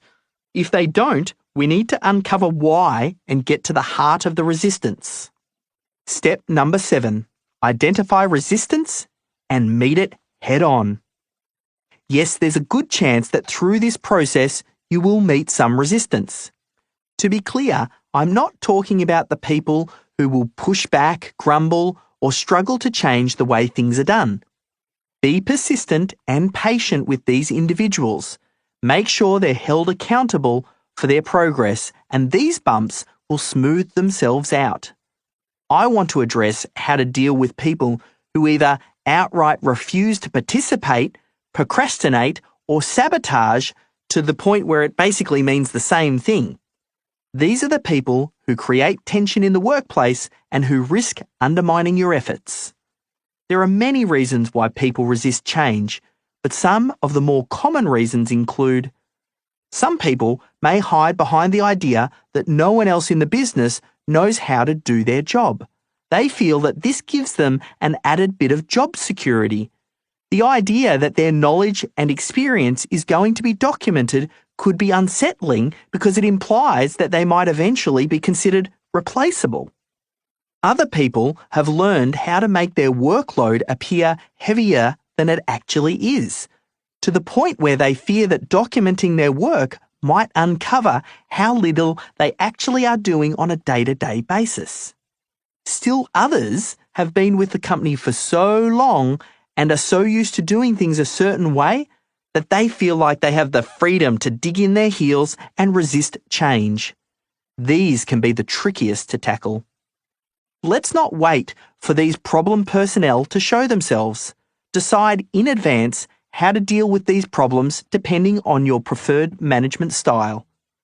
For instance, you might decide on a 3-staged approach that starts with a discussion, moves on to some sort of disciplinary action, and concludes with termination. As always, start by putting yourself in the team member's shoes. Try to understand their motivations and help them to see why the change is necessary. It's good practice to try a few different approaches. You might find the solution is as simple as linking people's success with Systemology to their performance reviews and bonuses. However you decide to approach this step, it needs to be clear to everyone that becoming accountable for their work is not optional. Time will be given for everyone to adjust and learn the new procedures, but opting out is not on the table. If this step is making it sound like Systemology is going to result in a round of mass terminations, remember that this is about preparing for the problem. If you take a benefit-led approach to presenting your new systems, most, if not all of your team will join in with you. As much as anything, this step is about ensuring you're committed to following through, even if difficulties arise. Don't lose sight of the ultimate goal of Systemology: complete business reliability. Step number 8. Build a systems thinking culture. The term culture often feels a little bit airy-fairy, or at best, something that only big companies should worry about. The truth is, it's more important than you realise. Your business's culture is one of the biggest influences on how your team members behave. Perhaps it's because your culture attracts similar team members. Maybe it's because people look to the actions of those around them to decide what's acceptable and what's not. Or maybe it's just a reflection of the health of your business. Now, I'm no expert on culture building, but I do know a thing or two about embedding systems thinking into a business.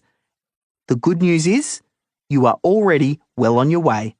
Putting systems front and center when assigning tasks, focusing on the way you create accountability and managing your team via systems all play an important role in building the culture you need to make this work. I also suggest getting clear on the qualities your team members need to have to succeed within your business and building that into your recruitment process. Imagine building a business where you attract the right team members to you and repel those that aren't a good fit. It's entirely possible and, as you would expect, it's a process. The point is, you need to deliberately cultivate this sort of environment. This doesn't happen by chance. In the next chapter, we'll discuss your hiring, onboarding, and management systems. You want team members who are primed for systems thinking, and you need to spot these qualities up front. It's also important to stress that you're not looking for robots who mindlessly follow instructions. Quite the opposite. You want smart team members who think. Systems are simply documented ways to handle recurring tasks within your company. Systems allow your team members to focus on areas where they can add the most value. Heck, we even think it's so important that we added it to our company values. Systems thinking. We always seek out and create systems-centered solutions for any recurring tasks and challenges. For you to achieve complete business reliability, you must become a systems-centered business. This isn't just about having documented systems or the software tools to store them. Your team, at their core, needs to develop a systems thinking mindset. Not everyone is a systems person. Pinned to the wall of my bedroom was a piece of paper known only as the sheet. Created by my father, the sheet was his attempt to gamify his children's life. Based on the mission-critical systems that he believed were essential for having a rich, meaningful existence, it offered points for completing various tasks. Things such as washing the car and getting on well with my brother and going to bed at a certain time and cleaning the bird cage and cleaning up the dog poo and those sorts of things. The number of points that I would earn would then determine how much pocket money I received at the end of the week. But this was more than just a simple checklist of chores that converted into our allowance. The sheet was an elaborate system that rewarded consistent behaviour. Points accumulated over time, and exceeding certain limits would result in the award of additional cash bonuses. The idea was that the sheet would encourage and build positive and responsible habits that would become deeply ingrained over a long period of time. I just wanted the money, so I figured out how to play the game. I worked out which jobs provided the most points for the least amount of effort and made sure that I exceeded the 300 points a week for successive weeks to activate the cash bonuses. I cracked the system so completely that my dad had to change the rules. It was either that or get a second job to cover my massively inflated pocket money. I was 8 years old. As much as I loved a good system that was fun and easy to follow and one where I could maximize my results and pocket money, my brother hated it in equal measure. He loathed the sheet, and if he ever scored any points, it was usually by accident. He simply had a different model of the world to me, and it taught me a valuable lesson. Some people just won't follow your systems, no matter what it is that you do. As they say, you can lead a horse to water, but you can't make them drink. There's nothing wrong with this. It's neither good nor bad. It just is. There's no point in getting upset about this or trying to force people to do something that they don't want to do. You have decided to build your business a certain way, and if someone identifies themselves as someone who doesn't resonate with this approach, the sooner you discover this, the better. There will be times when you need to make difficult decisions. Just remember, it's worth making those tough choices sooner rather than later, because you'll be one step closer to building a team who loves this new way of doing things. Case study: Inception Websites. Inception Websites is a comprehensive online marketing agency that focuses primarily on serving chiropractors. As former chiropractors themselves, Mike and Amy Hamilton founded the company when colleagues started asking questions about their own thriving practice. Other chiropractors wanted their secrets to lead generation. So Inception Websites was born. Through a combination of quality outputs and smart marketing, the business quickly picked up speed. They soon had the curse that every entrepreneur thinks they want: more business than they could handle. In the beginning, Mike and Amy saw new client growth of around 3 to 4 clients per month. But as their business started to grow, the number spiked up to 30. The first couple of times that they reached 30 new clients in a month, they found themselves backed up for several months, so they had to pause their advertising to catch up on their work.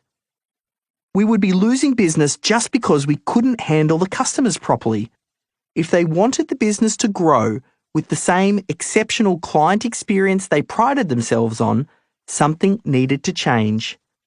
They discovered me through my early digital marketing videos.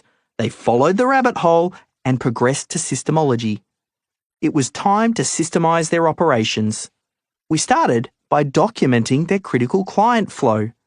They then started to use this to train new hires. And the result? For the first time, they were able to keep their ads running for a full year. No starting and stopping, no letting down clients, and no value surges or dips. And the best bit? Mike found that when we have time to be creative, we grow 10 times faster than when we're stuck in our everyday jobs. Growth, of course, brings with it its own challenges, but now, with the company culture of systems thinking, the solutions are swift and efficient. Integrate action steps. Step number 1, identify who's leading the charge. Step number 2, know your selling points. Step number 3, introduce Systemology to your team. Step number 4, start the extraction process. Step number 5, introduce your software. Step number 6, manage via the systems. Step number 7, identify resistance and meet it head on. Step number 8, build a systems thinking culture. Step 6, scale. Scale chapter summary. The 6th step in Systemology is to extract and organise the systems required to scale your business.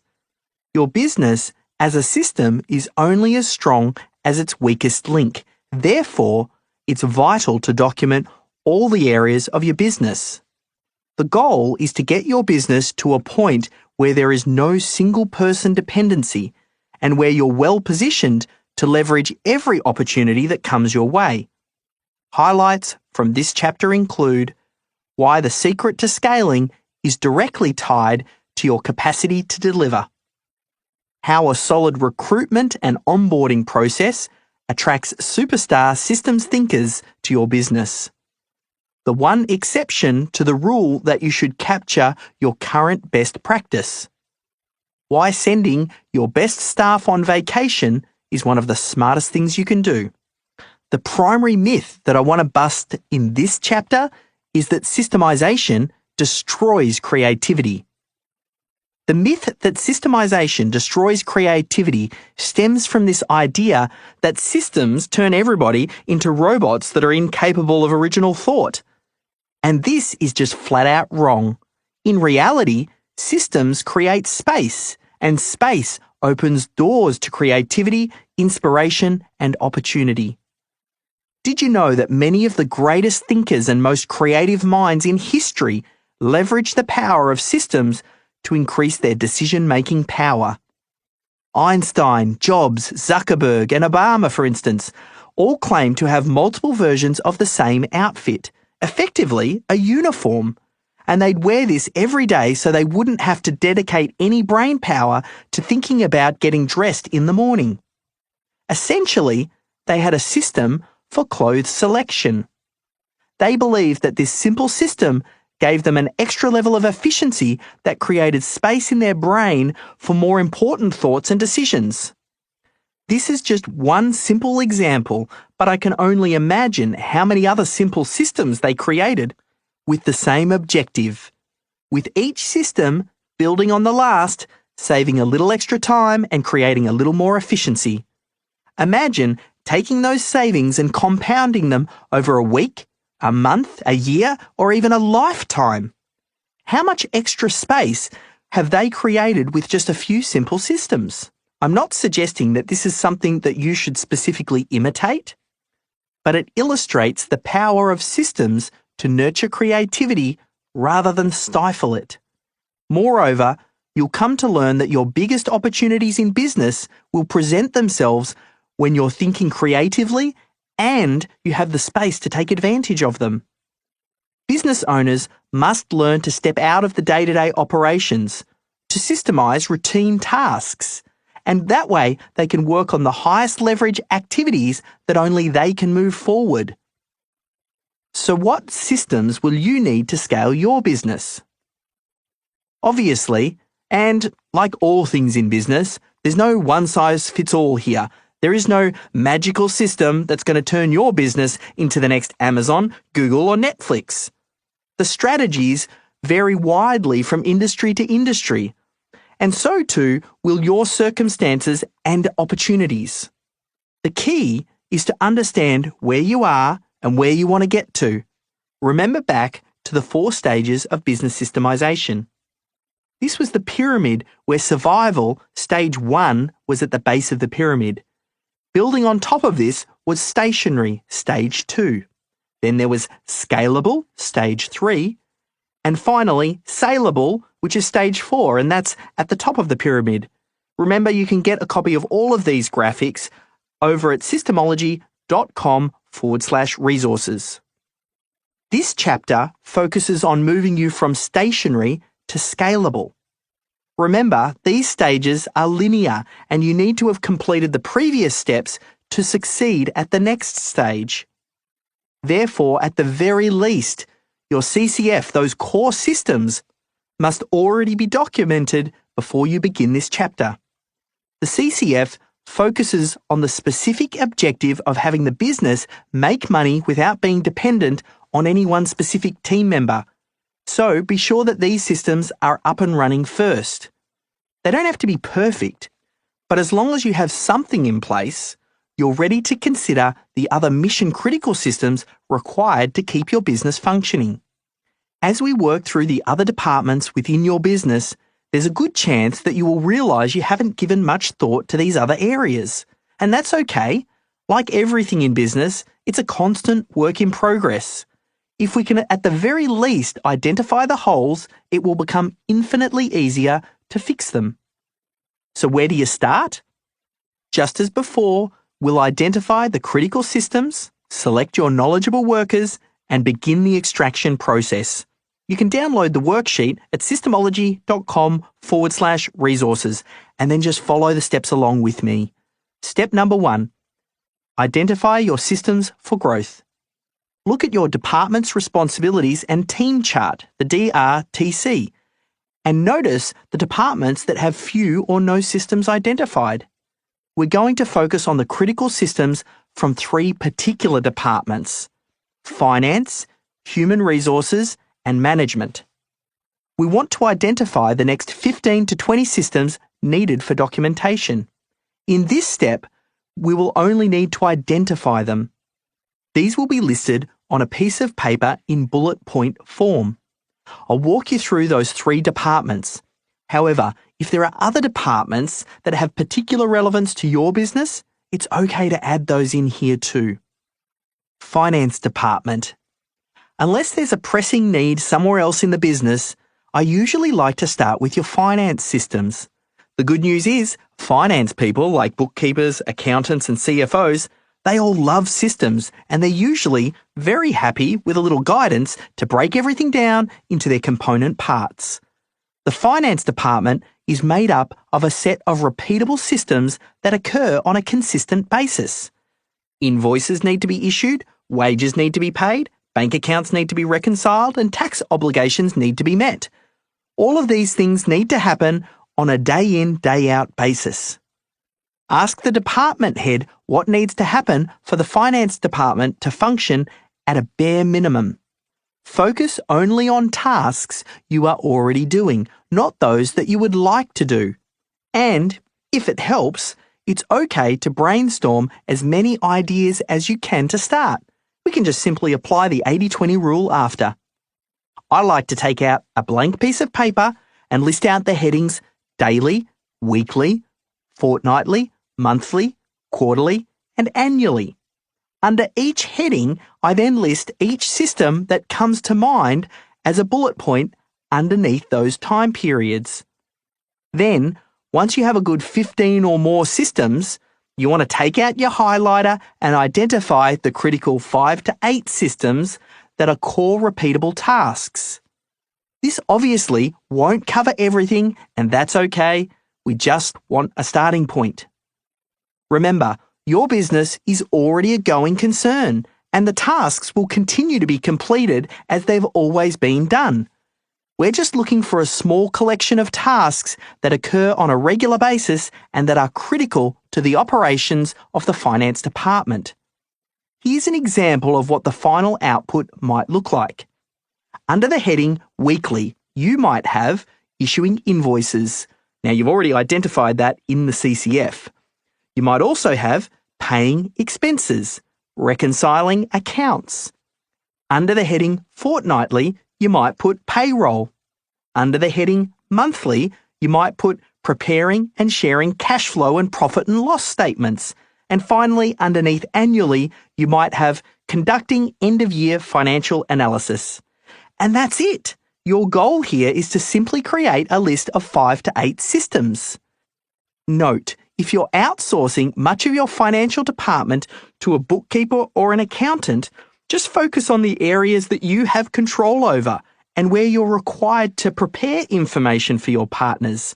Yes, in the long term, it is a good idea to develop complete systems for this department, but your current goal is to first free up your team's time and increase their efficiency.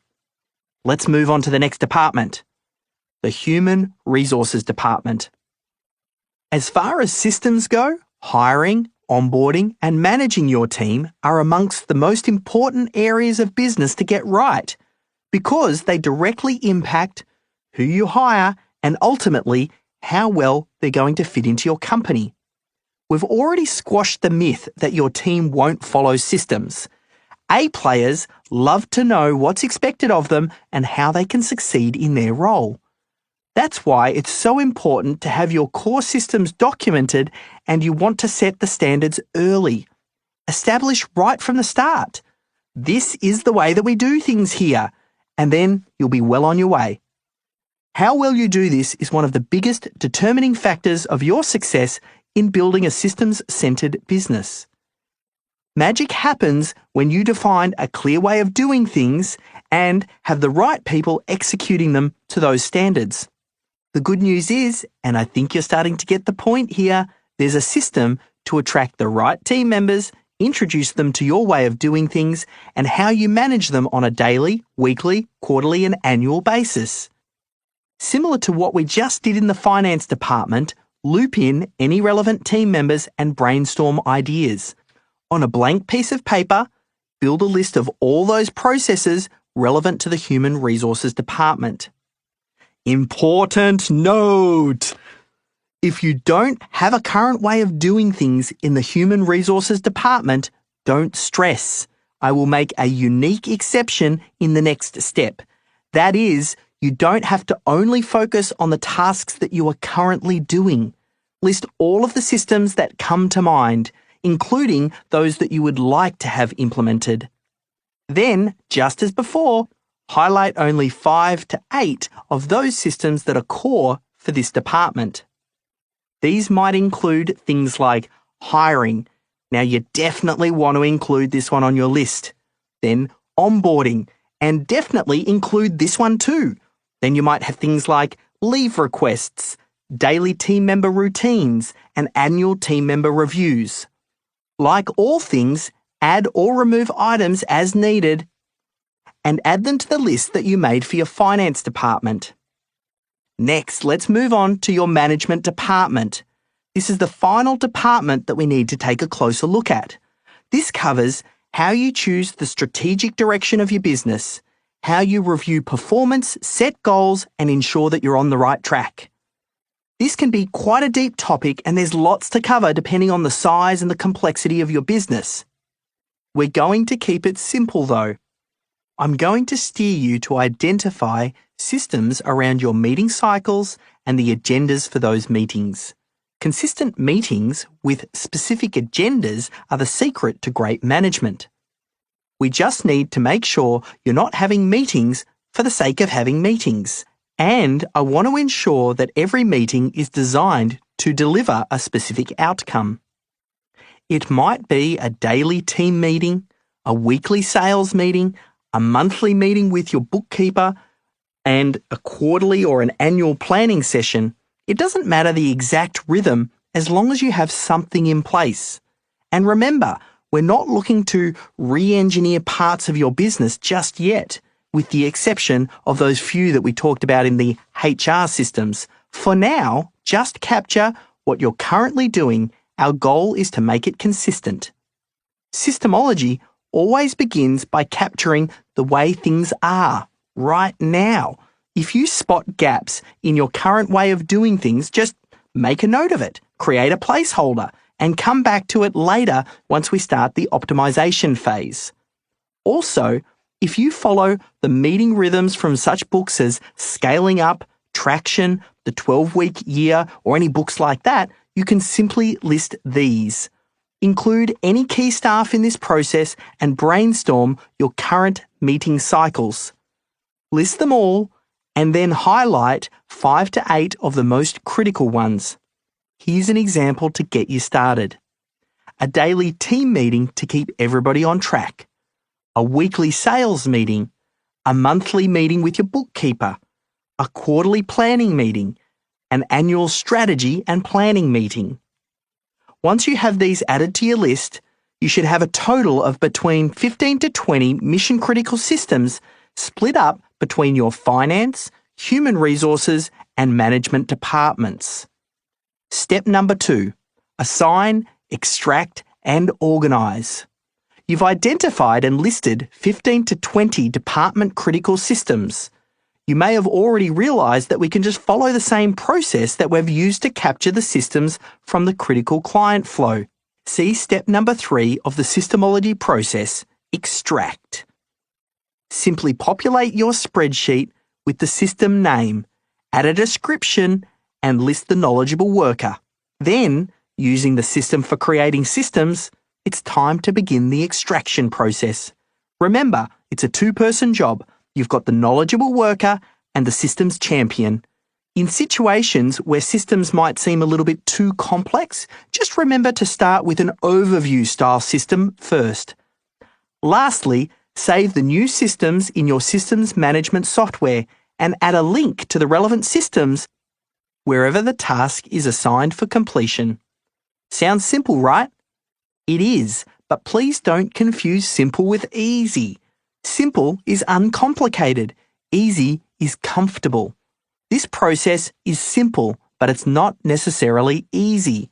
There is work involved here, and that takes focus and discipline to complete. But trust me, the rewards are worth it. As before, I advise against heavily re-engineering your systems the first time you capture them. Avoid trying to capture things as you would like them to be. It's okay to make minor tweaks, but tremendous wins can be gained by simply modelling what your best team members are already doing and then bringing everybody else up to that standard. Most small businesses lack consistency, and that causes more issues than you realise. The final stage of Systemology is all about optimization, so we'll get there, just hold your horses. Work through the list of the 15 to 20 systems identified in the previous step and begin the extraction process.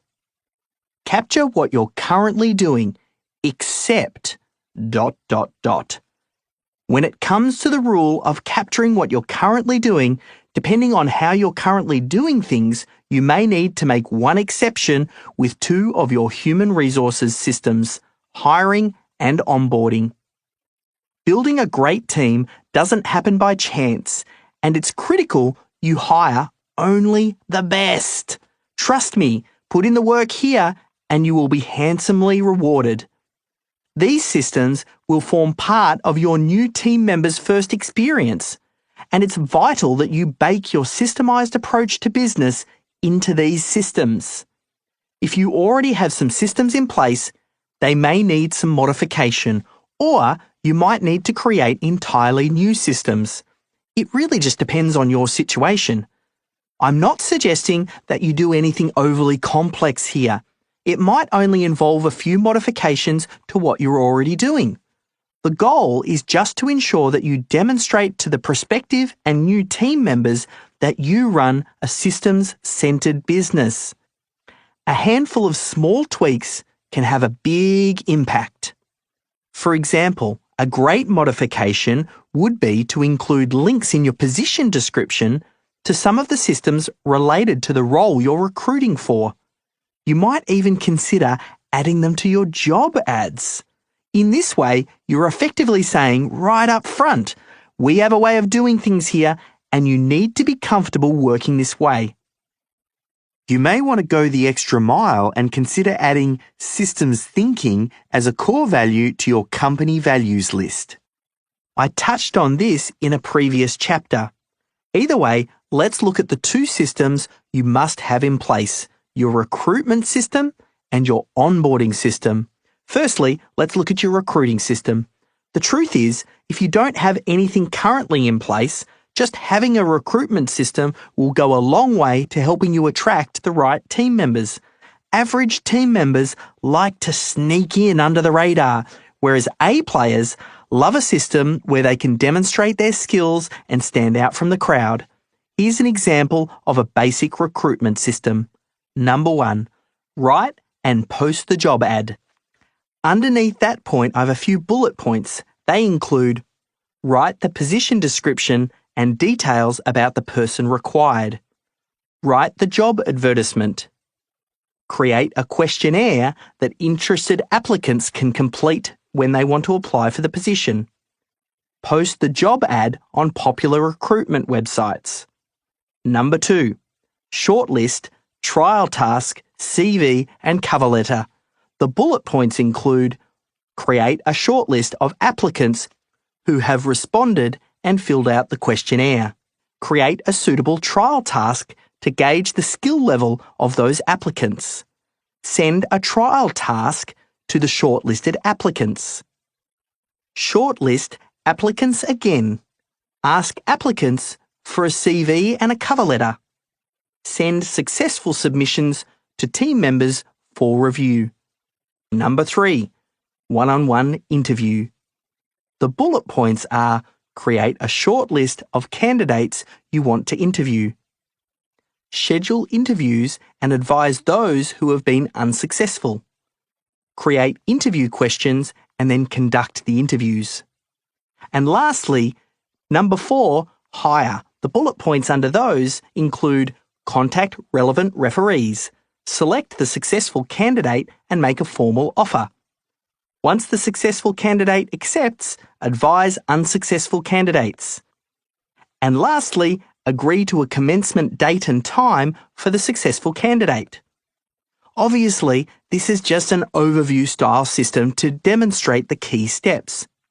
Over time, you may add supporting documents and subsystems that detail everything from example job ads through to the questions that you might ask in your interview process.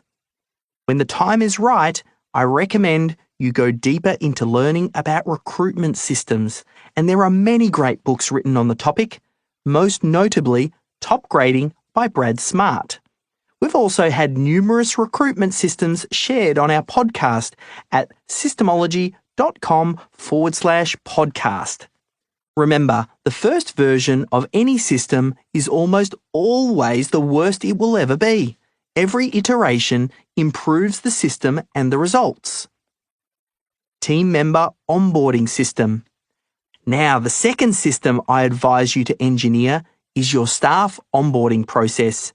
That is, the steps that a new team member follows to be welcomed into your team. This is another critical system because it helps to set the standards right from the start. Just like your recruitment system, I strongly suggest working in elements of your systems-centered approach into your onboarding. Here are just a few ideas to get you started. Bullet point number 1, welcome video from the founder. You want to include your company history and story and detail your values, those sorts of things. Bullet point number 2, training on your core tools and software. Things like email, systems management software, and project management software. Bullet point number 3, explain your CCF and where the new team member fits in within the business. Bullet point number 4, review of the core systems relevant to their role.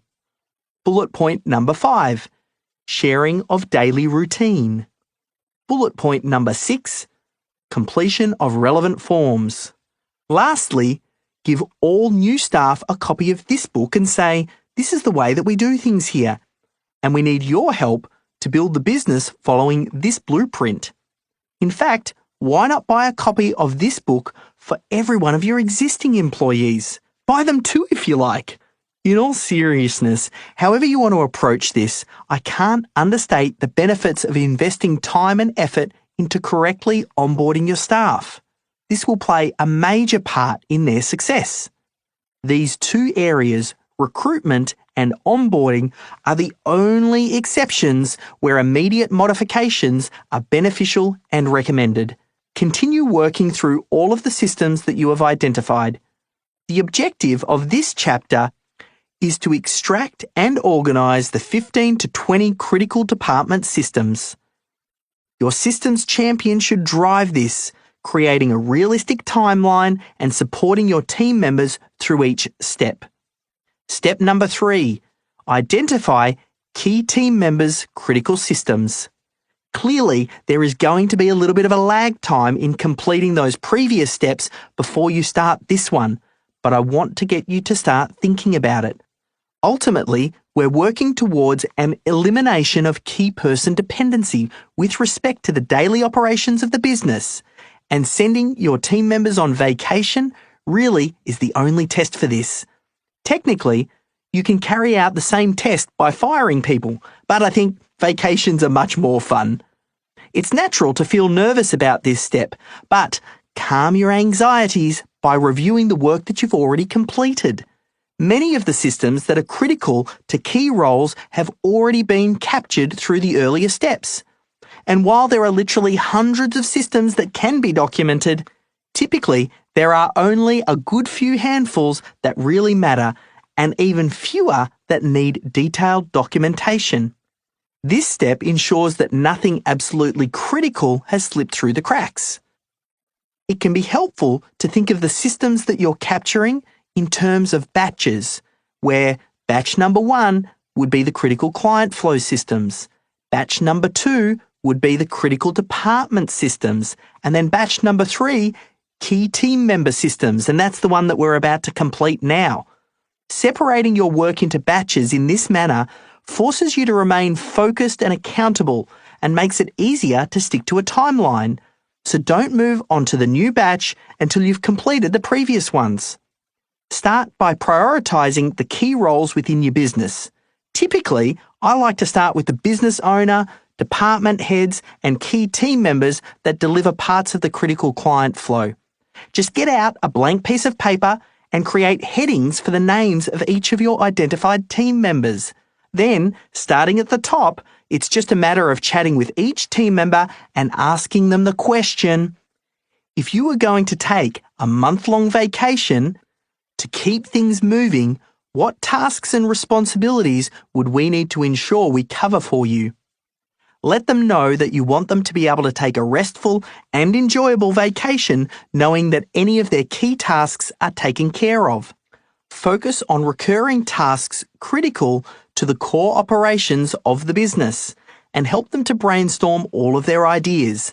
Then, as before, just grab a highlighter and identify the most critical 5 to 7 tasks for each team member. The steps are always the same for each batch: identifying, assigning, extracting, and organising. Just limit yourself to 5 to 7 systems per team member, and I would suggest no more than 5 staff at any one time. Stay focused, get the work done, and then celebrate by actually taking a vacation. Woohoo! You've got this. Step number 4, go on vacation. It's time for a vacation. Not everybody at once, obviously. Start with the business owner and then move on to your key team members. A little extra organisation may be required, but with your systems documented, organised and integrated into your project management software, it will be infinitely easier for you to assign tasks and ensure that the business continues to operate smoothly. The first time a team member takes leave, it's normal for a few things to go wrong. Don't worry, this is all part of the process. The whole point of sending people on vacation is to spot areas that you missed or ones that can be strengthened. Time to give yourself a pat on the back. You know you've done some tremendous work and you have significantly altered the trajectory of your business. Problems become opportunities. The scale chapter of Systemology is not about creating opportunities. It's about preparing for them. It's about opening up the capacity and the scalability of your business. You have no way of knowing when opportunities are going to present themselves or exactly in what form they will take. But this stage will help you prepare for a wide range of possibilities. That's the best that any business owner can do when planning and preparing for scale. Perfection in this area isn't attainable because it would require infallible foresight. But you can stack the deck in your favour. When you truly master Systemology, you will begin to recognise every potential problem. And every potential problem will just look like another opportunity to create a useful system. Case study. Den Lenny. Den Lenny is busting the myth that you can't systemise creativity. In his Business Mastermind program, he coaches small video production business owners to help them scale.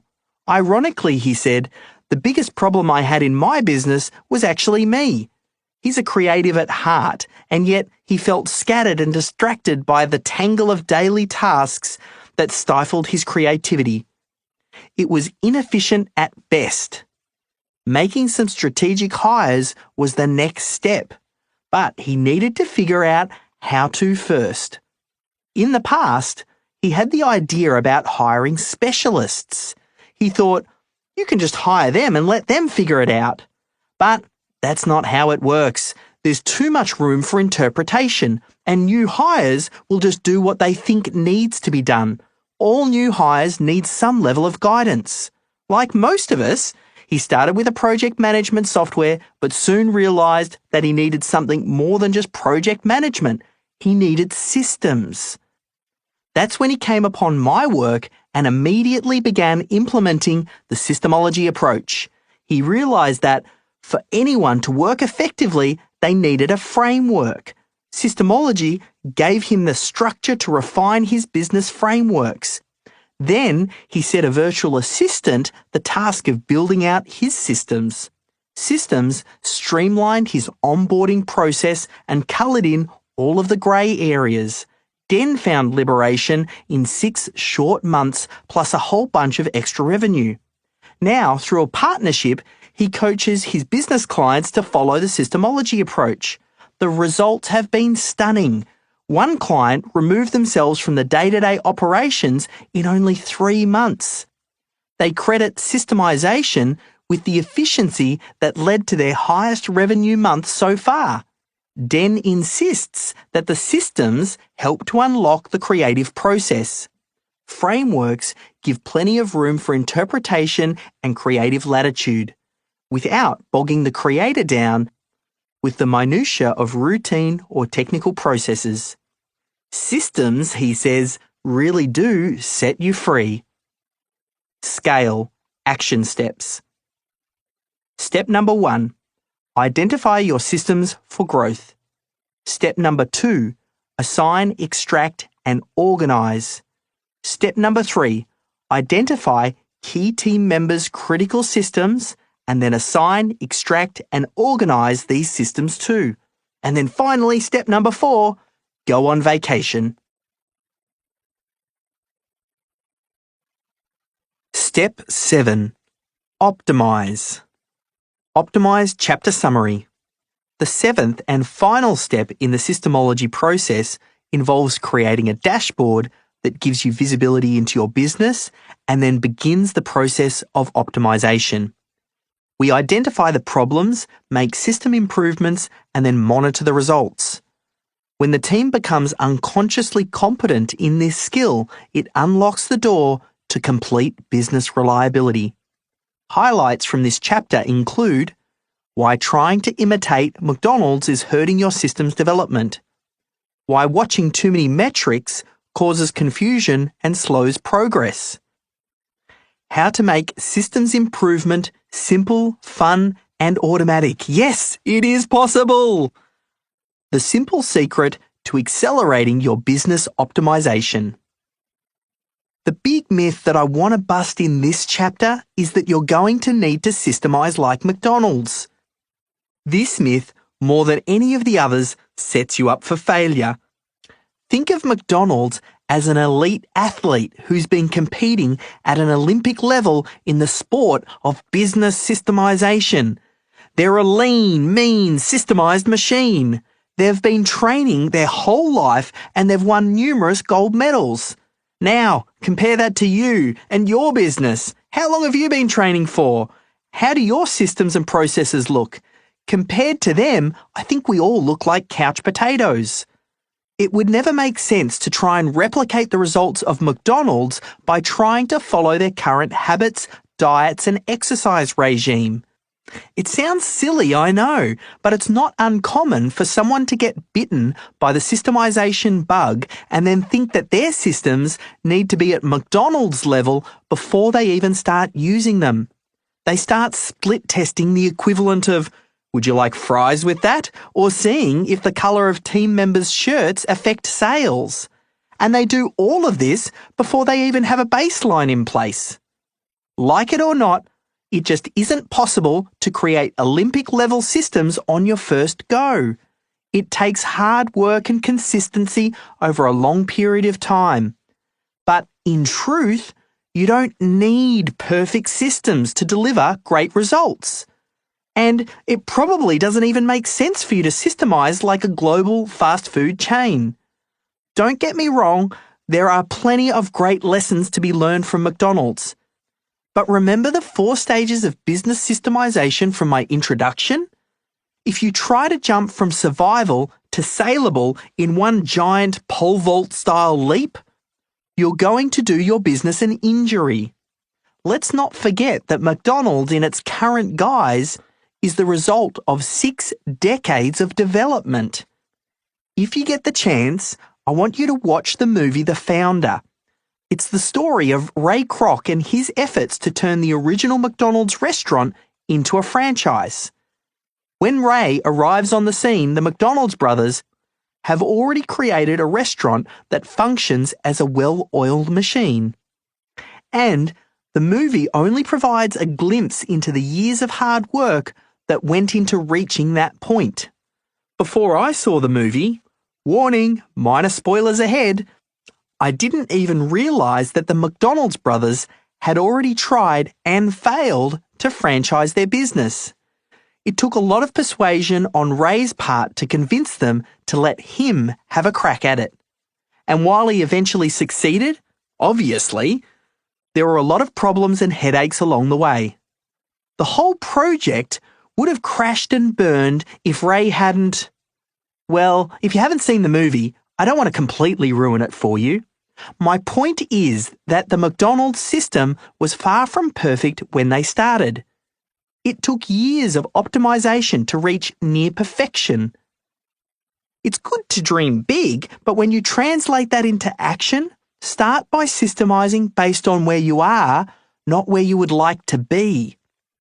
Optimization, tweaking, and testing your way to a better business is useless, even counterproductive, if you haven't yet first established a solid baseline.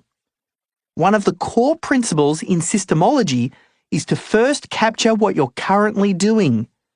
That means if you're still getting your systems together, now is not the time to start optimization.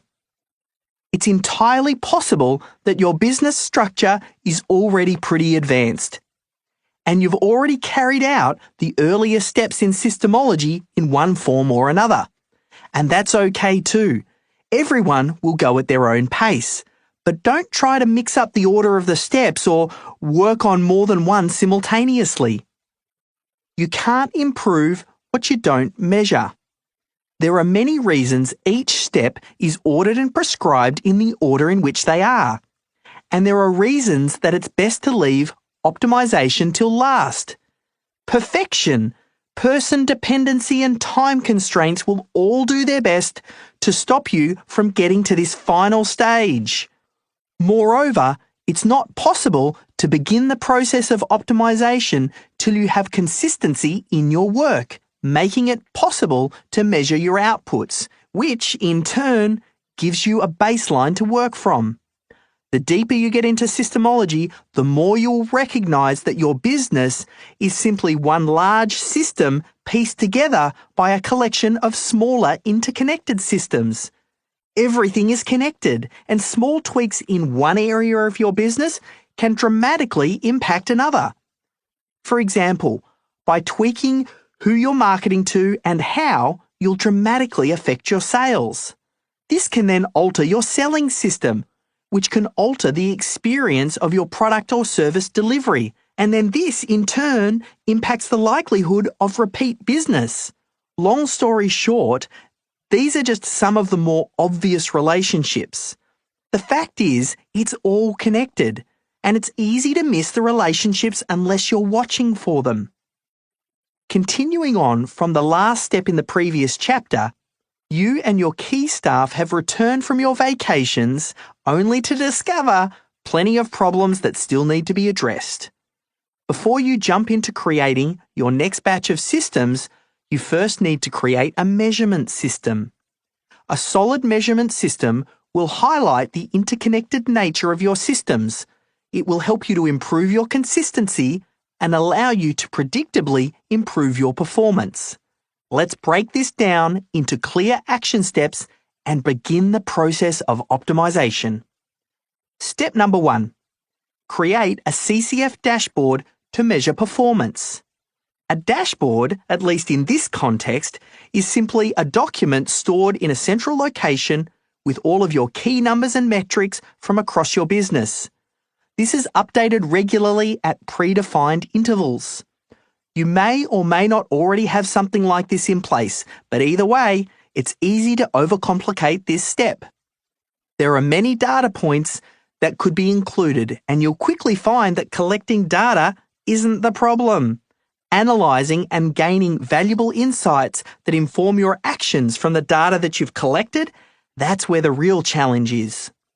So, what's the 80-20 here? Of the thousands of metrics that you could put on your dashboard, what are the most important? What will give you the greatest insights to how your systems are performing? You'll be happy to know the answer is right under your nose. Take out your CCF and look at the headings that run down the left-hand side. Attention, inquiry, sales, money, onboarding, delivery, and finally, repeat or referral. This linear process describes the flow that your clients go through in your business, which makes it a great place to start measuring. Over time, you'll discover other metrics worth tracking, but for now, let's just start here. You don't need to measure everything. In fact, focusing on too many numbers tends to do more harm than it does good. So let me challenge you, even if you already have a dashboard in place in your company. Let's simplify. Let's set a goal to identify 5 to 7 key metrics that measure the performance of your CCF. I'm going to work from the default template, but you'll want to customize it to suit your own unique CCF.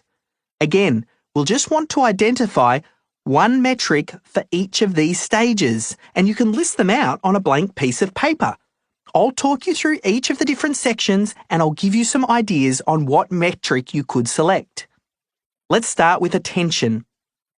The ideal scenario would be to track all of the people who come into contact with your business. But if the idea of pooling together multiple data sources to get a blended number is going to represent a logistical challenge, start with something basic. This could just be the number of visitors that end up on your website, or the number of people who walk through your shop door. Next, inquiry. Shall we use the number of new email inquiries received? The number of inbound calls? Or perhaps the number of proposals that you sent out? Or maybe we could blend those figures together, or maybe not. Just pick one, preferably the data that makes it easy for you to collect and calculate. For this example, I'm going to go with the number of proposals issued. Next, sales. You probably sell a range of products with a range of different price points. But let's start with the most obvious. How many sales did you make? Your bookkeeper or inventory program should be able to calculate this one with ease. Next, money. What's the average price of the product or service that you sell? If you feel that there's too much variation in this figure, use the average dollar price of the central product or service that you used when creating your CCF. Next, onboarding and delivery. There are a range of different metrics that you could be monitoring here, everything from production time to the number of projects in active development to inventory turnover. There's lots of options. That said, I'm going to combine all of these together to find one metric that gives you a pulse on how you're doing. And that metric is going to be the profit margin. Your bookkeeper or accountant should be able to help you calculate this in a heartbeat. Next, repeat or referral. Maybe you use the Net Promoter Score. Or if you're in a business where you get repeat clients, how many times do your clients come back? If you're in the software business, what's your churn rate? If you sell coffins, yes, I'm using that joke again. Well, there's not too much repeat business there. So maybe think about how many referrals do you get? This one might be a little bit harder to calculate with your current data set. But at the very least, it should get you asking the question, how would I measure this? For our example, I'm going to use the number of times our clients come back. When you've finished this exercise, you should have a list that looks something like this. Number of website visitors, number of proposals issued, number of sales made, average sale price, profit margin, and finally, the number of times clients return. These metrics focus on key areas of the business and they're easy to track. Best of all, these numbers probably already exist somewhere in your analytics or your CRM or your accounting software. It really is just a matter of pulling all of this data out. Next, create a spreadsheet that lists all of these metrics in one row and then use the columns to identify the date ranges. Decide on the frequency in which you want to capture these numbers. I would recommend calculating these figures at minimum on a monthly basis. Weekly is probably better, but just keep in mind that once you start, you're committed to keeping this updated. It's okay to make things easy for yourself in the beginning, and you can always go back and build up to a higher frequency interval later on. I have a graphic here that shows a template table with your chosen metrics running down the left-hand side as row headings and the months of the year as column headings. It won't surprise you to learn that I recommend assigning the responsibility of populating this spreadsheet to someone other than the business owner. It's a simple system that can easily be assigned through your project management software, and you can then add it as an agenda item for one of your regular meetings. If you need a ready-made template, just head to systemology.com/resources. You now have most of the big rocks in place to really take things to the next level. You have identified and documented your most critical business systems.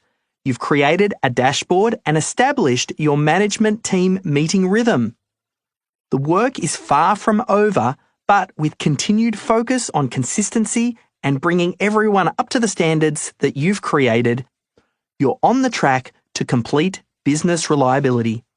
It's time to discover who is committed to helping you achieve your vision, where the biggest problems still exist within your business, and what it's going to take to get everybody working together to reach your goals. Step number 2, spot the problems. Most business owners are really great at problem solving. It's just that many of them get stuck solving low-quality problems over and over and over and over and over and over again. One of the goals of Systemology is to move the business owner up the problem-solving ladder and have them working on the biggest leverage, highest quality, and most important problems of the moment. When you have a clear system for problem solving, having the business owner shift back into problem-solving mode is actually a great use of their talents. It's simply a matter of identifying problems as they arise, prioritizing them, and then looking for a systems-centered solution. This ensures you do the work once and solve problems forever. At the end of the last chapter, I suggested sending some of your key team members on vacation. If this is the first time that you've done this, when they return, a few new problems will have appeared. It's inevitable. These problems could have been caused by holes in your existing systems, or they might be areas not yet covered by your existing documented systems. If it's a quick fix or tweak, you just want to empower team members to fix up the problems in the moment. This could be as simple as adding a comment to notify the knowledgeable worker to get them to review things. For larger problems, it's a good idea to create a new section in your project management software. You might label it Problems List, and then what you want to do is teach your team whenever they spot a larger problem that's related to a system or a lack of one to record the details as a task in this section. In the early days, this list will grow rapidly. Add it as an agenda item to review it within your monthly meeting. If you've identified your system's champion, have them own this task. Allow them to work through the list, categorizing the problems based on your business departments and then prioritizing it based on the urgency and impact. The approach will always be the same. Just work in small batches and then identify, assign, extract, and organize your systems. There is no exact formula here for calculating the order of priority, but begin by ensuring key team members, in particular, can take leave and still have their core tasks move forward. Over time, your list of problems will begin to shrink, and problems that once seemed quite frequent and never-ending will disappear forever. New problems will still crop up, but they'll be higher quality problems that, when solved, end up creating really big wins for the business. The key is to ensure it's part of your regular meeting agenda so that the team is kept accountable and it's consistently addressed and moved forward. Systems development is a little bit like eating an elephant. You have to do it one bite at a time. Step number 3, begin optimization. Can you believe it? I'm so excited for you. We are into the final step of the final chapter, and only now do you get to begin optimization. Okay, this is all a little bit tongue-in-cheek, I know, since you're bound to have made some improvements along the way through your journey. By focusing your attention on areas within the business, you can't help but improve them. But I've steered clear of this topic because my focus has always been to first provide you with a solid foundation of systems. Before making any big changes, you need to shift the culture within your company. You need to allow your team to develop consistency and get everyone focused on the right metrics. This is why so much of the work that you've done to date has been focused on capturing what you're currently doing, rather than completely re-engineering and optimizing your business systems. This will seem counterintuitive at times because it's entirely possible to create a system that will very quickly become outdated. But stick with me here. We're making things easy for your team, and this is probably the first time they've actually started getting some real momentum around the development of systems within your business. Remember, before we began, your business was already mostly working, and we've modelled these systems from what your best team members are already doing. We're looking for consistency here and aiming to bring all of your team members up to that level.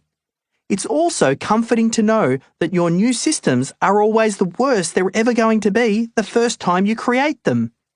And if that isn't enough, in circumstances where you know you're going to have to completely re-engineer something, you can keep your documentation light at first. Just do a few videos and some bullet points. That can be enough to get you started. Only once you have a baseline of systems can you create enough space for your team members to start doing their best work. You've also created a healthy, robust work environment, one where problems can be identified, added to a list for tweaking, improved or completely overhauled. The art and the skill of growing your business is now knowing which areas you need to focus on next. Monitor your numbers, listen to your team, and let your business tell you what it needs. Listen to your business. I remember a good example of this a few years ago in my own business. During a finance meeting, we identified a problem with clients paying on time. The data that we'd generated had showed that some accounts were 120 days overdue, and yet we were still performing work for those clients. Slow payments are often seen just as part of doing business and the way that things are done in our industry. However, because we had the data and the space to discuss the problem, we identified that this was hurting our cash flow, and more importantly, it was something that we felt we could fix. We looked for an easy option first and decided to try and automate the solution. Our accounting software let us send automated emails to clients if payment wasn't received. We created 3 levels of emails. Email number 1, your account is overdue. Email number 2, your account is really overdue, and if this bill isn't settled, we'll have to stop work. Email number 3, your account is really overdue. We've stopped work.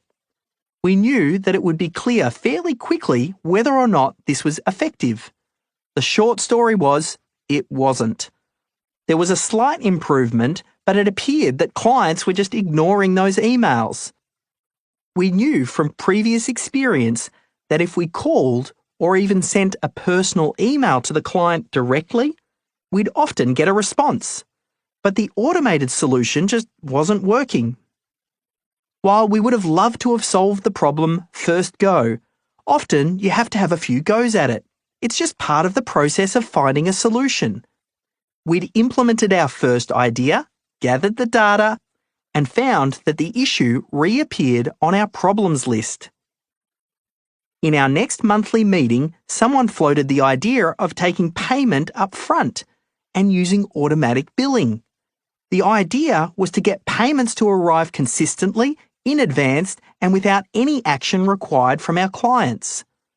But this would require a little bit more work than writing just a few emails, so we spent some time talking over the pros and cons. Would the new clients agree to this, or would our conversion suffer? How would our existing clients feel about making the switch to automatic billing? Despite some reservations, we decided that the potential benefits outweighed the downside, and so we adjusted our invoicing process. The new process was step number 1. New clients would be advised that auto billing was required and that work would not begin until the first payment was received. Step number 2, existing clients would be asked to switch to the new system.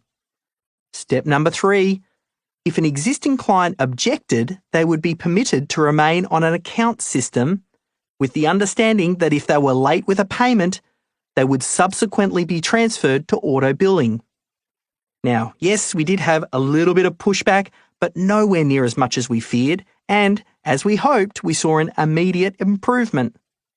Whereas before, clients would be 3 or even 4 months late, now payments were made in advance on time every time. Naturally, because this was a new system, we just continued to watch our metrics. Even though it quickly appeared to be the winning solution, we needed to keep an eye out for any unexpected side effects and be ready to adjust accordingly. The takeaway from this story is the beauty of having a simple system for problem solving within your company. Step number 1, identify a problem and add it to your problems list. Step number 2, discuss, devise and deploy a solution. Step number 3, monitor and review the results. And then finally, step number 4, if the solution doesn't deliver the expected results, go back to step number 1. If the solution does work, document it and then make it a new part of your process. It's obviously not a complicated system, but it's extremely effective once you make it part of the way that you and your team work. In the early days, it may feel a little bit like you're going around and round on a merry-go-round. But don't despair, this isn't a bad thing.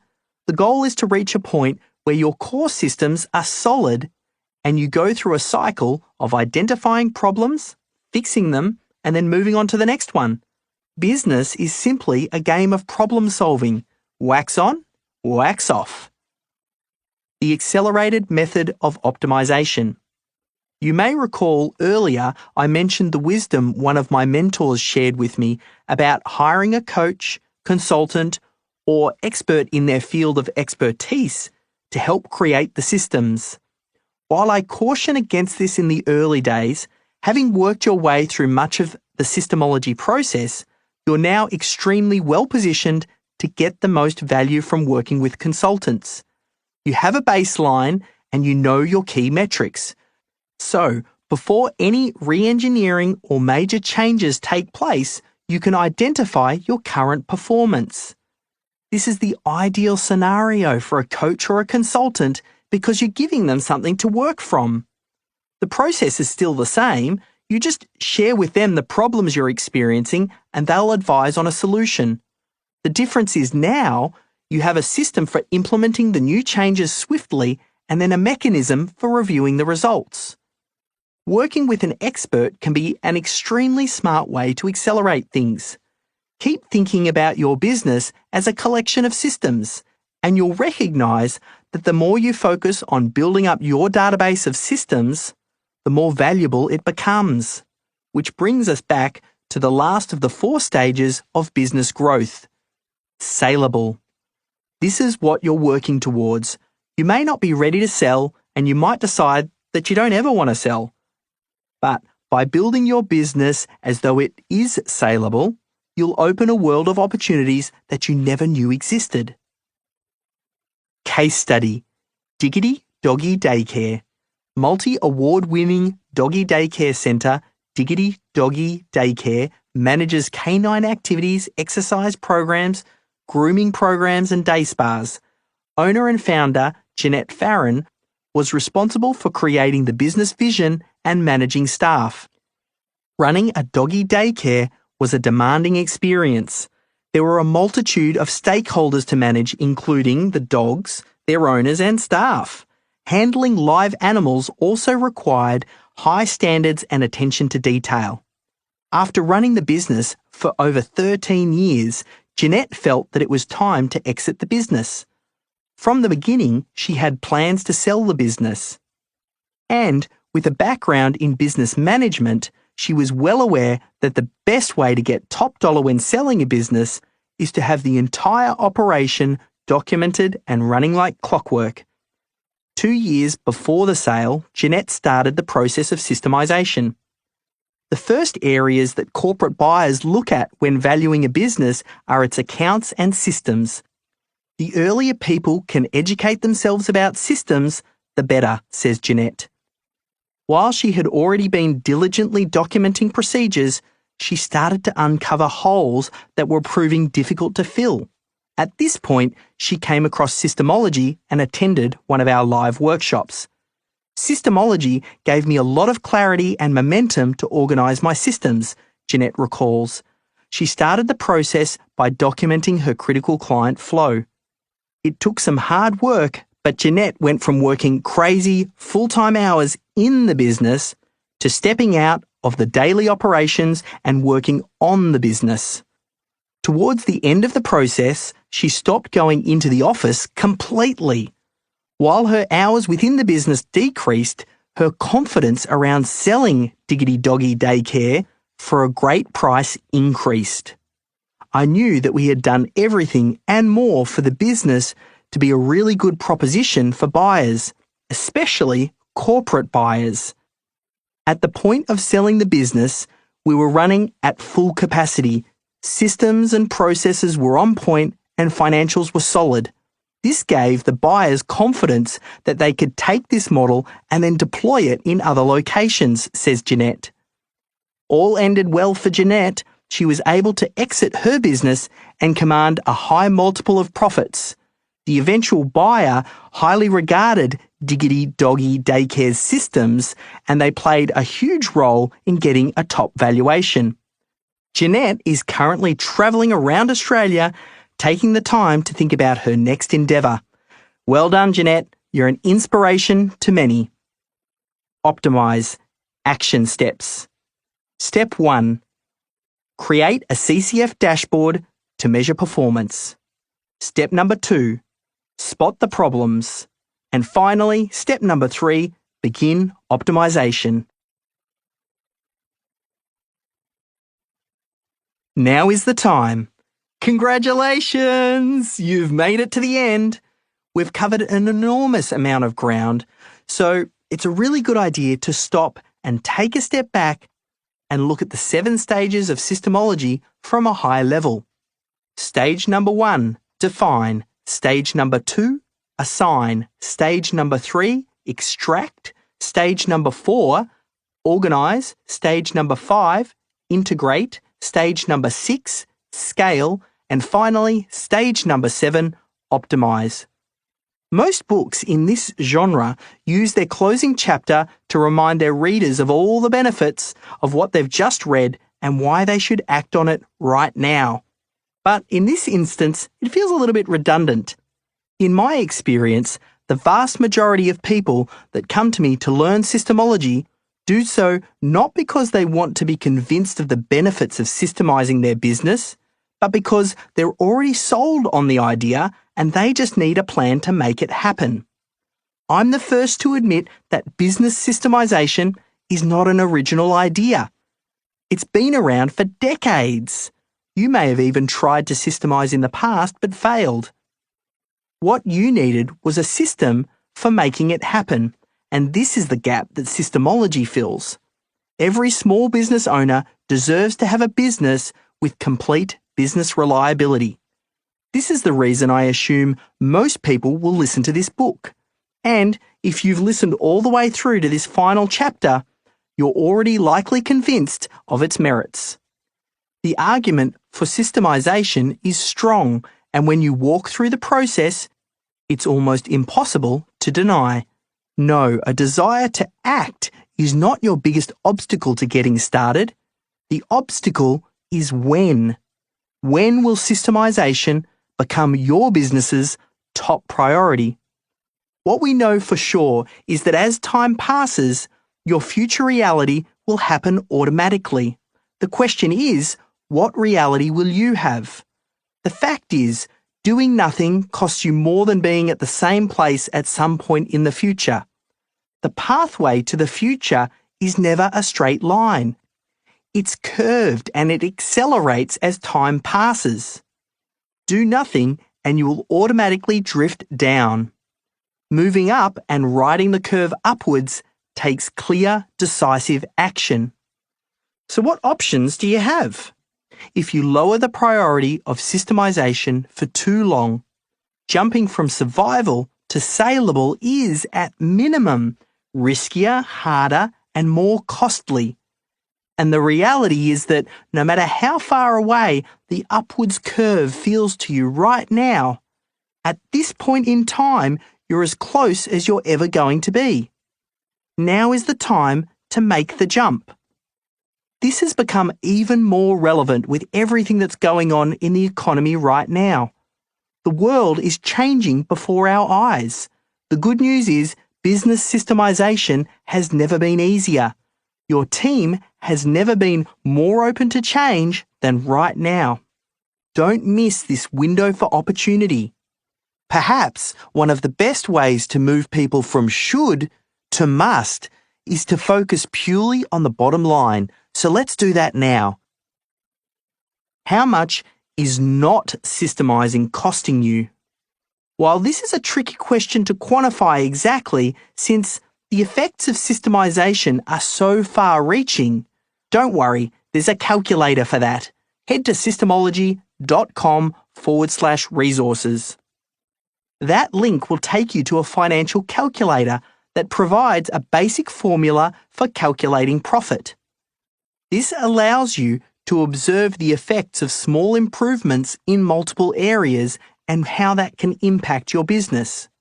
Small gains, when multiplied out, equal big wins on the bottom line.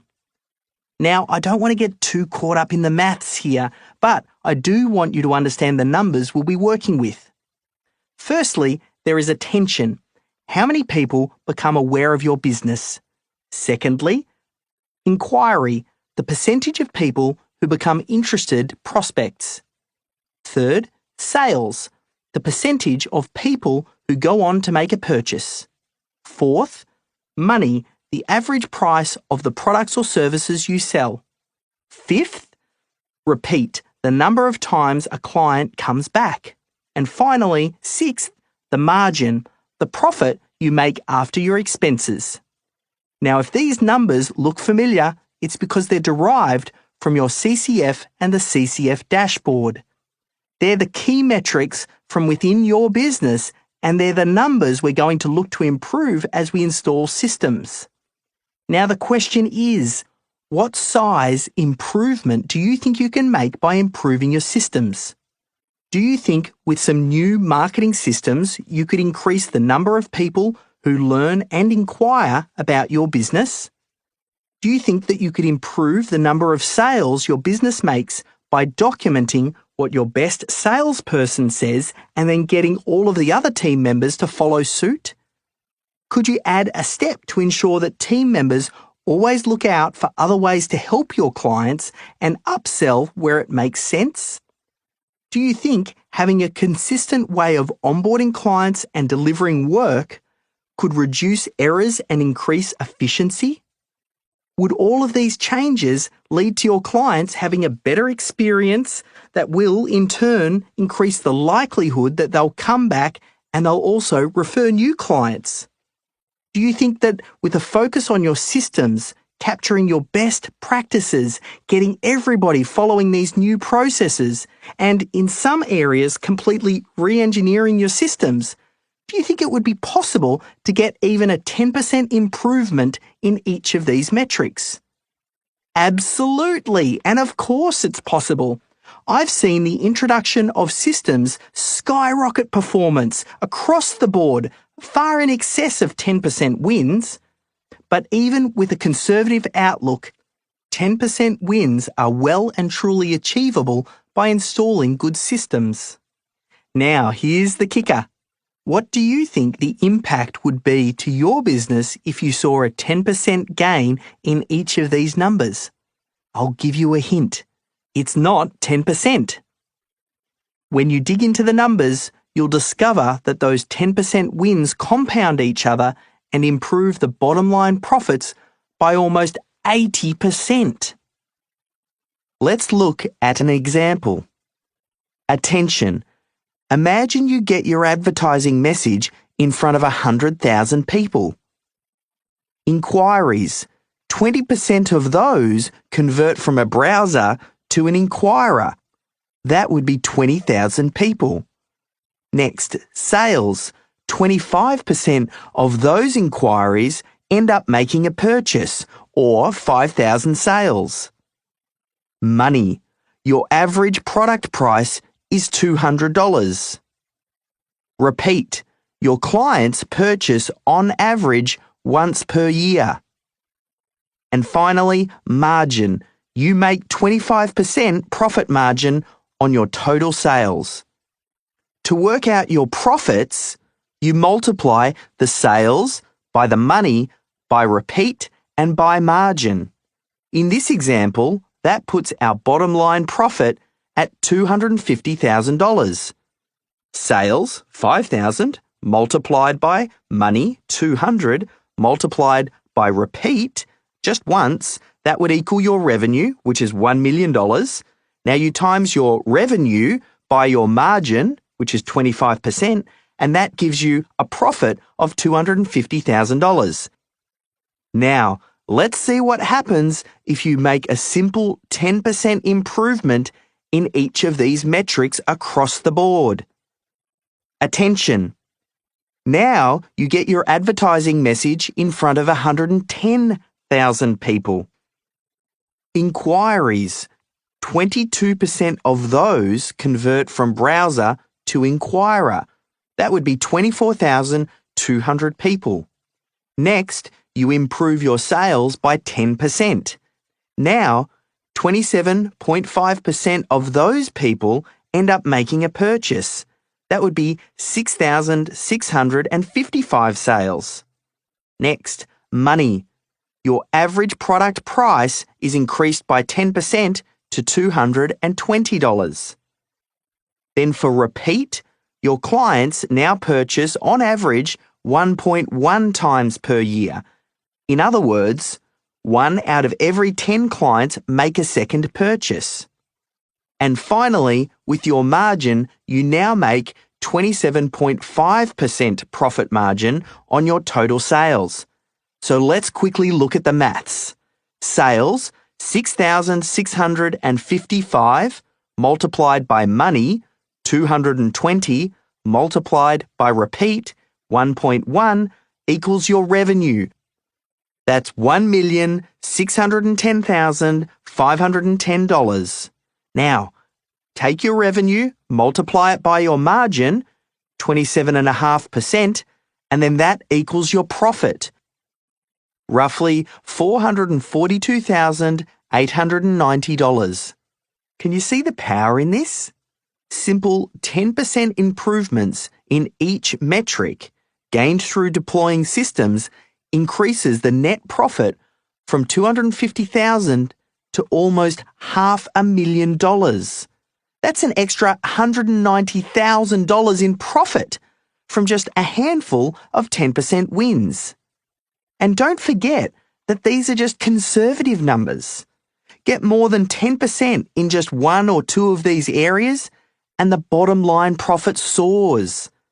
These are just rough numbers too, and no doubt you'll have to make some guesstimates, but play around with the calculator and see what the impact could be to your business. The point is to show you the real cost of not installing systems. In this example, it is costing the business $190,000 each year not to take action. And that's just the bottom line. Systemology delivers many unintended and welcomed benefits. But if you want to get down to just the numbers, it's well worth finding out how much it's costing you to not systemize. Be prepared for opportunities. I'll leave you with one final story. And this is the story of how I wound up on a TEDx youth stage in the Netherlands giving a talk about, you guessed it, systems thinking. I wish I could give you a formula like seek out speaking gigs on a specific subject, build up a speaking portfolio, connect with a particular influential person, and then you'll score a spot. The sad news is I don't have such a system. The seed of the opportunity started early in my career when I was working in the stock market education field. I used to help people design trading systems. When I was just starting out, I did a few speaking events and then I uploaded these videos to YouTube before I moved on to new things. Cut to 15 years later, and a young guy on the board of TEDx Youth tells his father that they're looking for an international speaker, and then he asks if he knows anyone who could be a good fit. For reasons unknown, this guy's father remembers watching me on YouTube over a decade ago and then suggests to his son that he reaches out to me and see if I'd be interested. Crazy, right? I get an email out of the blue asking me if I'd like to be a TEDx speaker, which for me was one of the easiest questions to answer. 6 months later, I'm on stage. But here's the real reason I'm sharing this story. For the right person, speaking on a TEDx stage is a huge opportunity. It's instant recognition, and it can do amazing things for your brand. But what most people don't realise is that there's a little more to it than just jumping on stage and talking for 18 minutes. The really tough part comes before the presentation. Firstly, every TEDx talk has to be strictly non-commercial in nature. You can't pitch anything and there's no fee for appearing. So there's no real direct benefit to your business. You also have to cover your own travel expenses and accommodation. So there's a real cost for the privilege of speaking. And that's before we talk about the hundreds of hours you're going to have to spend preparing and practicing the talk. It's a pretty big commitment with no immediate commercial gain. But does that mean it isn't an opportunity worth pursuing? Of course not. Sometimes the best opportunities are those that most people are unwilling or unable to pursue. Now, whether or not this sort of opportunity would make sense for you, that's irrelevant.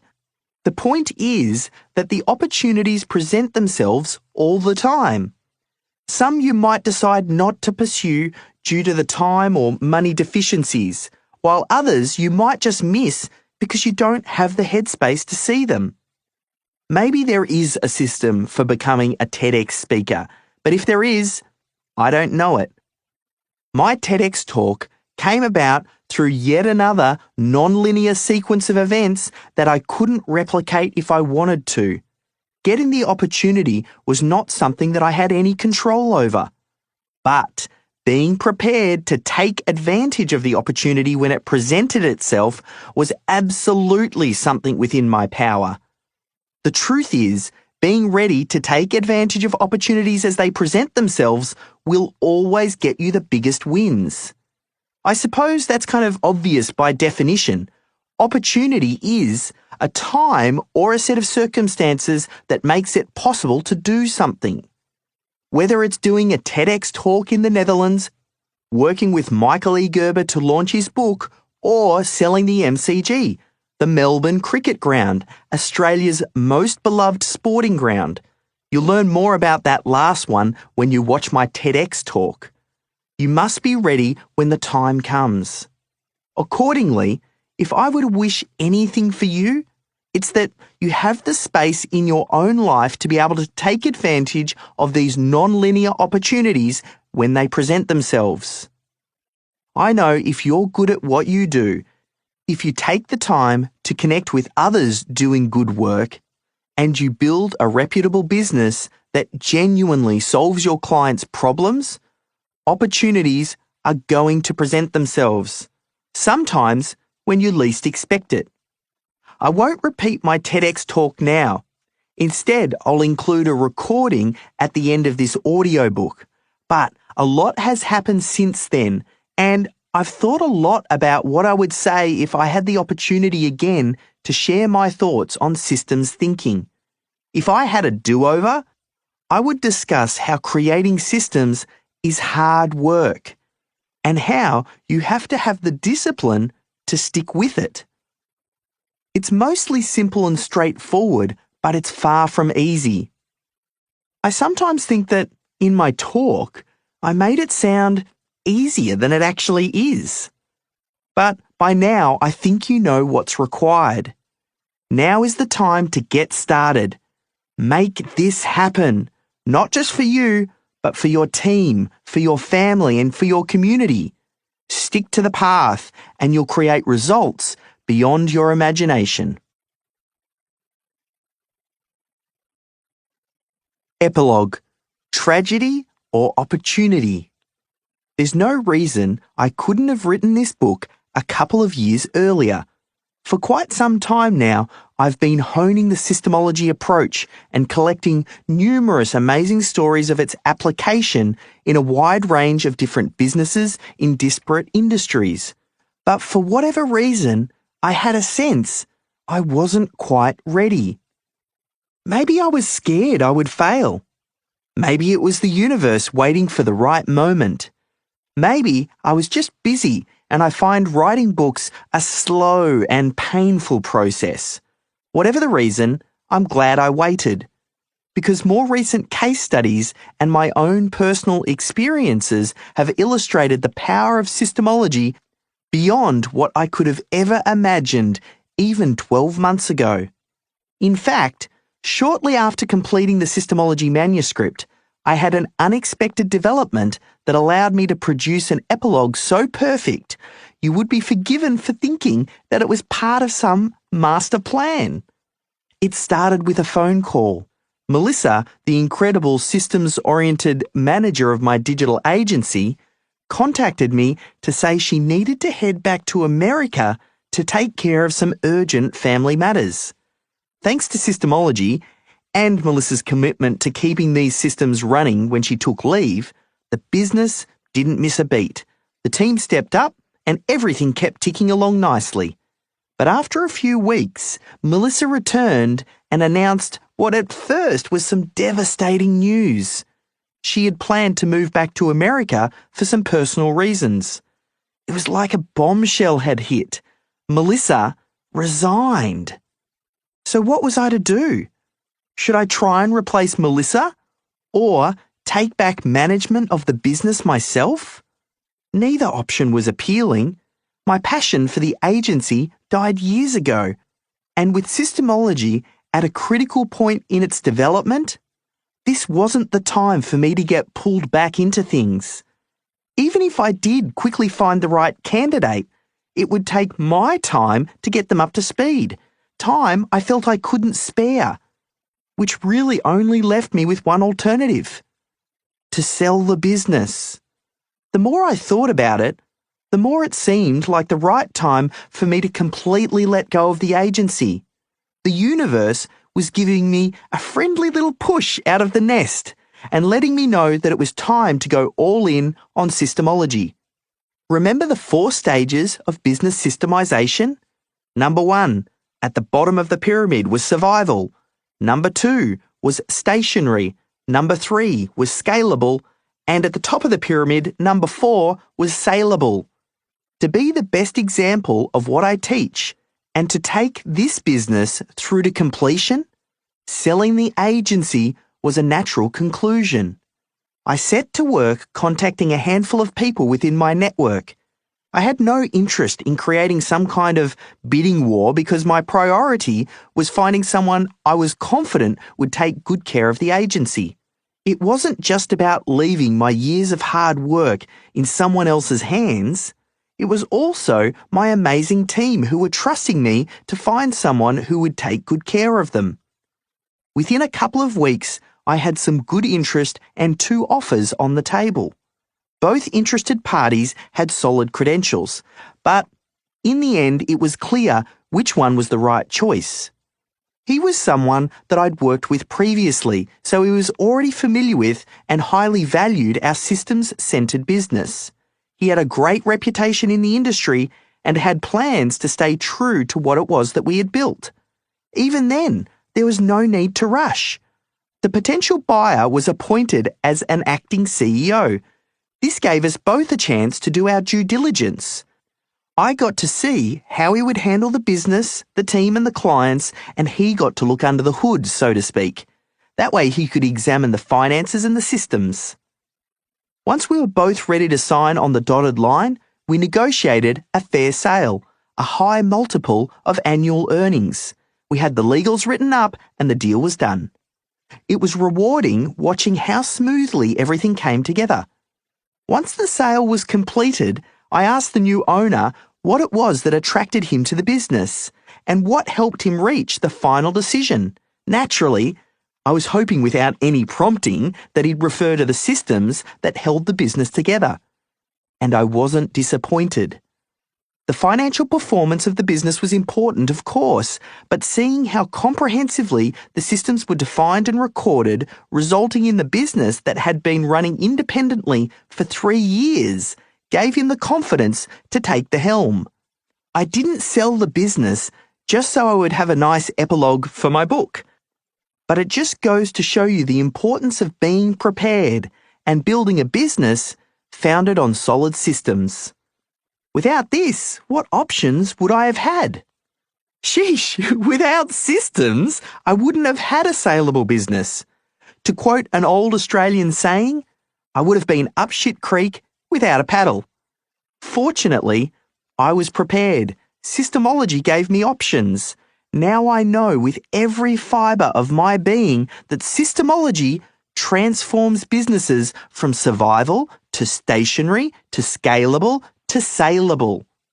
And you know what? With the sale and my full focus now on Systemology, I'm probably starting at the same place you are right now. We have successfully moved through the survival and stationary stages, and now we're working our way through scalable on our way to saleable. The steps that took Melbourne SEO Services through the entire life cycle are the same steps I'll be using again with my current business. If that doesn't demonstrate the courage of my convictions, then nothing will. What's next? Anything's possible. I can't wait to hear your story. For additional resources, you can head to systemology.com/resources.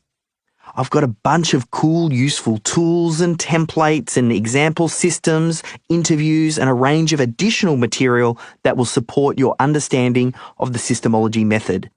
There's even a copy of the weekly allowance score sheet that my father created to gamify the chores my brother and I were responsible for. I'll explain this in more detail in my TEDx talk, which I'll play for you right now.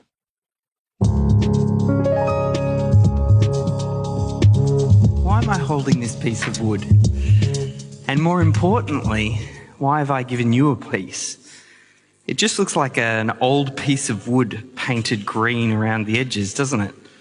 But it's so much more than that. It holds the key to get everything you ever wanted in life through the use of simple systems. This is actually part of a secret that I learned from my dad back in 1988. He developed this system called the sheet for my brother and I.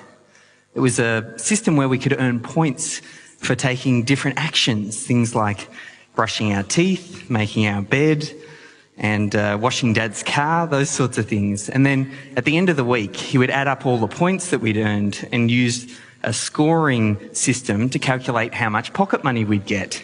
So if you earned above 300 points, you'd end up getting yourself $7, which back in 1988, as a 6-year-old, that was quite a lot of money.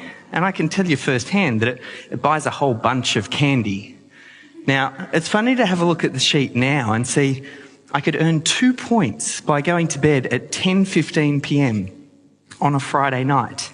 That's 10:15 p.m. on a Friday night as a 6-year-old. I think Dad rigged the sheet a little bit because he just wanted someone to stay up late and watch movies with him. And I was only too happy to help. But clearly, Dad was a pioneer in the gamification of life. And for me, I loved the sheet. I embraced the sheet. I knew exactly what needed to be done to get the maximum amount of points to earn the most pocket money every single week. And I played the sheet so well that Dad needed to adjust the point system to reduce the weekly payout. Because, as he put it, he said I was bleeding him dry. Now, this idea, the sheet, it really had a very profound impact on me and the way that I see the world. As organisational psychologist Marshall Goldsmith said, we don't get better without structure. And really, that's all the sheet was. It was a simple form of structure designed to create a predictable outcome, which seems like a really odd quote to cite right up the front of this TEDx talk when the theme of the event is out of bounds. You'd think something like the sheet, rules and structure, that would remove the creativity and serendipity of life. But the reverse is actually true. Simple systems, they allow you to live a life of freedom, a life that's out of bounds.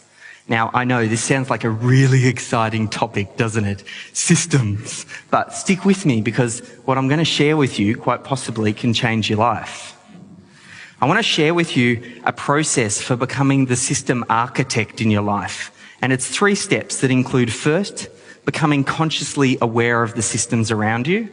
Second, identifying the inefficient ones, testing, tweaking and improving them. And then finally, moving out of bounds. So first off, you need to become aware of the systems around you. For me, when I was doing the sheet, it's not like I instantly saw all of these systems around me. It wasn't actually until much later in my life. I was living with my mum in a rented 2-bedroom flat, and I set myself a goal. I wanted to buy Mum a house because she'd already given me so much and I wanted to give something back. So I was in the final year of my schooling and I needed to make a decision. It's like I hit that crossroads. Was I going to go the traditional route and go to university, or was I going to go out, get a job and get to work? So against the advice of many, I ended up taking out a big loan and decided I wanted to learn how to invest in the stock market. So I started studying some of the legends. I figured I wanted to be the next Warren Buffett. That was my idea, because that's where the money was and that'd help me achieve my goal as quickly as possible. So as I started to study all of these legends in the investing world, it was interesting. They all had their own unique approach. They all had their own way in which they invested their money. But I did notice a common element, a thread that links them all together. And that was all of these great investors, they had a system, a set of rules that would outline how they would invest. It'd tell them what they should buy, when they should sell. And oftentimes these rules, they were written down. That way they could be tested and tweaked till they got the desired outcome, which was just to make profit consistently from the stock market. So really, systems, they're the holy grail when it comes to investing. Now, systems, it's a funny thing. Once you start looking for them, you start to see them everywhere. It's a little bit like when you get your first car. And before that, you didn't see that car anywhere. But once you buy a car, you can't help but see it everywhere. And you ask yourself, has this car always been there? Or did everybody go out and buy that car because I did and they're copying you? Obviously, those cars have always been there. It's just you became more aware of them. So I was doing some research and I came across a study that the World Health Organization did in 2007. They were looking to reduce post-surgical complications, and to do that they decided they were going to put in place a 19-point checklist. And this simple idea of creating a checklist had such a profound impact on what they were trying to do. Basically, they managed to reduce post-surgical complications, things like infections, by 1/3, and they halved death rates by a half just by putting this very simple system in place.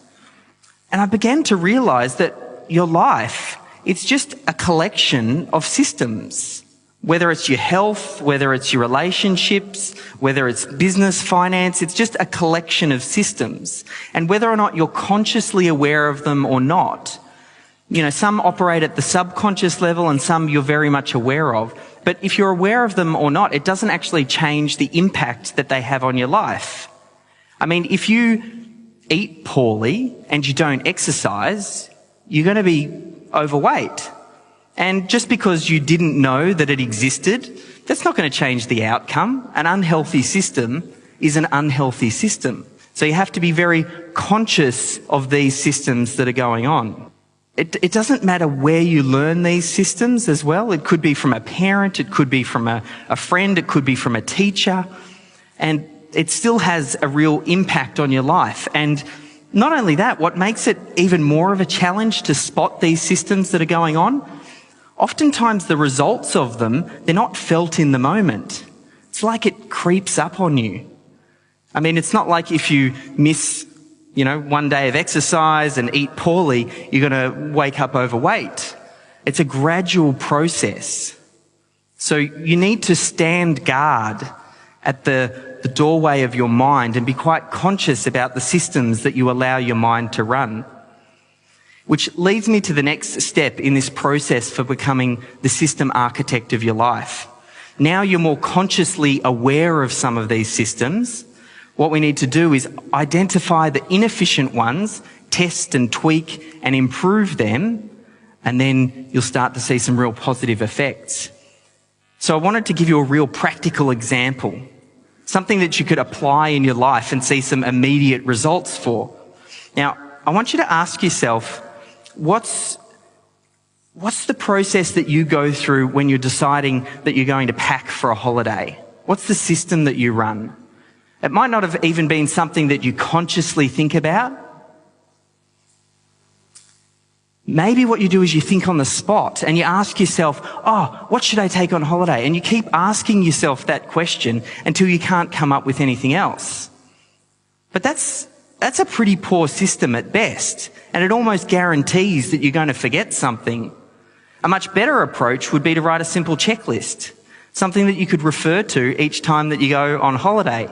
Now, the first few times you look at it, you might need to test and tweak it a little bit till you get it just right. But then after that, every time that you use this simple checklist, it's probably going to save you 5, 10, 15 minutes every time. Now, I don't know how many times you're going to go on holidays. You're probably going to go on a few holidays every year. Yeah. I hope you get to go on a lot more. That probably works out to a good few hundred holidays over your lifetime. And if you save 15 minutes every time, that ends up being a good couple of weeks worth of packing that you're saving. That's a lot of packing.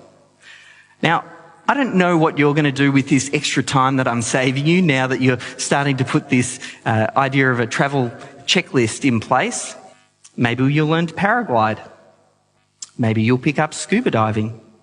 Maybe you'll learn to juggle with chainsaws on a unicycle. I'm not too sure what you'll end up doing, but that's a pretty good case for why you should create simple checklists. But that doesn't even really scratch the surface, because there's a whole lot of other intangible benefits that you get as well. Obviously, it saves you a little bit of time, but it also reduces your stress as well, because you don't have to worry about forgetting something. And then that frees your mind up to think about other things. And it starts your holiday off on the right foot. But a word of caution. Before you all jump out of your seats, because I can see there's a few of you, you're all super eager to go out there and create checklists for everything and systemize your life. I can tell a few of you. But before you do that, I want to give you some advice from someone who went a little bit systems mad. You don't need to systemize everything in your life. Most of the systems already work pretty well. So it's not about creating a system on how you cut your toenails or tie your shoelaces. The real skill is to identify the inefficient systems in your life. Things like your morning routine and how you prepare for an exam or a simple travel checklist. They're the systems that you want to really focus in on.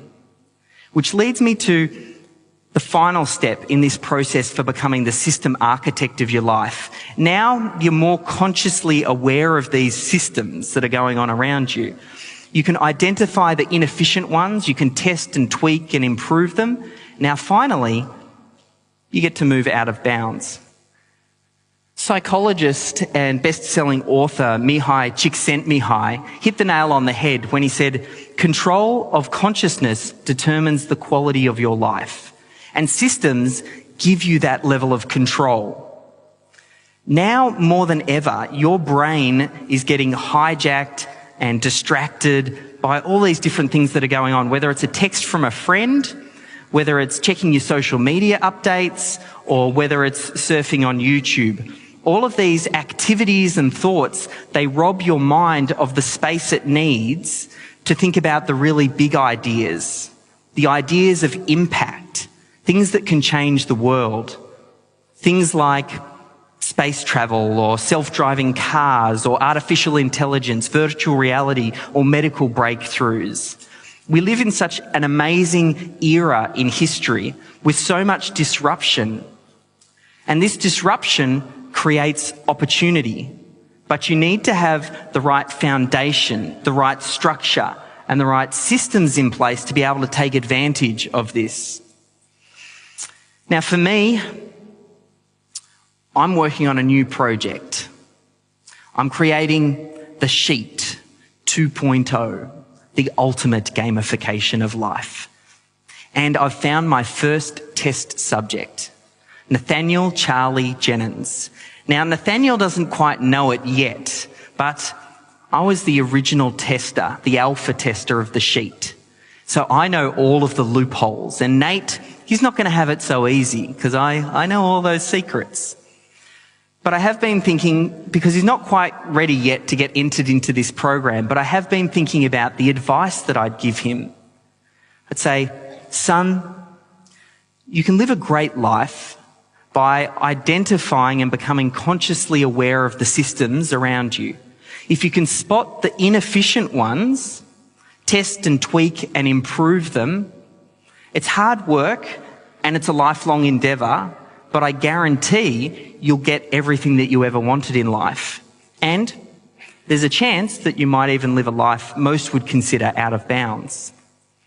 Which leads me back to this wood.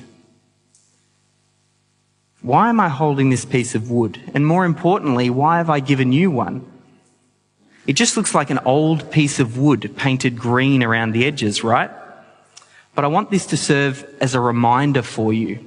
Because I know when you get given really good advice, sometimes it's easy to forget in the moment. Now, you might not know, but Australians, we're obsessed with sport. We love cricket, we like Aussie rules football, and we have this stadium. It's called the Melbourne Cricket Ground, or the MCG for short.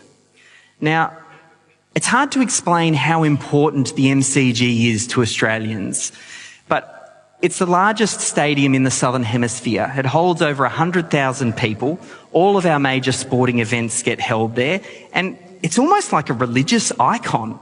We love this place. We can't get enough of this place. I think you're starting to get the idea. Well, this piece of wood was taken from the MCG in 2003, the first time that I went out of bounds.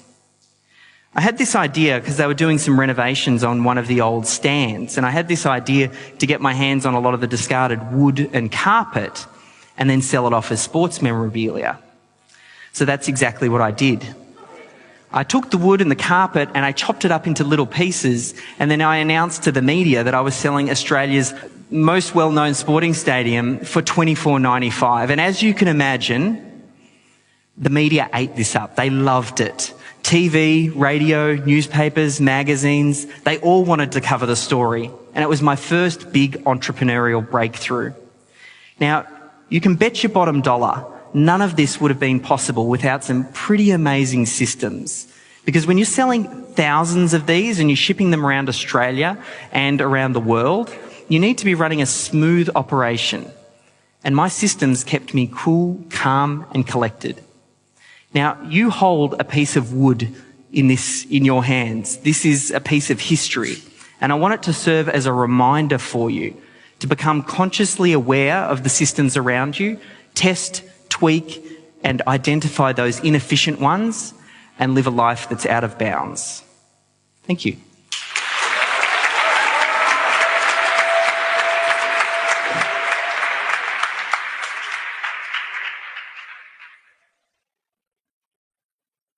Now, for the final secret to making Systemology work. You must take action. But, like all team sports, you're not going to do it alone. Share your progress, photos, and questions on your favourite social media sites with the hashtag Systemology so we can support and encourage you on your journey. Acknowledgements. I couldn't have written this book alone, and while I mention many mentors, collaborators, and friends throughout the book, I wanted to say a special thanks to a specific few. Carolyn Jenyns, my wife, my rock, my inspiration. My boys, Nathaniel and Jordan. I will be the best example I can be. Then there's Alan Dibb, Brad Sugars, Gino Wickman, Melissa Crowhurst, Michael and Luzdelia Gerber, Mike Rhodes, Nick Thakral, Pete Williams, Simon Bowen. All the Business Systems Summit speakers and guests, there are too many to mention, but you've all played a very important role in getting me to this point. Thank you. The Systemology team, Bill Doer, Emma Goff, Eric Putnam, Christian Basilio. Hold on to your hats, guys. We're about to go for the ride of a lifetime. Our Systemologists and partners.